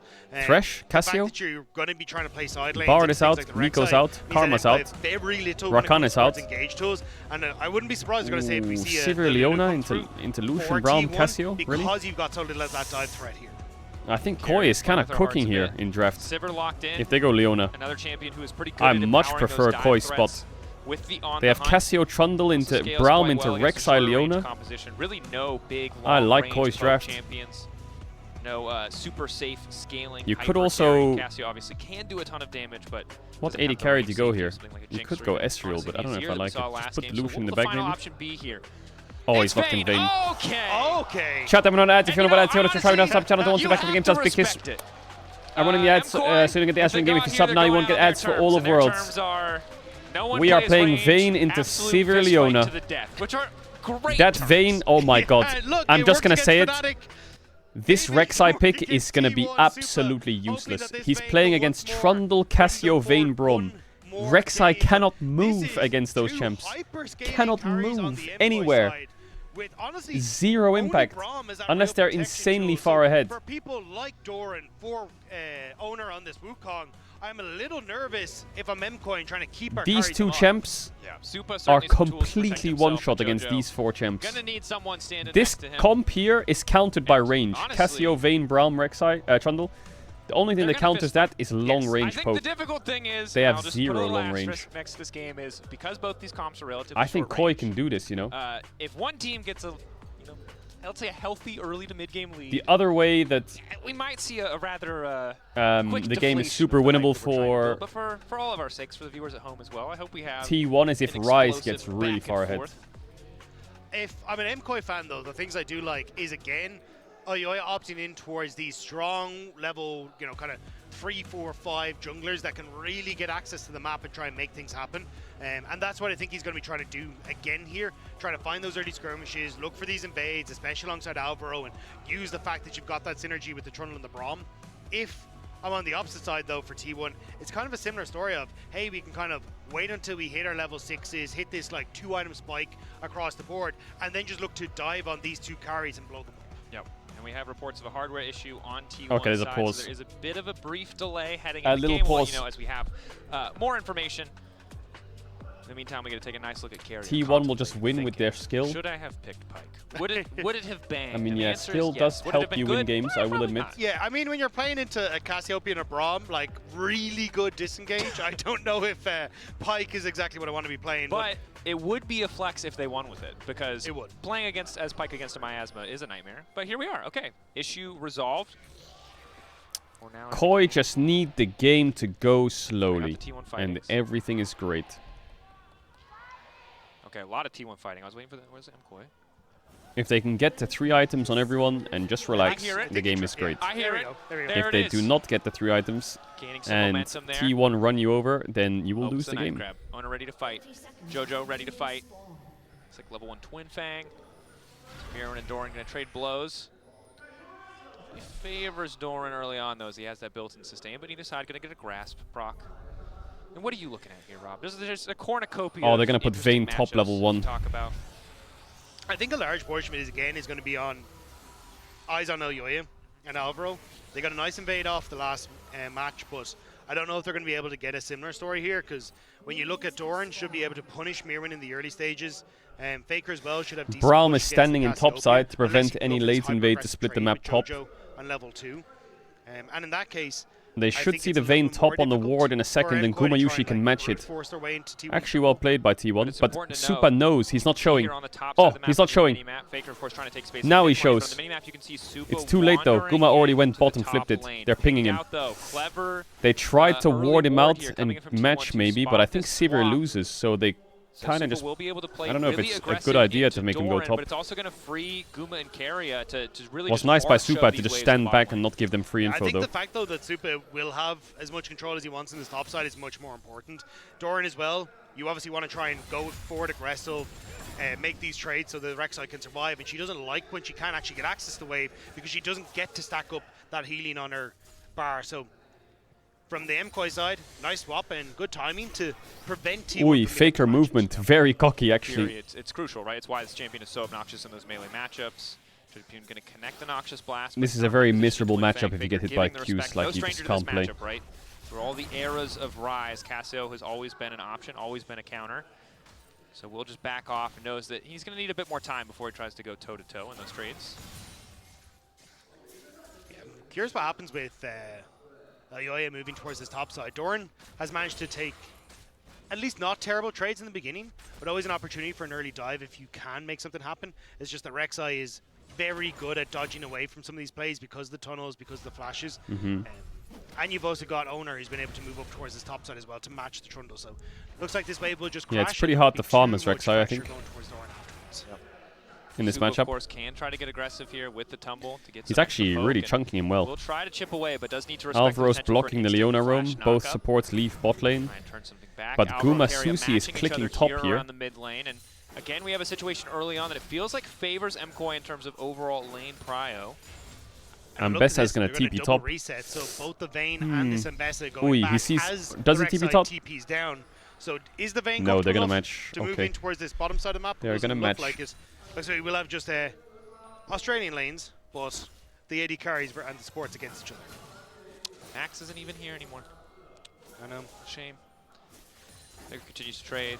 Bot lane. Okay, so just a delayed initial start to the laning phase. Supa is able to grab the coal, as is Guma, but Guma, of course, first to the wave. Will be able to push this in. And Jojo wants to crash this wave. One of the long-time struggles of Vayne, as long as she has been a champion, is general lack of wave clear. So should be pretty easy for Guma. Mirwin's still in base, so he's just stacking up gold. Will cost him a decent amount of mana, but of course, absolutely Jojo and no Faker AoE base. Trundle Braum owns this 2v2. So Supa just going to be accepting his position under tower here for now. Nice call here from Kerry. It kind of ends up as this ward to spot it exactly what Elyoya and Alvaro up to, because this is what I was talking about. Like this duo of both Braum and Trundle, incredibly strong on the invade. If they can start getting some of those auto Wait, attacks. Supa's going to solo kill Guma here. Supa's recognized that fist fighting is the solution. Who's going to get it? That's the third stack. Knockback on Guma. Oh my god, solo killed him top. In the 1v1, Supa comes out Wasted his flash, but solo kills Guma on Vayne. Oi, Vayne getting some big gold. Guma Yushi isn't able to match Super Yushi. Early first blood for MKOI.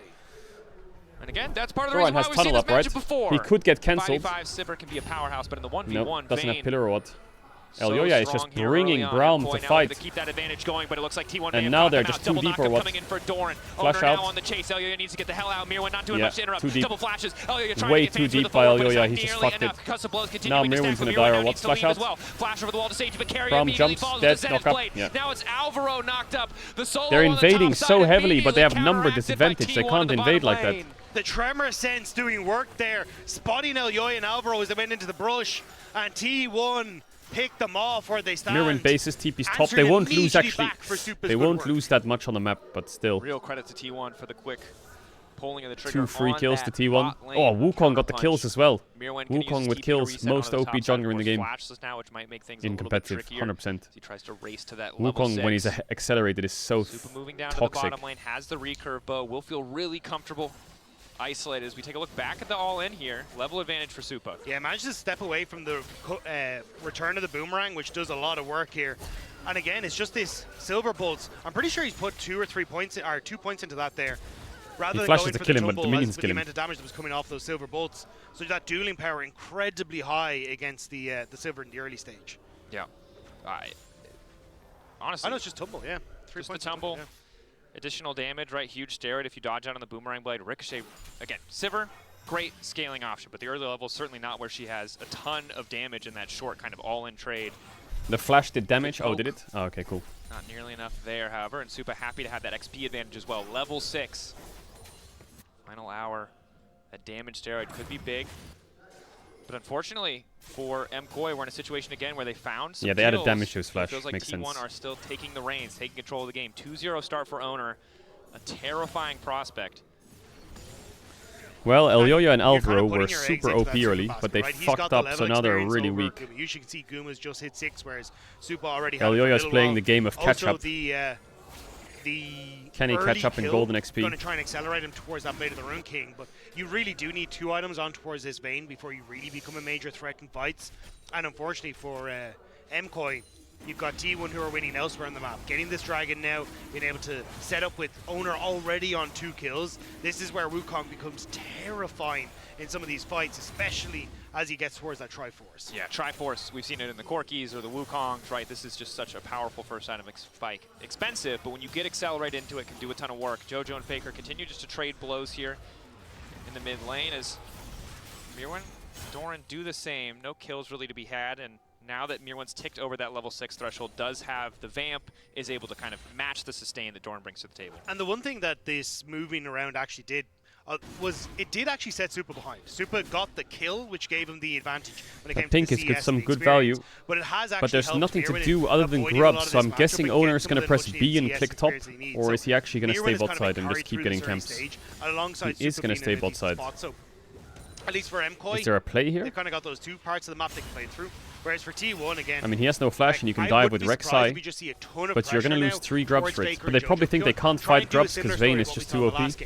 Burn flashes on JoJo, rinse and repeat over and over, and just make this Cassio incredibly uncomfortable. Does this Ambessa die? Definitely a solid option. Doran just misclicked his tunnel. Tricky with the tunnels there. Luckily does not take a tower shot, but now it's Owner coming in behind. Mirwan, of course, has the ulti available. Public execution back into Owner, trying to get tricky with it. Bit of a sidestep there. The Sundering Strike ready to come through, but he just has no time to press the button. Or? 2 spins, but Mirwan! He gets a kill back on the door! Oh my god, I can't. The amount of Ambessas that get Doven, and the amount of times T1 try these dives.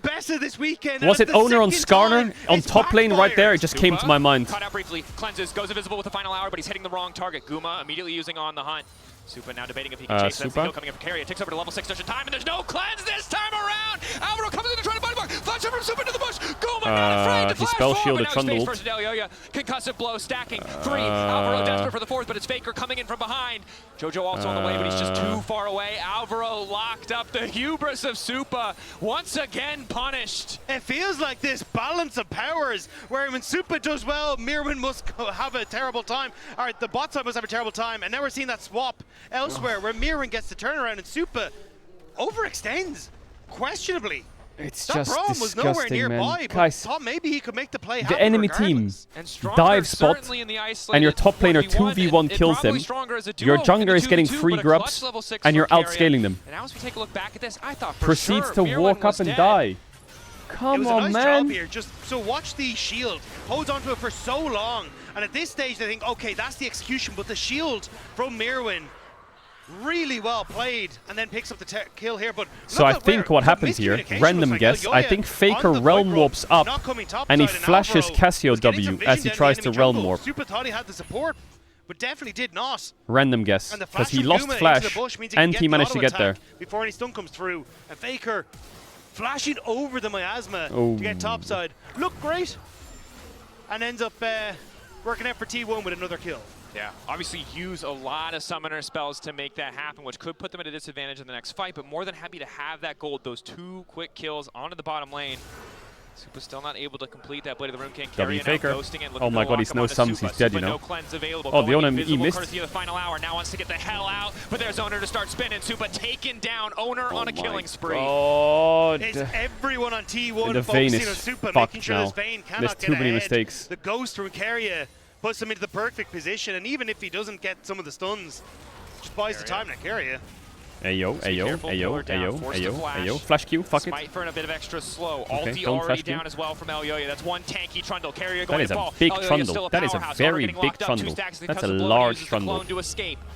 Okay, Not a going to kill. overpush into I'll kill. Guma, but Carrier Okay. a little overconfident continuing to push forward there. Nice job by the MKOI duo to pick him off. Could have been a bit more, honestly, but the Trundle pillar not Mirwan, back up no off the eclipse, good, and cooking a Mirwan bit. Training against Doran, doesn't want to look It's always very hard to trade against Rek'Sai, because when the Rek'Sai W's, the health bar just goes up. T1 are slowly pulling ahead as they did get the extra And it's kills hard to like think about that in your limits when you're all-inning. But still, MKOI, they are fighting every step of the way. That they are. Elyoya opting for the Sundered Sky this time around. Given how many short-range champions there are, I think it makes sense, but it is compared to the completed Trinity Force of Owner. So Owner much more burst damage, but isn't this winning for Rek'Sai? But I think that's the terrifying part, because burst damage against things like it's Vayne and so even deceptive, that health bar. One button plus 300 health. Rod of Ages and the Disgusting, champ. Is going to be a bit of a disaster if you start to move in towards his fights. Oh, Mirwan fishing for the execution. Doran, I see you. No, he's not. Guma focus. Now that he has the Essence Reaver completed before even the Blade of the Rune King comes in for Supa, it's so easy for him to just infinitely wave clear mid, deny Supa for any opportunity to force those 1v1s. Here now is Elyoya and Alvaro on the top side. Dorn with the tunnel network. This man's played Zerg at some point in his life. I feel confident saying that. Yeah, it's only a T1 actually get 2 dragons with this comp. Game, but MKoi and Wukong is on 3 kills. On the top end of the map. MKoi is one of their biggest strengths, even though they also outscale, is their early game's kind of broken, no? Like, kind of playing around. I feel like their lanes just win. Doran. Potentially a little bit overconfident. Slowed up, he's just getting it taken out. I swear, every game, Doran just has a moment where he just fucking ints it. Like once per game. It's like the Doran pass. And you're tunneling into the it's like the Doran tax. With the miasma. Like, that's the worst option out of all you could have done. That was bad. That was a... He will int you once per game. Big old goof from Doran. I don't think he's getting the rec side. Nope, he's... the Rek'Sai license. Yeah, I mean... What is JoJo doing? Make it top 8, but did you get the Rek'Sai license? I'm not so convinced. It's Faker doing a good job of trading here. Nice sidestep on the Noxious Blast. JoJo needs to get out. Hasn't hit the Noxious Blast, so doesn't really have the movement speed. Conqueror procs. Faker happy with just the flash. Oh, yeah, no flash on Carrier. Oh, nice God, Vayne. Lock up on Asuba as he tries to step back. Alvaro doesn't have the Unbreakable quite yet, and they're starting the retreat. Owner getting good chip damage down to Elio. The flash still keeping Elio alive. Keep your eyes on that. Where's Ambessa? What is Supa doing? Owner took the realm warp. Don't think he wanted that. Where's Ambessa? Oh, she doesn't have ult. Flash is over. It's so losing for Koi. Ambessa too late, no ult. 2v3, 3 for 2. That ultimate is so close to getting off the cooldown. I think Miro wants to fish for Faker, but it's a bait as Doran finds him in the bush. They're going to continue to push forward. Will they win that? On the public execution, Guma, does he have access to the spell shield? JoJo and Mirwan hesitating for a second. Tunnel interrupted. Mirwan still walking up. But my God, what a fist fight on the top side. 14 kills, 14 minutes. That's a pace of game I like to see. Well, Supa has Blade now. This turned into an absolute banger, and it starts. It's crazy that he's contesting that pink ward. He's mental, JoJo. To keep JoJo here, so Carrier can manage to get up towards the top side. It's a good flash from JoJo, and MKoi looking to turn this around, but look how far away Mirwan is from this fight as the TP comes through for Doran. It's a numbers advantage, and Owner, again, that burst damage, so good in setting up for this I think Supa just needs to not go forwards there, kite back. But it's actually the Realm Warp that ends up sealing the deal, because Supa then takes damage from the Rek'Sai, which allows that ultimate to pop through. It's a shame for Koi, they don't have a lot of spells.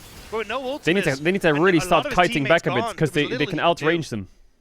Solid fight for T1, but the gold's still close. It's really the objectives where T1 are starting to pull ahead. Who's the best looking team at Worlds? Next on the I would say the best two teams. I would say Gen.G looks fucking good. AL looks fucking good. Super though, Blade of the Rune King now completed, so is in an okay spot if Alvaro doesn't get caught here on the top side, where you can hope to try and play around his 2 on spike. Even Gen.G losing one game to HLE, they just monster through it. So well when we come into this KT, yeah, they look alright. Carrier potentially caught out once. So this is Koi's comp. Put up Brown Shield, press Cassio W, Brown passive, Trundle ult, and just hit the first person. And that first person will get shredded. It just takes a year for them to get mid prio. And that's the MKoi every single game so far. T1 needs to fight very like, sides, overload mid, you know, Leonel, the Cassio, no flash, Wukong flank, Rek'Sai ult in, aware of the ruse, and Rise ult someone behind them. How is Alvaro so low? Press redemption or? Oh my God, he's just dead or what? 5v5. He's just useless in this fight. They just have to give. Solar Flare available. The Cyclone as well. Alvaro with the blinking health bar is going to be forced to retreat. Does have access to the redemption, so it'll just be the Herald conceded. Are they going to spot him? Not quite. T1 they just gave them 25 gold. The objective, and MKoi slowly losing advantage across the map. Riptail put down immediately. The cavalry from MKoi is here, but T1 are here en masse, and this tower will fall with little MKoi can do. Wait. Pillar stopped it. Starting to kick a fight Playable? Off, no. Out from Owner. That's oh, Owner's in the Herald. Everyone run. Looking for the triple knock. I'm starting to drive through the Owner's in the Herald. Everyone run. Owner's just hitting everybody. MKoi pulling back. They'll keep their members standing. A lot of cooldowns traded, but no one going to drop. JoJo Baker TP's out. Testing JoJo a bit, but it looks like JoJo just forced to TP out. Doesn't want to take the isolated 1v1. The Battle Herald was enough to get a little bit more there for T1. And as you say, with JoJo TPing out, I think this is just top wave turret for T1 as well. So mid, top, control over this topside jungle. T1 again starting to push these advantages as we crest the 15-minute mark. And we've perhaps recognized a problem with the man in the mid lane, now 2-0-2. We complained about his Azir, but there's also a World's music video where he's this champion. Oh, wait. Yes. Yeah. Yeah, he's good at some champs. So maybe he's the GOAT's the GOAT for a reason. Yeah, some champs he's pretty good. Perhaps there is no right champion to give him.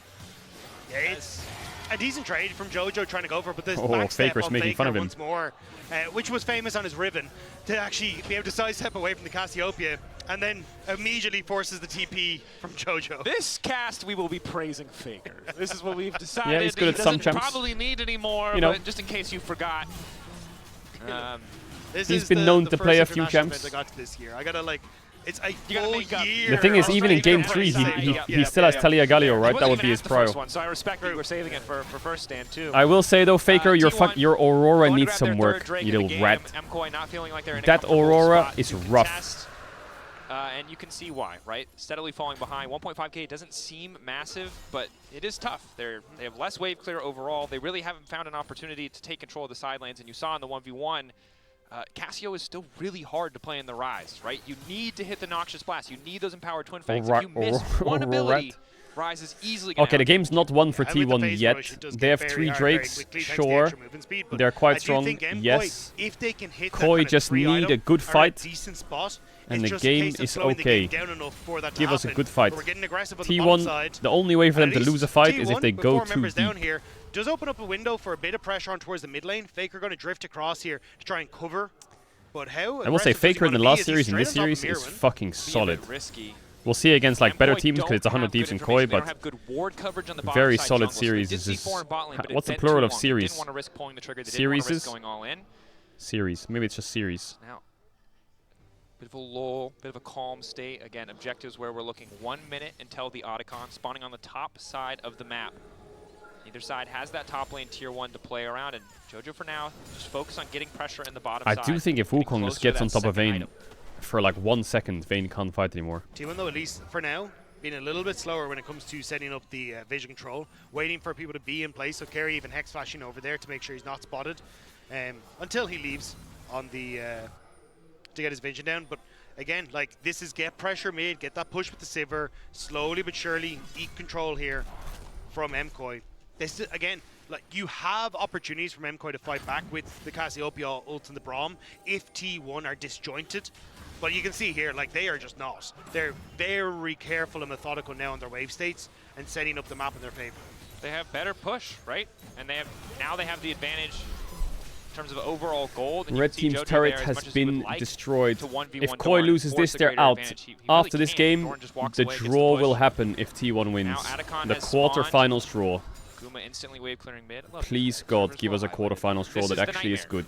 If you weren't around for like season 4 or season 3, there was a lot of this. You may have heard of this team called Jin Green Wings. Yeah, Vayne can kill Sivir on a side lane. Vayne is winning the 1v1. The problem is sometimes League of Legends is a game about minions, and Sivir is really much better at that game than Vayne is. Yeah, and I think the fact that Supa hasn't been able to collect as many of those minions now because of the moving around the map. We even saw like a Mirren moving to mid to collect the wave, not giving that Jojo's Supa Roa will he's just proc starting to drift earlier than further behind, Faker's. Winsu's Rage Blade is a big item. Jojo's spike, also. we don't get there. Oh, we just. Oh, yeah, locked up. All the CC leverage. Alvaro looking for the disengage. Dorn's off to the side. Has been caught by the Condemned. Guma flashing backwards. Already used the spell shield. It's Mirren in the midst of the entire team. Fall with the petrifying gaze. Supa's still untouched for now. Slowly they're chipping Doran's through the gonna health bars. die. Doran's about to fall. That's the Silver Bolts proccing. Blinking health bars across all of MKOI as they start to retreat. Very low. Do they have Guma, redemption? They don't, right? Still alive. The realm warp available. T1, do they want to chase? Public execution of Mirren. He's going. Oh my God, he spell shielded it. But Kerry is dead to the poison. Guma, no flash. He's dead as well.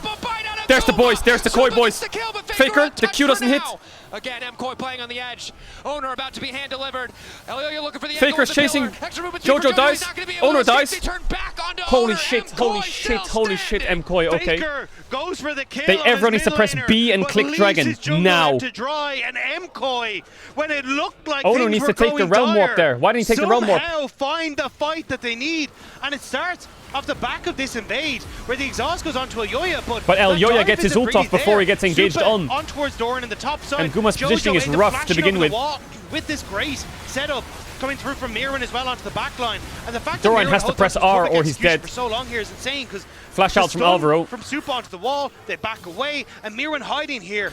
Gumayushi, great reaction on the spell shield, but the heal is still there, and the turnaround from MKOI is perfect because everyone has to go and deal with Guma, and Supa Dragon finds now. his moment to jump into the backline with Elyoya and Dragon find that duel now. against the Sivir. And this is the situation we've alluded to so many times. Wait, right? Owner, he didn't get the realm warp. Power, even as Faker cleans What? up here. But when it comes to these scrappy fights, What? Super has He so was many inside tools to that. stay safe, I know to he's dive clicking in, out. to use that stealth. So the second the fight gets crazy, the second it gets chaotic, as much damage as Guma is doing, as much as he is an absolute powerhouse, he is The way still it's programmed so is if you're vulnerable. clicking out, you It's don't take also- it, but T1 as Faker actually starts he was Vatican, inside it. not getting the fight that they would like, where it is this multi-man dive into the 8.5k backline, damage dealt constantly is keeping up the insane. pressure. Instead, they were kind of playing a lot of that resource into Oyoya, but T1, resources well allocated here, as Atakan just going to go down because they're trading this for Dragon. Yeah. MCoy. Yeah. Presumably know this is happening as they set up around the Drake, just don't want to give up Soul to this T1 team, but losing Otacon. 37 flowers on XP T1. advantage. What? The adaptive force. MCoy buy themselves a few more minutes. What? You talked about it before, 3 items, 2 items. Maybe they feel like they just need a bit more time, and this does give them time. This is a tough thing to come back from. Otacon often underestimated in terms of the raw power, the raw stats that it gives you. I do think, though, the time bought is actually a win for MCoy. Super changing song. Riley's Yeah, gonna be Faker has a massive pretty for big Jojo shutdown, Gunna's and he has no kiting back flash. from Owner, kiting back from Doran, There is a even TP making the ward fight difficult really for Guma. deep Yushi behind has him. To walk over Miasma. I'm not sure And if then as Koi well can for the punish Bane, this. who Quincy's Rage Blade now is a big spike for Super, so can be much more of a threat in these fights. And we just saw He's T1, playing quite safe. even though they tried to get the jump in the last fight, MCoy can find their moments in these engages. Definitely can, right? In the extended fights, once owners use those ultis, once Carrius uses initial cooldowns, Braum passive becomes so oppressive. Vayne, such short cooldown on the tumble, the silver bolts. We know what the team can do in those drawn-out Koi's comp fights, scales but crazy have to mode. keep finding those The opportunities best because, thing about you know, sad to T1's say, we comp, saw I the same think, that thing might from carry them Underbeast through yesterday. fights is the Sivir. We Like, saw good I mean, you fights, saw the but last problem fight, was the those damage good dealt, fights but never turned into good objectives Koi's comp is or very good short games range as well. overall. And now MCoy So find the themselves bounces in on a the similar boomerangs are insane. precarious position. They need a fight, and they need to turn it into something greater. It's not enough to go even. It's not enough to scrap with T1. You need to best them. And it's hard to do so when T1 just have so much control of the map. 1-3-1, Is Super a gonna get very caught strong here? push He's for not T1 right we now, talked no way. about in draft. Now they're starting to use that to clear out waves. Look at Owner constantly hovering mid. He wants this pick onto Super so badly. Just for a bit more. Hovering. T1 though ready to collapse. The tunnel is all set up by Doran. MCoy, again, there's no major objective on the map quite yet. Baron in 12 seconds. It looks like they just want to get a little bit of pressure, a little bit of prio on bot side to make it easier for them to access the Baron. But look at how T1 are moving on the map. So Faker pushes in top side, immediately starts to shift mid, lets Goomba start to teeter down towards bottom side, which immediately denies MCoy that access onto the bottom lane, despite T1 being a little bit behind when it came towards where they were positioned on the map. And MCoy just haven't been able to answer with this because oftentimes they're using Mirwin to try and sneak around a player, using him to back up. It's just a some of Drake these game, isn't vulnerable it? carries in the Vayne and the I wonder if Cassiopeia. T1 So gives T1 Drake just and playing Rise the ults map the Nash and one-shots slowly it on the starting spawn. to get these waves further and closer to the towers of A T1 Baron? And of course, I think it's important to note, MCoy have very little vision on There's members still of T1. that pink Guma ward just there. walked up mid lane. But and if Faker's MCoy flash had will just be up sent it soon. there, they probably would have killed him or at least forced a summoner spell, but they're uncertain. They don't know where anyone else is, and if someone else is there, that play could turn on them in an instant. So really good awareness from Guma to understand what MCoy can and cannot see on the map. And it's because of all the vision that's been set up on this top side. Like, it is littered level with 15. balloon wards, but Oh, also the isn't XP diff cleared on out of T1 is anything that was insane. remotely red. So it does make it very difficult then for MCoy to really understand where are people T1 in Baron relation to inbound, yeah, of Yushi. course. That's why I think And now Koi is the like resets come through, dropping wards 2 on it minutes until that constantly. dragon. Baron is up and available, and you have to play the dance of MCoy of how do we keep both sides of the map safe. That you do as Mirwan starts to trade blows with Doran, and you can tell that MCoy feel like they're behind when they're using their control wards in their own side of the jungle rather than neutral place, although they finally push that vision line up. We do finally have the Rylai's for Jojo Pune. The third item completed. It will make Jojo those gets fights level 16 so on top much wave. easier, It's so 3 much more items. difficult for a lot of the short-range threats on the Supa's side of almost T1. 3 items. Oh, If I you're thought MCoy Supa in was this caught position, here. I think you have to just wait for T1 to pick an objective and then force the fight at it. There is no real opportunity to try and trade. Maybe if you want to try and use Ambessa to take the dragon, but you can see Doran still happy to take these trades on the bottom side against Mirren, so I don't think you really have the 1v1 potential as Mirren to force that objective by yourself. Definitely seems that way. They Runner see him drops on the control midwave. ward. That ward in the Slow, lane. steady choke out of vision. Farsight available for both Jojopune and Supa. Again, it's a long cooldown, so really want to wrest control back from T1 here. The game is going to be decided in the next minute. Have a pretty fast Baron once again. Rise amongst the champions. I don't see a world where Koi just get Drake and nothing happens. So something's going to be... Koi if they can find an angle. Super can't base for his third item. And retaking, but it does give these little he will get level 15 on midwave. Resets, pick up a bunch of wards. Doran able to reset as well. And now, if you're looking at Super, he's crazy question. Out. And this is where is it worth for Koi to give Mountain Soul for Baron? Does Mountain Soul win the game against Cassio Vayne? I'm not sure if the observers are able to hear us, but if they I think it's worth it, you know. Between these two teams, Koi sees so little of the map. Cassio Vayne, I don't think they give a fuck about Mountain Soul. They have bits, they have pieces. The only reason they even have a remote idea of where T1 are is because they know this I would be very concerned about Rise ulting to Nash. Already Faker taking control of mid. Koi have a bot wave that they would kind of like to push in. The price of admission for them even to group here is going to be a wave of minions. They fail here, they'll only be even further behind. They're betting it all on this play. That's the solar flare, but no immediate bomb. Lock up onto Jojo Pune is good. Doran going in as well. Jojo Pune flashing forward. They're looking he flashed onto Guma. The entire fight, but another knockup coming in just in time to keep Guma standing. Mirwin taking Guma's alive. Down and moving Owner might die. The fight in the midst. It's Owner dead. Taken out as well. T1 ready to come in with it's the 3v3. Ready to turn it back. Realm Warp in. 3v3. Vayne alive. Where does he go? What no jungler on T1. Supa's lost the ultimate though. He's now way more vulnerable in this fight, and Doran Jojo sacrificed himself with Mirwin to kill Guma. And Alvaro. Fake res flash, Sterak's on Rek'Sai. Smite ready for Yo-Yo. There's likely little they can do to stop any further damage. Heal comes in from Alvaro. Objective. Faker cooking. Knockup coming in from Doran. That's Alvaro taking out of the equation. And Faker's now on the hunt looking to zone Supa out as well. Get the Drake. Needs to take away the dragon. Needs to deny the soul. Oh my god, he almost and he will do so. up. Still standing for a damn long he time. Flash out. We're going to lose Baron. Turn the fight. Faker, Doran, Keria. Too strong. Koi might get the objective. I think it's Nash but for they T1. lose just about everyone. And the Faker Baron is still Nash. a target here for T1. And Owner is about to come back up onto the map. Faker even Faker like TP to the ward and base. Oh my god, he's been watching Baus. Wasn't sure if he was scared. TP into base. Because it's only Vayne that was on the map. My goat, my goat. He's going to immediately go Baron. Game recognizes he's game. He's going to reset and move back up towards his top side. Holy. And T1, they barely don't get the dragon. But if they can get the Baron off this the Baron's back of fucking this, cooked. it can still be huge for I mean, Jojo has TP. They could try and send it here, Koi. That you see on your screen with Jojo TP. Because items completed is relatively similar. It's really just the petals giving Denied the soul though. The greater advantage here is Faker is carrying the series on his back, man. Mirwin not even sure if he can what step the up. fuck? Koi after that like this is actually a massive Faker carry series. Confident to contest. T1 taking the Baron at 29 minutes. Gonna have to see what they can do with the Red Bull Baron power play because there's no response from Koi. And Dracos, he talks about the short range already on T1. Having this is a huge one. Engaged from Looks Koi. like they want to get some exit kills in the meantime. No flash on Ona. Rise ult to reposition. Not bad for Koi. That'll slow the Baron down. That'll slow the Baron down. Single pick that will slow down this Baron, but Koi know that they need to play for more. They can't afford to let T1 choke them out. Riley's onto Faker though. The mid tier 2 dead. Need to catch top to keep him in place, but that will slow down this Red Bull Baron power play from T1 because they just don't have the members on the map. I mean, there's no Baron siege anymore, is there? They have 2 minutes of Baron, but jungler's dead for 30 seconds. Space to maneuver. 3 minutes. You have to understand that if you die on a Nash, you have to give. And if you give, you give waves. And if waves get pushed into you, the amount of time it takes you to respawn, reset up control, and get waves, there's nothing. Maybe T1 can get that, maybe. So, as you highlighted, the pick gives them some time. Chips away at this Red Bull Baron power play means that T1 cannot take everything. Should give them mid-tier as well.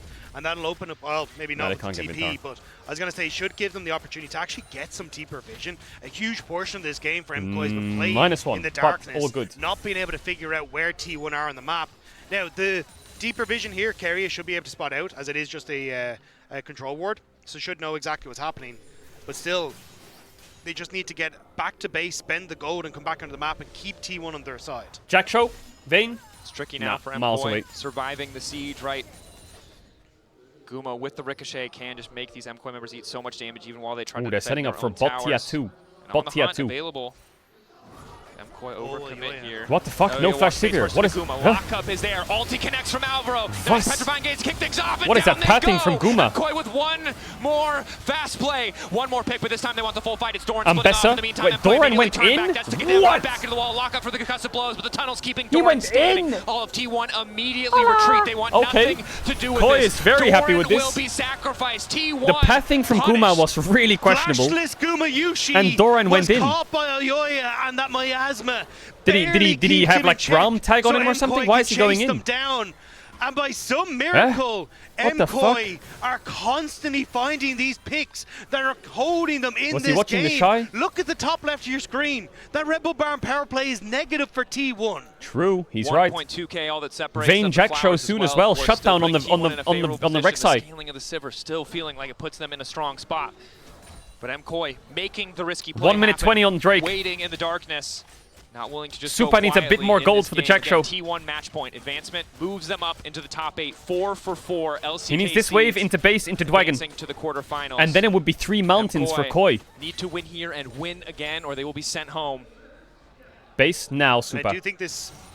If Basing. Super resets here, Jack show on Vayne for him as well, making him significantly safer in these fights. 6-3 and 4 in the Vayne. We were questioning whether it would work if he could hit this late game, and now with 50 seconds until Dragon. This could That's a be tanky Vayne, not gonna lie. Potential third Dragon, mountain That's dragon a tanky Vayne. Makes them very tanky. That's a tanky Trundle. Which is exactly what you want against this kind of Koi is monster tanky. Hey! Owner's top. Makes a lot of sense. 38 seconds. Owner's top. What? Again, Supa doing his best to clear these waves, get priority in the mid top. lane. May need to be ready to fist fight just to gain control here as T1 are matching. Flashes up across the board except for Guys, Alvaro. you're going to full give mid? And it is just Gumayushi missing his barrier alongside it, so maybe vulnerable if MKOI can get on top of him and Owner has can GA. lock him in place. Owner has GA. MKOI now taking control Eyes on here Supa. once more in River. The Vayne. Waiting off to the side. Bottom right. No vision up into mid lane. Red buff. Standing still. Doran on the flank. But they know that's the price. Yo. Looking for a pillar on the Leona. Doran off on the side, isolated as well. Fighting Super Yushi. Trying to distract. Yo, walked up. R flash missed everyone. Jojo just completely whiffed everything. Yo, got his ult off. Super just dashed into Leona. Super still standing for now. But he's cooking. He ain't cooking shit. It's lost. Game's over. GG. Wait. Super. He's fucking gliding. Wait, that Vayne might not be European. Wait, he's European. It's lost. Faker finishes off Supa and Holy holds fuck, the he was game gliding, for T1 in his hands. It looked like Supa might have been able to hold it, but now with the Dragon how much damage did Ryze do that fight? In T1's favor, what looked like desperation in the fight may just crumble. How much damage did Ryze do in that fight? The priceless moment. T1 holding the line. MKOI so close. A few too many ultimates going awry. But why is Jojo R flashing like that? Make the play here, flashing forward. Don't need to do that. Gumayushi, but that misses. Mirwin goes for the public execution onto Gumayushi. He flashes it and keeps himself safe. And with that, T1 at least. I thought here Supa's dead, but then watch what he does. Leona, dash up, Wukong, dash down, Leona, dash up. Severe, trying to move around flash the up. fight, picks off Gumayushi. But actually again, kind of fried. Look at these repositions from Faker, constantly threading onto key carries. The realm warp to actually, get Faker on is towards smurfing Supa. so hard. And MKOI tried desperately to play both sides of the fight, but T1 get the access that they need. Damn good fight. Supa did fucking God's work in that fight. Sustained damage. It's not over yet, though. The story really is Supa trying to go toe-to-toe with Guma and Faker. Initial exhaust now coming Didn't use Trundle, nice. Don't panic. Both sides still ready to fist fight. Advantages slowly growing for T1. No one has sums apart from Faker. 3 seconds till they can take that objective. The Soul making him that How does he much still more have tanky. flash? The true damage of Silver Bolts still has a lot to work through. No flashes. I think it's okay for Koi. I know Mountain Soul might be annoying, but their champs do a lot of damage. And if MKOI try to play the fights front to back, maybe they have a chance. But Ona? Was machen die? Out for a moment, uses the clone. Look, no flash! Oh, he used. That's the Cyclone. One key ability chipped away. MKOI, that's an advantage for the fight. Ulti from Gumayushi as well. They're not over contesting, as you said. Baron up and available for MKOI, knowing I now see both it. I see it. on Gumayushi I and see it Owner too. down. Just click Baron. Moving in here, Mirwin. Going in, Guma, that's the pillar. Mirwin taking his time waiting for the spell shield what? to be utilized. Nice sidesteps from Gumayushi, not to get caught by anything else. A lot of ultis traded, but neither side isn't burning Severe too much. just dead there? Nobody wants to overcommit. MKOI know that their hopes of sticking around at Worlds No spell shield on a pillar. This next fight at the Baron. That control ward in the pit, though, MKOI didn't take it Maybe away. Ambessa dies, but they have the time to play slow to is it worth? ease Oh, into this. hell no. trying to get more out of Jojo Poon. Jojo Poon taking his time. The Petrifying Gaze only going to connect onto Owner immediately. Vayne's not even there. Doran looking for the knockup as well. Oh my god, no one wants to take it. Going to bring only a few minions in, but that's a clutch pick for T1. MKOI separated as they try to contest the mid wave while keeping their approach on Baron free, and T1 pounce. That was exactly what they needed in the moment. And just like that, T1 are getting objective after objective. Just that bit of difference. They burned so many cooldowns in the setup, but once they get that pick, full confidence to send it on the objective. Faker not afraid to walk face first. I think that might be it, reaction times to just dodge the Petrifying Gaze. They split up way too hard on midwave. And it way feels like this Red Bull Baron power play may be the last in this series. MKOI once again in a position where they have to hold the line. Last time it was picks that stopped this from being a problem, that stopped the Baron from getting full effect. But Faker is frying so hard on the this back series. foot this time around. Jesus. And that's the thing, it's no longer about where you are in your build or what items you can the try gold and hit. doesn't It's the really fact that matter, but again and again T1 have been able to find those fights, have been able to spread MKOI thin. Koi's They've engage taken is off just Jojo not at the start that of these fights, good, so and they then it can't just really becomes stop Super the versus siege the too world. well. And Vayne sometimes likes Their those wave odds, clear is also but in awful this sort with of Vayne. situation, T1 have been able to shut Super down every single moment. I don't think anyone's playing odds against T1, brother. No matter how good, no matter how fed. There's a reason they're the two-time, the back-to-back. Both these teams, a bit of an awkward road to qualify. Oh, But he has all that matters Rabadons is on getting Rise. there, making it to the next stage. T1 on the precipice of taking the series. MKOI, the cusp of elimination. Have to hold the line. So they don't have that much wave clear, Koi, and they don't have that much Doran engage either. So this siege, you just kind of have to take it making his way through and that just middle try and turret cut losses. to demolish, doing work. This is the T1 problem, right? Just letting the minions do the It's work not about for them the on the bottom gold, lane. it's just this. What do you There do? is What, no one that can what do really you do? approach Who's going to these kill the waves, and cannons? that wave clear is abysmal on MKOI's side. That it is. Who kills the Everyone cannons? trying to contest Doran, but again, the tunnels are set up. They're just hitting the tower. I'm going to use it if he doesn't have to. Another inhibitor tower falling, likely 2 inhibitors to follow. I can't wait to see the draw, by the way. Like, There's a wave of massing on the top side. please, good MKOI matchups. Worlds starting to sneak away from them as T1 continue to put a stranglehold in this game. Super walking up stun initially onto Owner, does still have access to the GA. Double No ultis, flash both supports on Owner. trading, and T1 with a quick retreat. Happy to have 2 Okay. inhibitors, no need to risk anything else. Looking Redemption. for, they found Guma. They end up interrupting him, but no They have no public TP execution wards. to follow. They're TPing him Guma to had just the make sure flash he's if he safe. needed to. Get the TP at the very least out of Carrier, who's there to cover for his AD carry, but on the hunt. 50 Spell seconds both on the still available Elder. for Guma. I guess But it's now just a with full super send Elder. minions in both That's mid it. and bot, there's no one who can clear that out very quickly. need MKOI to going to push find bot themselves quick. thin on the map once more. T1 starting to escort these minions in and then move up towards this top side.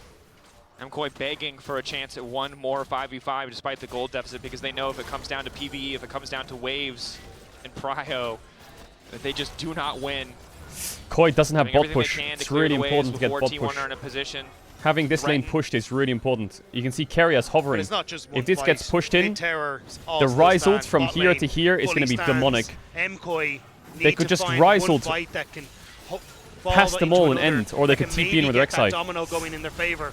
Aya? Once more into the abyss, once Aya? more from Ona? Movistar. Koi, Owner locked up for a brief Oh. moment, on the hunt used. MKOI retreating back to the river, but unbreakable down for Alvaro already. Bot wave, bot Oh, wave, yeah, bot wave, isolated. bot wave. 5 Bot members wave, group bot for wave, bot MKOI. wave, bot wave. Super minions in the bases. MKOI I'm start waiting the for a Elder. Rise They ult in need the to base. find this fight now and quickly. Or a TP there TP. for Doran, and he's immediately going to use it to go to the base. He wants to threaten the back door. MKOI don't have great tools to respond to this. T1 just need to keep the pressure on, and Miro Doran needs will to end the TP, game. and he'll get Owner it. with the knockup to keep things going. No Carrier there Cancelo. as well. Rise with the Should be able to defend. It's Faker Here it and is. Guma alongside Doran You to gotta try to get end that it bot off. wave. Veer doing his best to You hold gotta on, get keeping that going bot for wave. Jojo Pyun. They're not Elder gonna for be able to Nexus, take it. classic. Veer Jojo Pyun, they need to make this work. They don't have the angle. Guma with a perfect spell. Unless- Shield is still gonna remain Yeah, Elder for Nexus. standing. T1 move on to the Oh my top god, 8 T1 even in got it. Worlds 2025. T1 even got the Elder. MKOI are sent packing.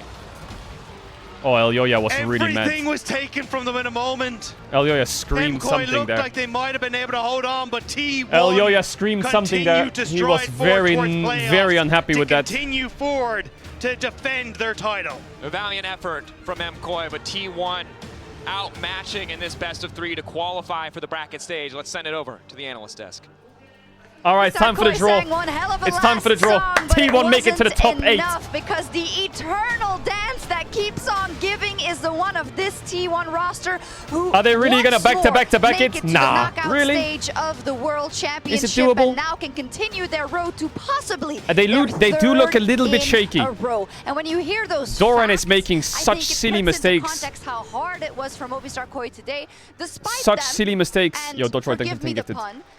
Fighting like absolute Doran needs to clean up his game. Guma needs to be very careful. His positioning sometimes is just really off.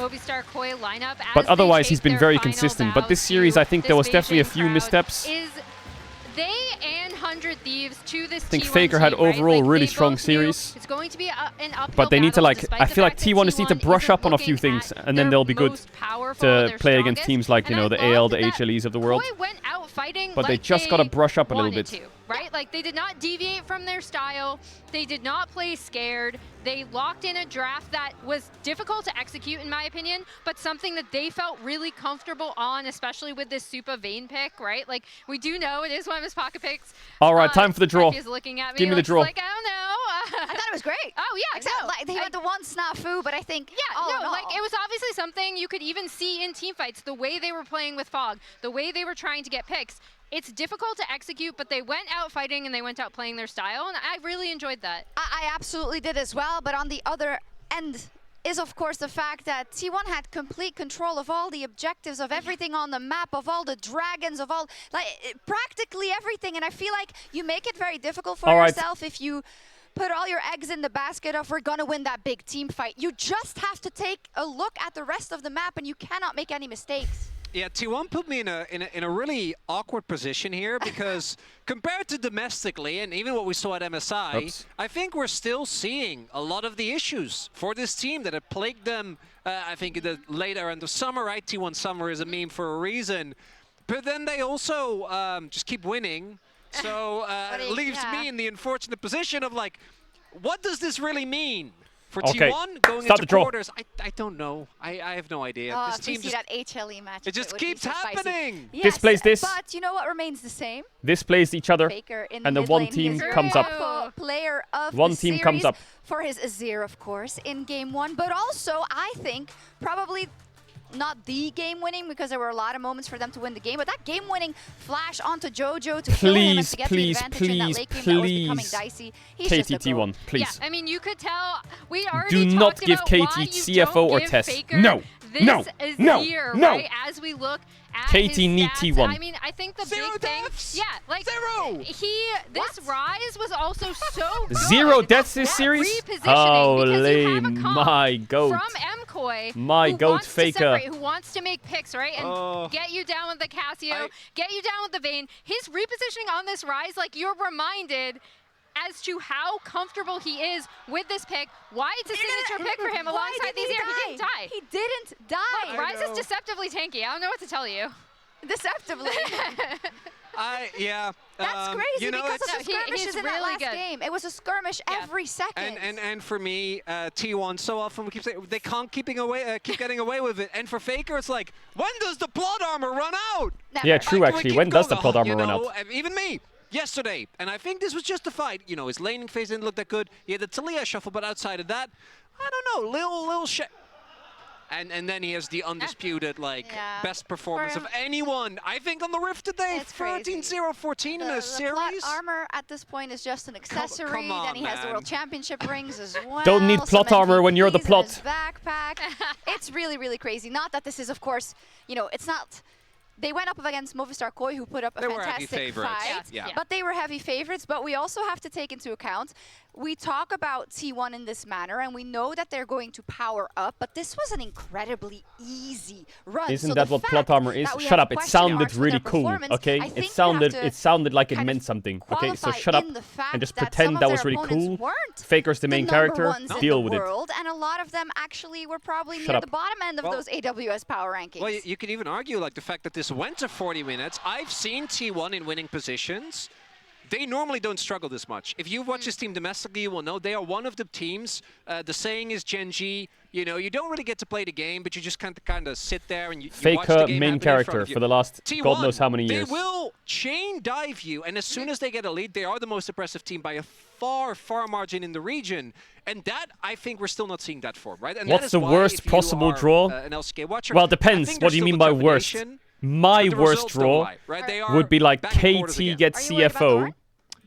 Extremely, yeah, because AL gets TES, as we all know, I think actually it's had just a solid LPL. MSI, had a really good ramp up to MSI. I think is also one of the big reasons gets why T1 is HLE even in the position that they were in the round first place, 1. Domestically, he was there even though it's cinema, that's quite sad. But I was and really then G2 gets actually. I kind of fuck with that. Hold up. One of the moments that we've seen. Gen G T1 round 1 HLE G2 maybe. It hasn't passed yet, and it needs to pass going into quarters. Actually, maybe this would be awful. G2 Gen G is free lose for G2, and then HLE T1. Was it I feel like that's probably the worst draw. Yeah, the best draw is KTT1, 100%. We are getting ready also to hear from AL just takes CFO later, so that gives us a chance to kind of close off the chapter on Movistar Koi and their year. And if we reprise their year, Can they take had TES. a wonderful championship that they And won then back in spring. They had things that they left on the Rift internationally, and I think they're going to feel similarly G2 here, HLE, because the draw before this for Gen them G then TES. conversely was actually Now you might be not wondering, but Caedrel, this is way more banging than this.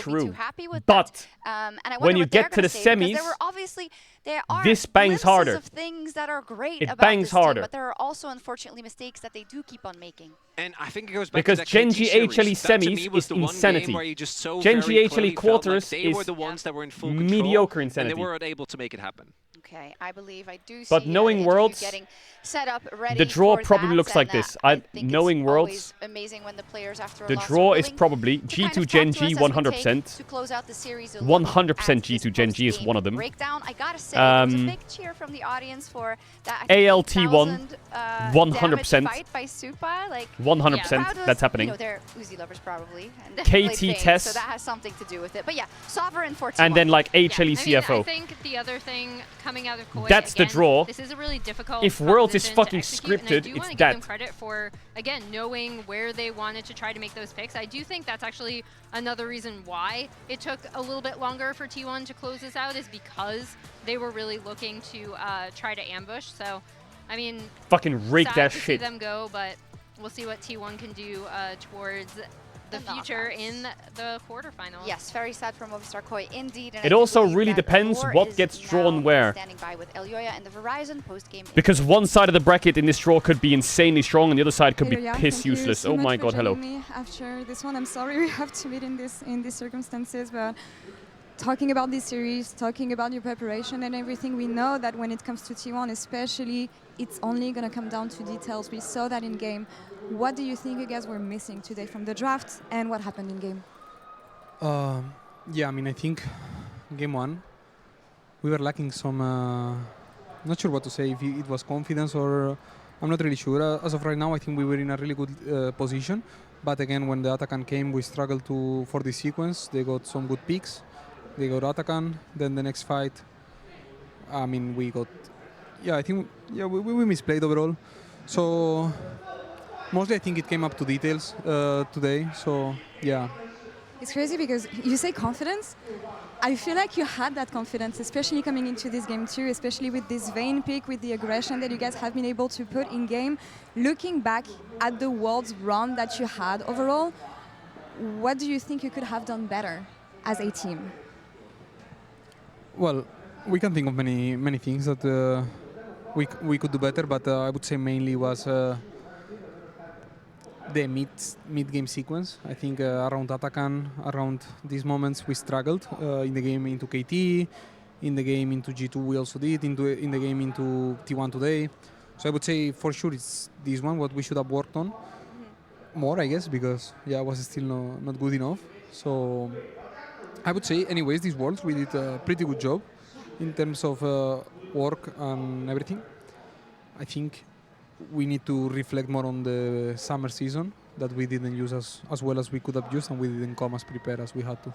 Something that I admire, and I told you this many times, is the the hard work that you guys have put all year, the fact that this bunch of players, you believed in them from the get-go. You sticked with this team and you knew that you could take it as far as you could. And looking at the LEC, you were always a top team. You managed to win Spring. The improvements that I see from MSI to Worlds, they were there.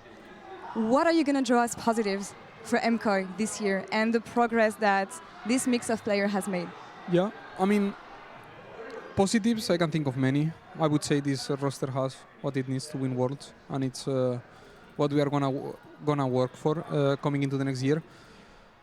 I mean, yeah, I love every one of my teammates. I think I wouldn't obviously change anyone. I think the group of 5, if we get to fix some issues that we are having in training coming into next year, I know our time will come at some point. So yeah, I really trust everyone in my team, and I think it's just some individual things we need to change, and we will be in the top. I love the fact that you know that you guys want to stay together. Any closing thoughts that you have for your fans, words of encouragement for Europe, maybe G2 being the last one standing for the West? Yeah, I mean, let's put all of our support into G2 because they are the last hope of Europe, obviously. As of right now, I think they have done an incredible job. I mean, I think it's one of the first time I'm complimenting one of my rivals, but honestly, how much they improved during summer. Oh, the draw starting. How much in a good shape they are right now. Even Skumont, I think, coming from a rookie level he has right now, it's pretty mind-blowing. So yeah, I would say do as good as you can and make Europe proud.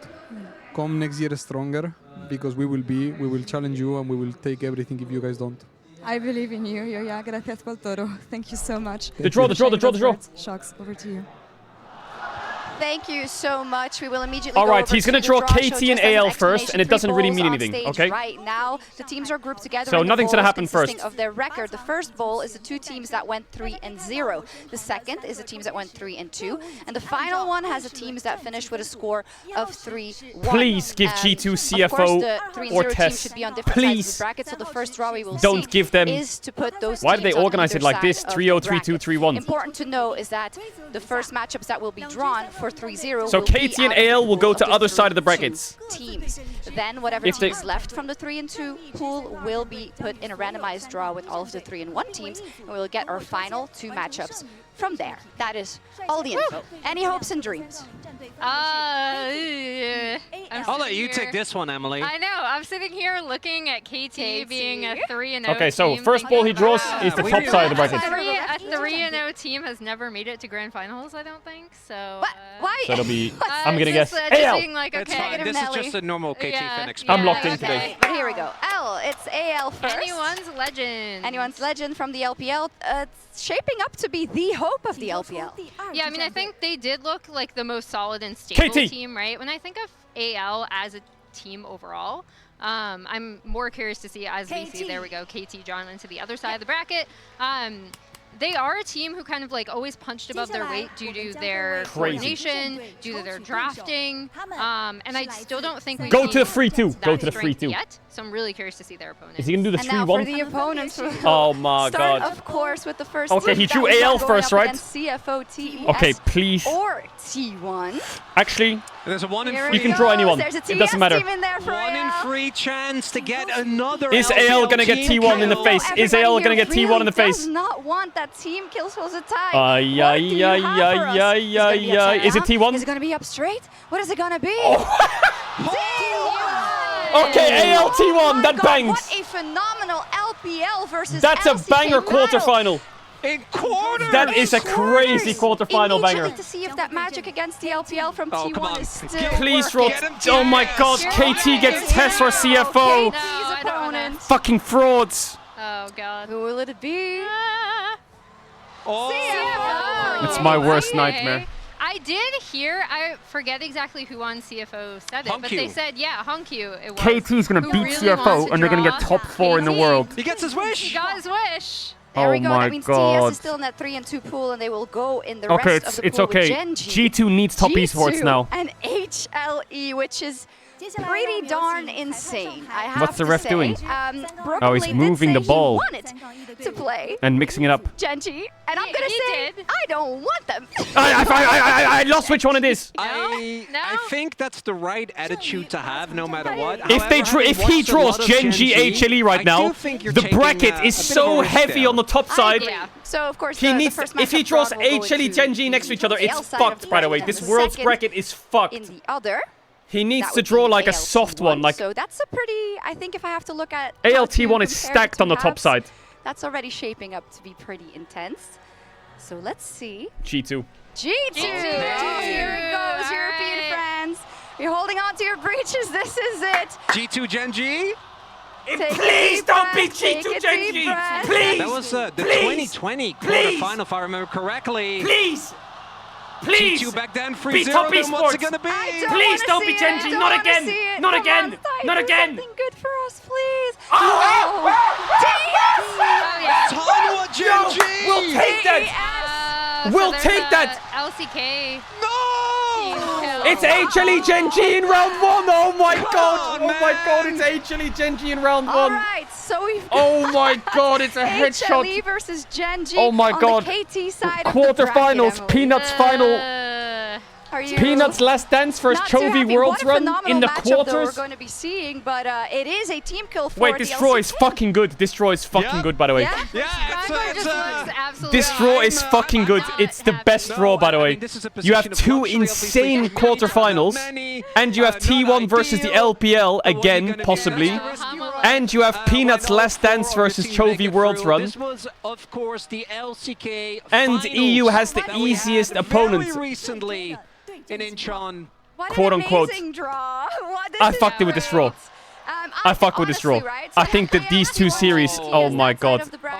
I think that the there is a bit of fraudulency going on. There is no way we could get an LPL LCK final. But the beautiful thing about this draw is it lines up so many storylines, okay? First of all, you get ALT1, right, which bangs. I mean, you're saying T1 But just raced through. as this bracket goes on, you could have in the finals, you could have T1 Genji in the finals. Because they're on other sides of the bracket. You could have AL Genji in the finals. You could have AL HLE in the finals. The finals is fucking stacked because the bracket is not is balanced pretty fairly. I mean, I think that's valid. It's not valid. Well, based on the plot armor we saw. The semis could be a bit shit. Because in the semis, you could have Genji versus KT 3-0, and you could have like T1 Top Esports 3-0. The semis are gonna suck probably, but the quarters are crazy. We are blowing the load a little early in these quarters. It's extremely likely, actually. Hey, I think EU could have done worse. When I say EU, I mean, the only other option that EU had was CFO. Yeah, what was the result again for G2 versus TS, the most recent one? Exactly. What was the result when Fnatic played IG before the knockouts at that World Championship in 2018? Fact. Tell them, Shocks. They beat Yo, them. she had They that beat them prepared. 3 times and they lost in the final. So, are you saying G2 can't lose to them and then beat them in the best ofs? No, because I'm referring to them 3-0. Counting 3-0. 3-0 TS. I was trying to throw you the phone. He was setting up throw me under the bus. I was like, what? I thought you were talking about this championship. No. That would be I would more never logical. do that. That's so mean. That would be more logical. Oh, You guys are only mean to the LPL on this desk. I getcha. That's not No. true. Mamma mia, mamma mia. The semis could suck, but the quarters will bang. Oh my god. AL vs T1 is a suit-up kind of game. G2 Top Esports is fucking cinema for European fans. Genji HLE is god-tier levels of gameplay. And KT CFO is the biggest hate watch of my life. I'm the biggest Doggo fan ever. I fuck with these quarters big time. Big, big, big time. Oh my goodness. Oh my goodness. World Finals, G2 CFO is gonna go mental. It's also insane because if G2, TES or G2 winning is crazy for AL or T1. I actually think this semi could be pretty good. But I feel like this semi is gonna suck. Whatever this semi is gonna suck. Because Genji or Hamalife is probably just gonna annihilate the fuck out of these two teams. Yeah, but speaking of Hongyu, I did have a But the finals is going to go insane. What is it? T1, could be Genji, could be HLE, could be AL, could be G2. I don't believe in TES, by the way. I don't believe in them. CFO to qualify for the knockouts, and I do not believe in TES. Hongyu. The first thing I have to ask is, tell me about this history you have made at the World Championship to qualify for the knockouts as the first team from your region in 10 years. 那你们也是在刚刚的胜利中创造了我们赛区的历史，10年来第一次进了8强。那现在感受怎么样？你觉得这件事情对你的意义是什么？就蛮开心的吧。When are the pick'ems open, bro? 然后终于又再次进到8强的这种感受。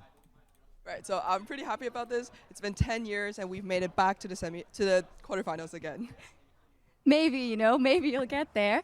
When it comes to how your team has improved, I think the team has shown tremendous promise this whole year. I think a lot of people were waiting for the next step. What do you feel about your level, and what do you feel you have improved at the most across the this year? The pick'em side is crashing. 那在这一年，你们其实进步的幅度也是相当大哦。那同时在国际的舞台上面，也是有很多人就是正在瞩目着你们的，甚至在关注你们的表现的。那你觉得这一年下来，你们进步的程度最大的地方在哪里？还有就是你希望接下来还有什么地方是可以继续改进的？进步最大的幅度应该是从 MSI 回来的那一次吧，因为就是学到了我们中后期的运营上，然后运营上面，然后还有展现那些的吧，比较多一点。Right, so I think our greatest improvement came from after we came back from MSI. I think we learned a lot about. Is the draw good, bro? The draw is epic. To kind of manage the game towards God bless. Late game phases, and yeah, I think that's our biggest improvement so far. Can you tell us what you wish to prove in the knockouts now that you have this historical opportunity? 那接下来进到淘汰赛之后，有什么 How is the red faction in 6th place, by the way? Are you guys just trolling me? 就像我们5个人、6个人，就是可以越打越好这样子吧，然后让世界看到 LCP 的实力。Right, so I think us 6, I hope that we can keep improving as we play more and more, and we hope to prove to the world that LCP has also got what it takes. Amazing. Thank you so much. Thank you, Vivian, for the assistance as well. And that was Hongyu. That was really great to hear from Hongyu. I'm glad that he was able to talk to you after. Again, this is really historic for the LCP/PCS/LMS. I loved the flashing Chat, I can't open up pick'ems, can you? Emote, right, as a nod to that team. And I think I can't understate how consistent CFO have been, right? They're the only team that's made it all 3 times, so. Yeah, it'll be cool to see what they can do in knockouts. It will be, but yeah, also saying that 6-man roster, I mean, BLG's out, right? So they are the most successful 6-man roster team at Worlds, and probably out of a lot of teams. I mean, no. I was doomed from the start, okay? There was obviously 2021 I was doomed from the start, 2022 okay? DRX, but this is the only team I was a KT hate watcher, and I picked IG to win over T1, okay? It was bound to end in disaster. Why can't I do my knockouts pick'ems now? Why can't I do them? Chat, how are we in 6th place? Who's slacking? Is there anyone in my faction with perfect pick'ems? Wait, 125 points. I can't even believe BLG is out of it. Wait, I didn't see them in fast. I thought they would make the run, but Hey. alas, heroes fall as well as they rise. 3 people are holding the line Championship, and that will do it in the for us, faction. For the Swiss stage, but I do Let's see have their the pick'ems. schedule for you, How do I see their... They're on perfect. How do I see your crystal balls? How do I see their crystal balls? KT versus CFO on October 30th. G2 versus TES on October 31st on Halloween. AL versus I need to see their crystal balls. Wow. Just seeing the matches there, I'm getting goosebumps. Yeah. Like, we're going into knockouts, baby. Let's go. Thank you so much Where for are you? watching us and watching this stage from Beijing. We're going to hit the road because the knockout stage It's is not going to be updated yet, taking surely. place in Shanghai. Live from What? Mercedes-Benz Arena It's not over updated there. yet. It's not updated yet. Genji will start at 3 p.m. local time. That is 8 a.m. CET and midnight PDT. Thank you so much from all the cast and all the crew, and we'll see you in those knockouts. Bye-bye. Get some sleep. GG입니다. Chat, it hasn't updated yet. It hasn't updated yet. Looking for that angle, trying to find the knockups here. As out he goes as Doggo just takes down Quad. They're all starting to explode. I can't do my knockouts, man. W runs forward, Masu trying to get out of there. The I'm average. Top 50%. Okay, I'm making a comeback in the crystal ball. Wait for the crystal ball. Wait for the crystal ball. It opens up tomorrow.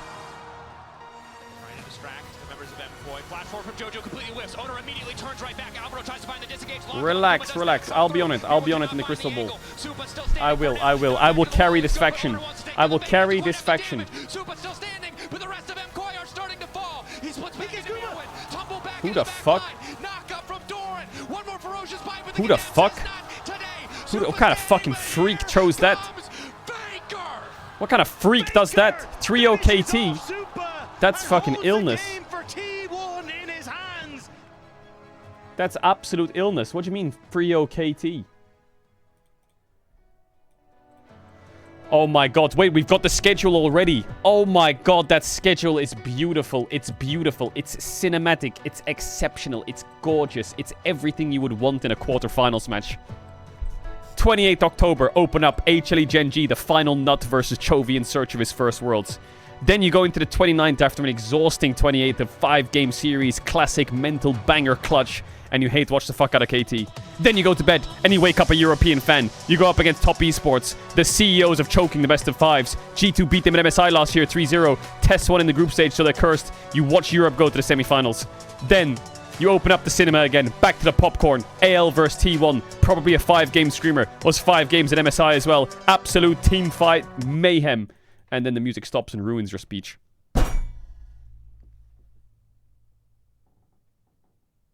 This fucking dog shit.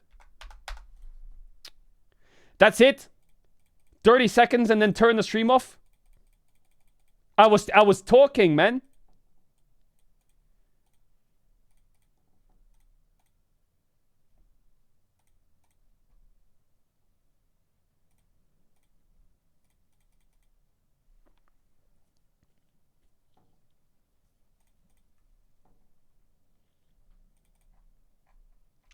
Pick'ems are up.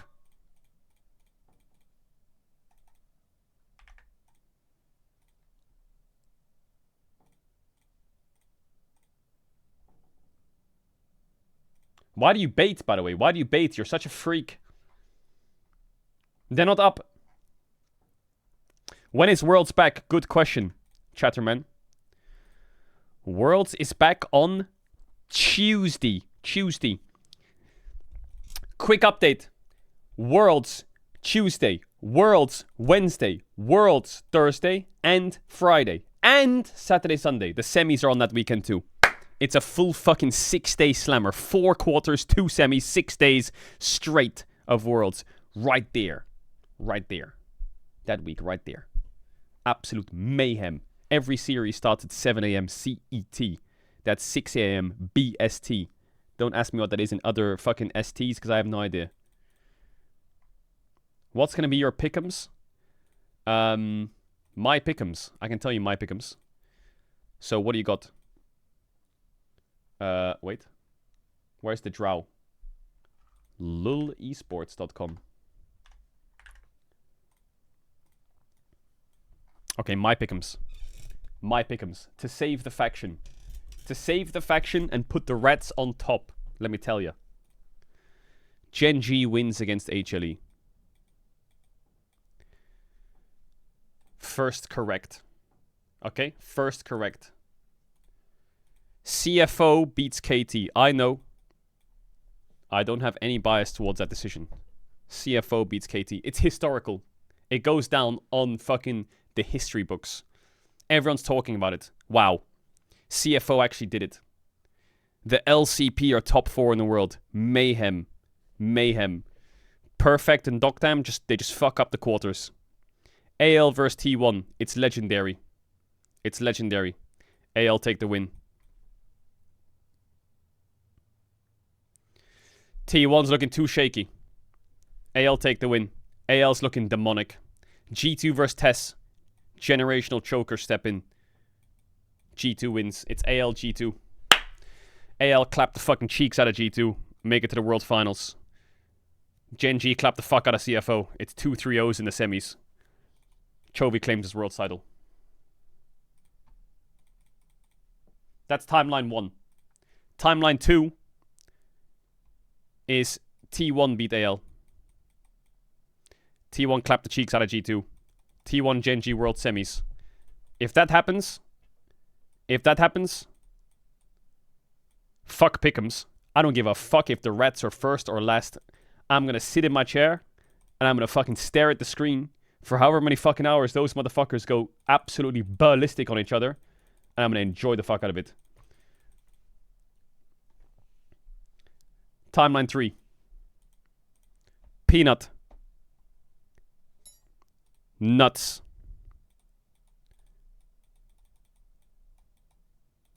And they make it to the World Finals. I tell you, the winner of this is in World Finals. 100%. 1,000,000%. Whoever you choose in that series is World Finals. No fucking way either of those teams lose to the teams next to them. The World Finals will be AL or T1 versus Gen G or HLE. That is the World Finals matchup on Grump. If KT sneaks their way there, no. If Tess get... No. Not happening. So please, when you're doing your pick'ems in the red faction, these are the finalists, okay? Deal? KT is losing in the first round on Grump. On Grump, KT is losing in the first round. They just are. And they're not going further. Their run ends here. That line right there, no, they don't cross it. That's a line. You don't pass go. You fucking stay in jail.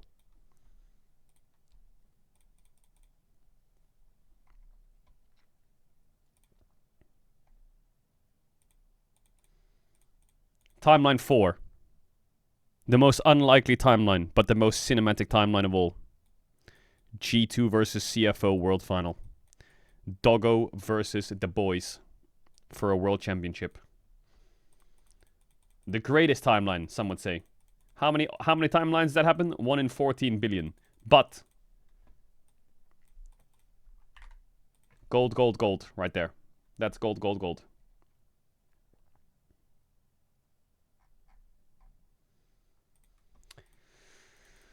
Oh man, I feel so bad for fucking HLE. Yeah, we're gonna go 3-1 in our fucking Swiss stage, and then we're gonna rock up to the World's Quarters. Feeling pretty... We drew what? We drew Gen G? Huh? Like, HLE just took a fucking headshot.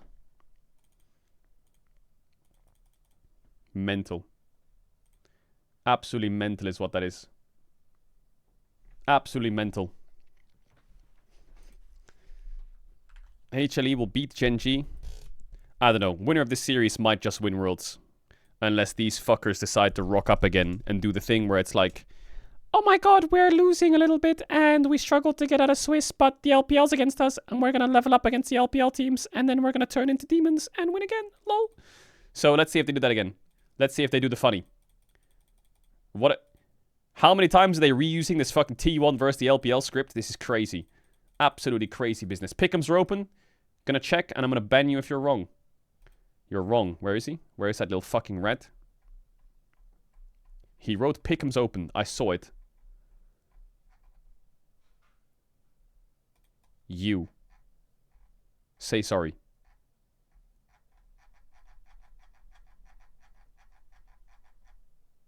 Say sorry now.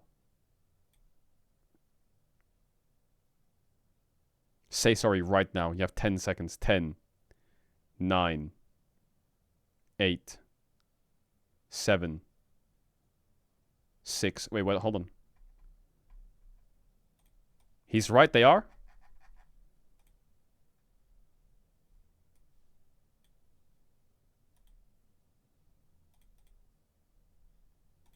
I'm sorry.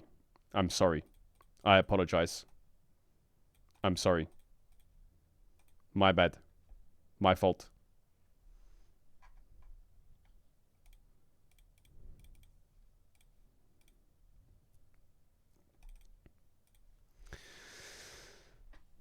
Hmm. Hmm. Hmm. Hmm.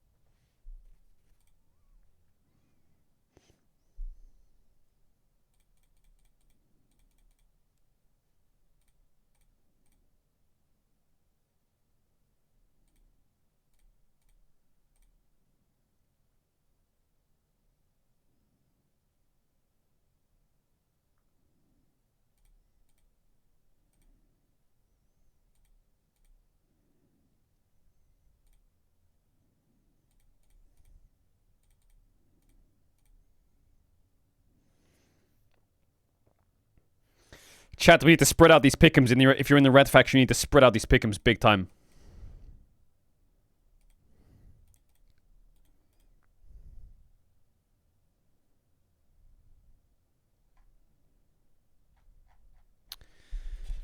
Okay. I will apply my logic, okay? From what I've seen and what I feel. Is AL looking like a better team than T1? Yes. Does that mean AL will beat T1? No. Every time they play a quarters, like Tarzan will do something fucking stupid or crazy, or Kyle's gonna lose his mind, and T1's just gonna sit there, and it's just gonna be a win. AL, are they the better team? Probably. If this match had no stakes, they'd probably win. T1's just randomly gonna rock up and win. Is there much analysis behind that? No, but that's my pick'em. Oops. That's just... I just feel like I'm not a big... I mean, I do believe in it a little bit. But, like, this just reminds me of the LNG fucking run. Maybe LNG didn't look nearly as good as AL do.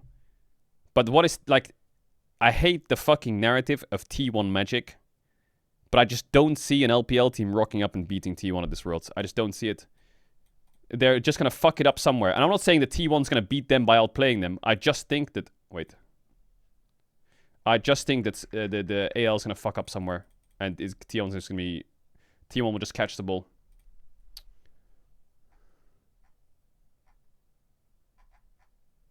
Wait a second. Wait a second.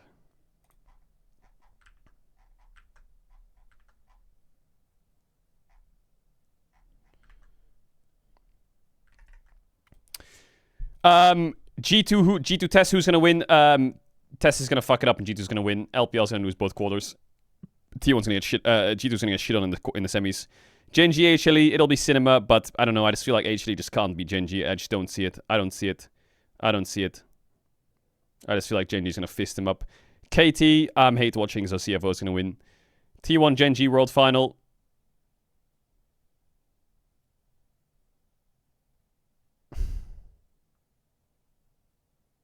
I think Genji's going to do it. I think Genji's going to do it. I just don't see it. I think Doran's going to rock up to that final and he's just going to be invisible. And Genji's just going to win. I'm really, like, skeptical of Doran so far this tournament. He's really, like, freaking me out. He's freaking me out big time.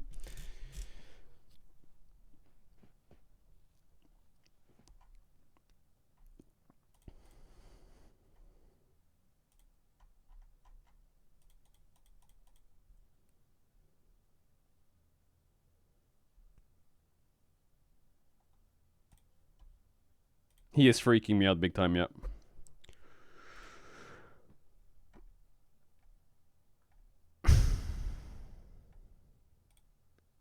Yeah, I did say if T1 wins Worlds, I'll go bold, yeah. I think this series, G2 takes a game, maybe.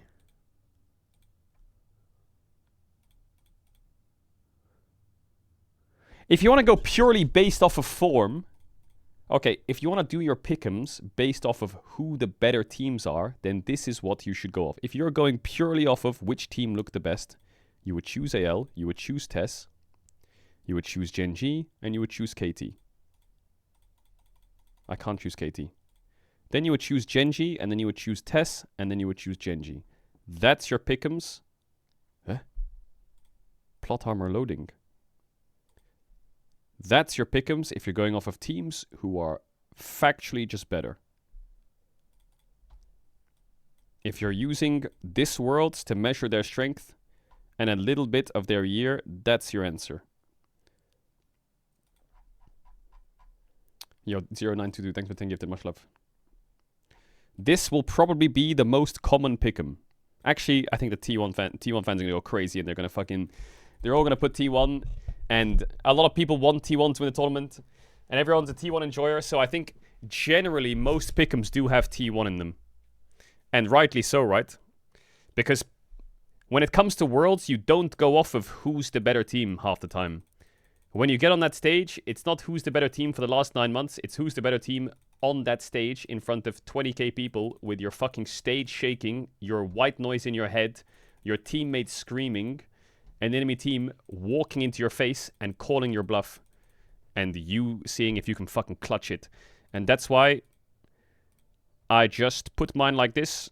And yeah, I think Gen G will close it out this time though. That's why my pick'ems are like this.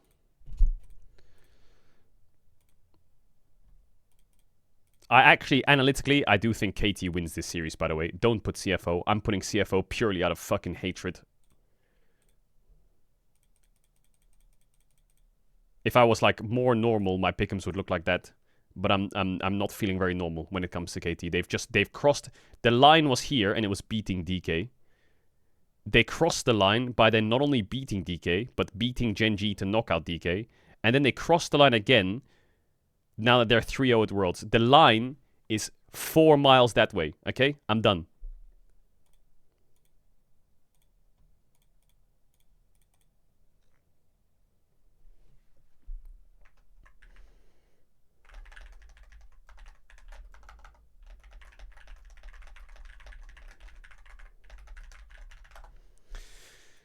Okay, chat, that's it for today.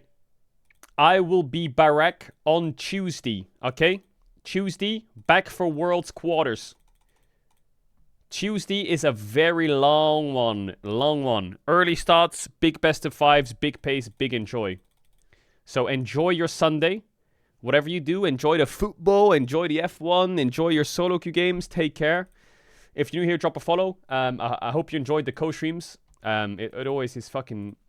It's always like a blessing, the amount of people that tune up to these streams. Write in the chat, spread some love, enjoy, meme. And yeah, I appreciate you all for hanging out with me. I'll see you on Tuesday for some more Worlds. Take care, sleep well, stay safe, enjoy the rest of your day, night, morning, evening, wherever you are in the world. Shout out to the lurkers, bidders, gifters, chatters, subbers, whoever you are. Enjoy the rest of your day. And yeah, take it easy. Bye. Don't forget, don't be too hard on yourself. Take that extra 10 minutes, have a nice piece of food, sit back, take a deep breath, and keep going.